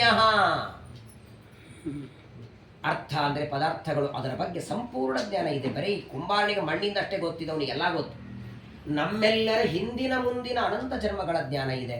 ಇಲ್ಲ, ದೇವರು ಕರ್ಮ ಮಾಡುವಾಗ ಸೃಷ್ಟಿ ಮಾಡುವಾಗ ಯಾರೋ ಒಂದು ಅಡ್ಡಿಗಾರ ಮಾಡಿದ್ರೆ ಇದನ್ನು ತೆಂಗಿನಕಾಯಿ ಅಂತ ದೇವರು ಮಾಡ್ಲಿಕ್ಕೆ ಹೊರಟ, ಇದನ್ನು ಯಾಕೆ ತೆಂಗಿನಕಾಯಿ ಮಾಡ್ತೀವಿ, ಇದನ್ನು ಬಾಳೆಹಣ್ಣು ಮಾಡು ಅಂತ ನೀವ್ಯಾರೋ ಅವನಿಗೆ ಅಡ್ಡು ಮಾಡಿದರೆ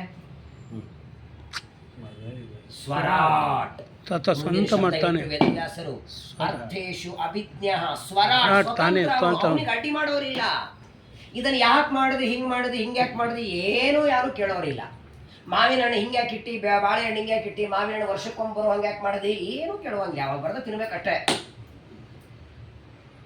ಆ ಹಣ್ಣು ಗಿಡಗಂಟೆಗಳು ಹೇಗಿರಬೇಕು ಹಾಗೆ ಸೃಷ್ಟಿ ಮಾಡುತ್ತಾನೆ. ಅರ್ಥೇಶು ಅಭಿಜ್ಞ ಸ್ವರಾಟೇನೆ ಅಂತ ಪರಮಾತ್ಮ. ಬ್ರಹ್ಮ ಅಂದ್ರೆ ವೇದಗಳನ್ನ ಆದಿಕವಯೇ ಚತುರ್ಮುಖ ಬ್ರಹ್ಮದೇವರಿಗೆ ಮೊಟ್ಟ ಮೊದಲಿಗೆ ಉಪದೇಶ ಮಾಡಿದ. ತೇನೆ ಬ್ರಹ್ಮ ಹೃದಯ ಆದಿಕವಯೇ. ಆ ದೇವರ ಉಪದೇಶ ಯಾಕೆ ಮಾಡಬೇಕು, ಅವನು ಇಲ್ಲದ್ರೆ ನಡೆಯುತ್ತಲ್ಲ ಅಂದ್ರೆ ಮುಷ್ಯಂತಿಯಂ ಸೂರಯ. ಅವನ ಉಪದೇಶ ಇಲ್ಲ, ಅವನ ಅನುಗ್ರಹ ಇಲ್ಲ ಅಂದ್ರೆ ಜ್ಞಾನಿಗಳೇ ಮೋಹ ಹೊಂದುತ್ತಾರಂತೆ. ಅವನ ಕರುಣೆ ಇದ್ದರೆ 2 ಅಕ್ಷರ ಜ್ಞಾನ ಬರುತ್ತದೆ. ಹಾಗಾದರೆ ಜಗತ್ತಿನ ಉದ್ಧಾರಕ್ಕಾಗಿ, ಜಗತ್ತಿನ ಸೃಷ್ಟಿಗಾಗಿ ಕೇವಲ ಜೀವರಾಶಿಗಳ ಸೃಷ್ಟಿ ಮಾಡಿದ್ದಲ್ಲ. ತೇಜೋವಾರಿ ಮೃದಾಂ. ತೇಜ ಅಂದ್ರೆ ಅಗ್ನಿ, ವಾರಿ ಅಂದ್ರೆ ನೀರು, ಮೃತ ಅಂದ್ರೆ ಮಣ್ಣು. ಮಣ್ಣು ನೀರು ಅಗ್ನಿ ಏನಸ್ರೆ 3 ಇದೆಯಾ ಜಗತ್ತೊಳಗೆ? ಮಣ್ಣು ಅಗ್ನಿ ನೀರು 3 ಇದೆಯಾ? ತೇಜೋವಾರಿ ಮೃದಾಂ ಅಂದ್ರೆ 3 ಹೇಳಿದ್ರೆ ತ್ರಿಸರ್ಗ ಸೃಷ್ಟಿ ಅಂತಾರೆ. ತೇಜೋವಾರಿ ಅಂದ್ರೆ ತೇಜ ಅಂದ್ರೆ ಅಗ್ನಿ ಅಲ್ಲ, ದೀಪದಿಂದ ದೀಪ ಹಚ್ಚುವಂತೆ ಪರಮಾತ್ಮನ ರೂಪಗಳ ಸೃಷ್ಟಿ. ಈಗ ನೋಡಿ, ದೇವಕಿಯ ಗರ್ಭದಿಂದ ಕೃಷ್ಣ ಬಂದ ಅಂತೀರಿ, ಎಲ್ಲಿಂದ ಬಂದ? ಡಿಪಾರ್ಚರ್ ಯಾವುದು?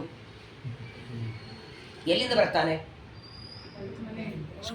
ಪ್ರಾದುರ್ಭವ ಆಗ್ತಾನೆ, ಮನೆಯಿಂದ ಬರ್ತಾನೆ. ಮ್ಯಾನಿಫೆಸ್ಟೇಷನ್, ಪ್ರಾದುರ್ಭವ ಆಗ್ತಾನೆ ಅಷ್ಟೇ. ದೇವಕಿಯ ಗರ್ಭದಿಂದ ಕೃಷ್ಣ ಬಂದ. ಕೌಸಲ್ಯಾದೇವಿ ದೇವಕಿ ಗರ್ಭಕ್ಕೆ ಎಲ್ಲಿಂದ ಬಂದ? ಗರ್ಭದಿಂದ ಭೂಮಿಗೆ ಬಂದ. ಸರಿ, ಗರ್ಭಕ್ಕೆ ಎಲ್ಲಿಂದ ಬಂದ? ಅಲ್ಲ, ಶ್ವೇತದ್ವೀಪದಿಂದ ಬರ್ತಾನೆ, ವೈಕುಂಠದಿಂದ ಅಲ್ಲ.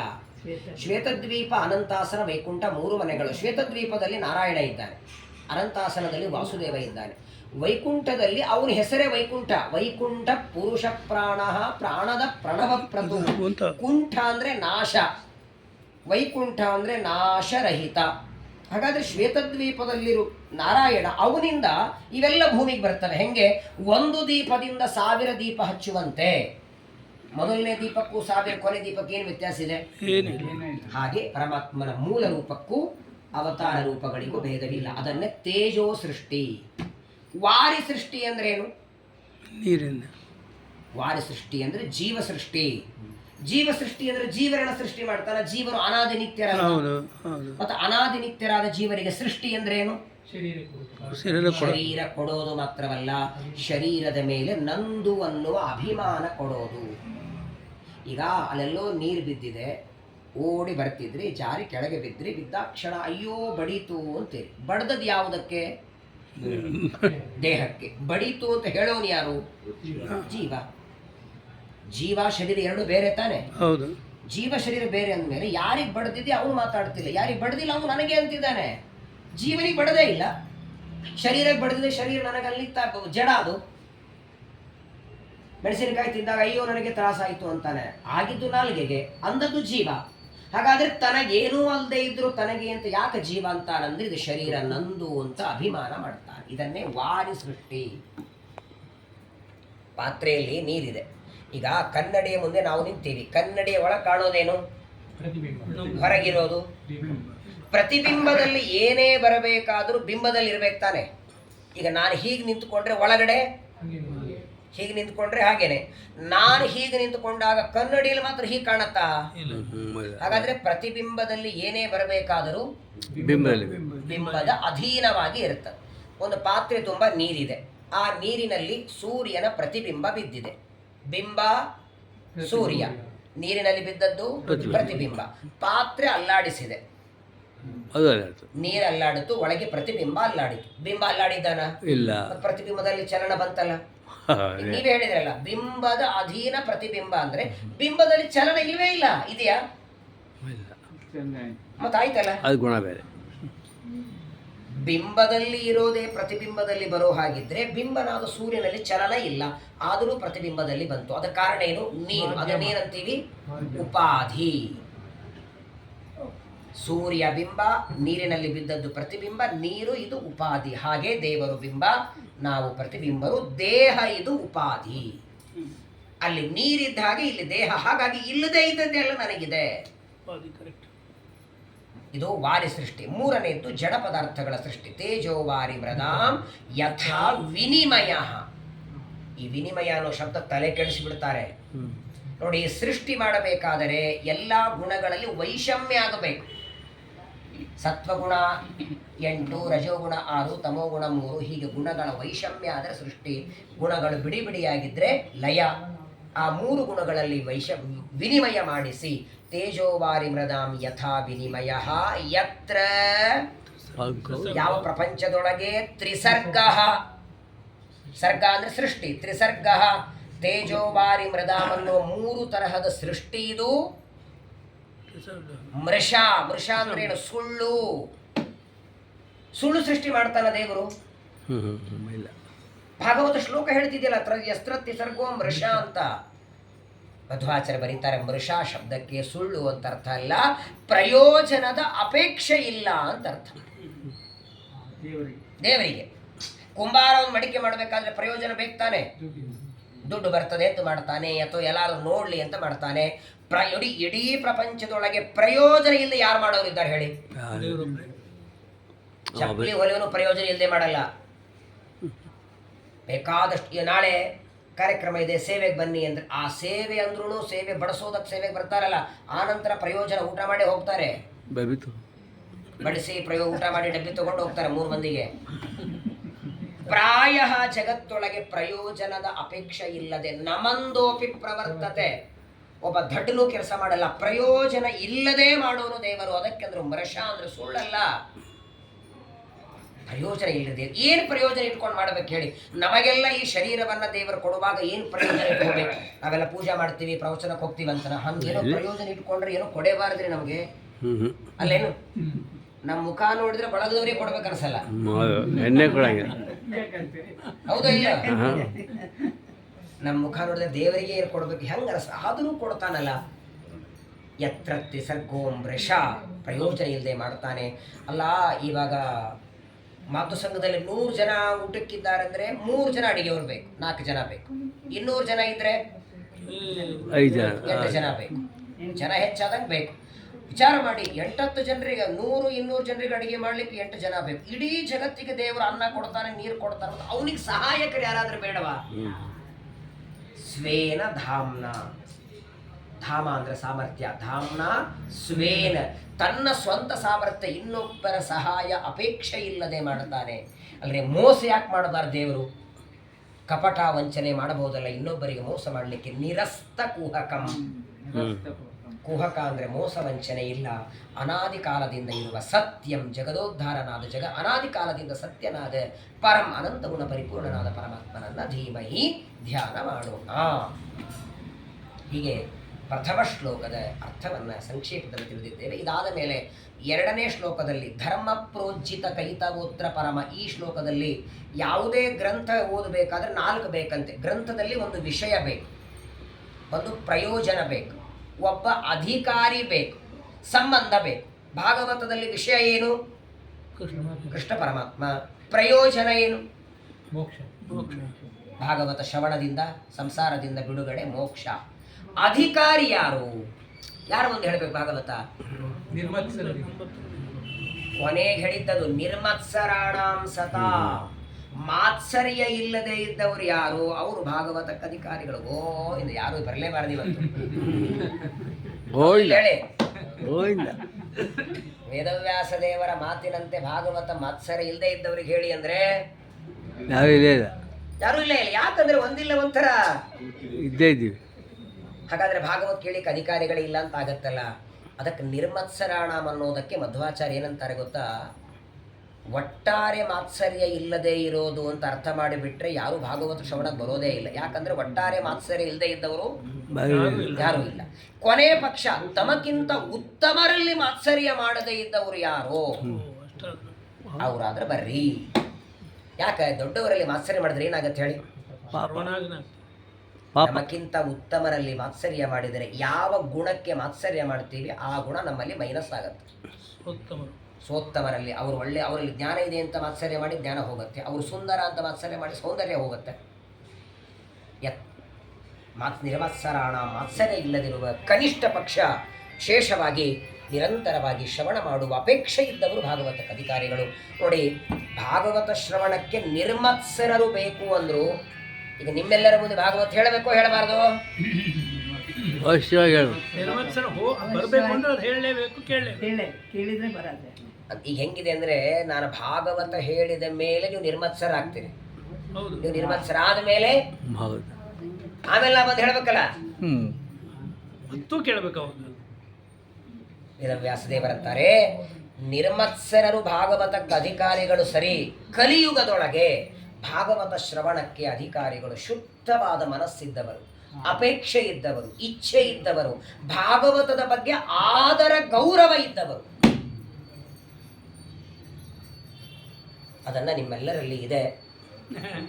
ಯಾಕಂದ್ರೆ ನಾನು 8-9 ಬಂದು 8:30 ಬಂದಿದ್ದೀರಿ ಅಂದ್ರೆ, ಬೇಗ ಬಂದಿದ್ದೀರಿ ಅಂದ್ರೆ ನಿಮ್ಮಲ್ಲಿ ಆದರ ಇದೆ, ಗೌರವ ಇದೆ. ಯಾಕಂದ್ರೆ ಇಲ್ಲಿ ಕೂತವ್ರೇನಿದು ಮೊದಲನೇ ಸಲ ಭಾಗವತ ಕೇಳ್ತಿಲ್ಲ. ಪ್ರಾಯ ನನಗಿಂತ ಚೆನ್ನಾಗಿ ನೀವೇ ಹೇಳ್ತೀರಿ ಕೂಡಿಸಿದ್ರೆ. ಯಾಕಂದ್ರೆ ನಾನು ಒಬ್ಬನು, ನೀವು 10 ಜನ 100 ಜನ ವಿದ್ವಾಂಸರಿಂದ ಕೇಳಿರ್ತೀರಿ. ಆದರೂ ಭಾಗವತ ಪ್ರವಚನ ಅಧಿಕ ಮಾಸ ಶ್ರವಣ ಮಾಡಬೇಕು ಅಂತ ಅತೀ ಆದರದಿಂದ ನೀವು ಬಂದಿದ್ದೀರಿ. ಆದರ ಗೌರವದಿಂದ ಹೇಳಿಸಬೇಕು ಅಂತವರು ಇದ್ದಾರೆ ಅನ್ನೋದಕ್ಕಾಗಿ ಭಾಗವತಕ್ಕೆ ಅಧಿಕಾರಿಗಳು ಅಂತ ಭಾಗವತ ಶ್ರವಣದಿಂದ ಸಂಸಾರದಿಂದ ಬಿಡುಗಡೆ ಮಾಡಿ ಅನಂತ ಕಾಲದವರೆಗೆ ಮೋಕ್ಷವನ್ನು ಕೊಟ್ಟು ತನ್ನ ಜ್ಞಾನವನ್ನು ಕೊಟ್ಟು ದೇವರ ಅನುಗ್ರಹವನ್ನು ಮಾಡಲಿ ಅಂತ ಪ್ರಾರ್ಥನೆಯನ್ನು ಮಾಡ್ತಾ, ನಮ್ಮ ವೆಂಕಟ್ರಾವರ ಅಪೇಕ್ಷೆ ಇದೆ. ಕಳೆದ ಬಾರಿ ಅವರ ಮನೆಯಲ್ಲಿ ಭಾಗವತ ಆದಾಗ ಎಲ್ಲ ಸ್ಕಂದಗಳು ಹೇಳಿದ್ದೆ. ದಶಮ ಸ್ಕಂದವನ್ನು ಅತಿ ಸಂಕ್ಷೇಪದಲ್ಲಿ ಅದನ್ನು ಹೇಳಿ ಮುಗಿಸಿದ್ದೆ. ಅವರಿಗೆ ದಶಮ ಸ್ಕಂದ ವಿಸ್ತಾರ ಕೇಳುವ ಅಪೇಕ್ಷೆ ಇದೆ ಅಂತೆ. ಹಾಗಾಗಿ ಎಲ್ಲ ಸ್ಕಂದಗಳನ್ನು ನಾಳೆಯಿಂದ ಸ್ವಲ್ಪ ಸಂಕ್ಷೇಪದಲ್ಲಿ ಬಿಡುವುದಿಲ್ಲ. ಯಾಕಂದರೆ ಸಪ್ತಾಹದ ಕ್ರಮದಲ್ಲಿ ಎಲ್ಲ ಸ್ಕಂದಗಳು ಹೇಳುತ್ತೇನೆ. ದಶಮ ಸ್ಕಂದದಲ್ಲಿ ಕೃಷ್ಣ ಚರಿತ್ರೆ ಮಾತ್ರ ಒಂದು 2-3 ದಿನಗಳವರೆಗೆ ವಿಶೇಷವಾಗಿ, ಯಾಕಂದರೆ ಪ್ರತ್ಯರ್ಚ ಕೃಷ್ಣ ಚರಿತಂ ಕಲಿಕಲ್ಮ ಶಗ್ನಂ, ಕಲಿಯುಗಕ್ಕೆ ಹತ್ತಿರದ ಅವತಾರ ಅಂದರೆ ಕೃಷ್ಣಾವತಾರ.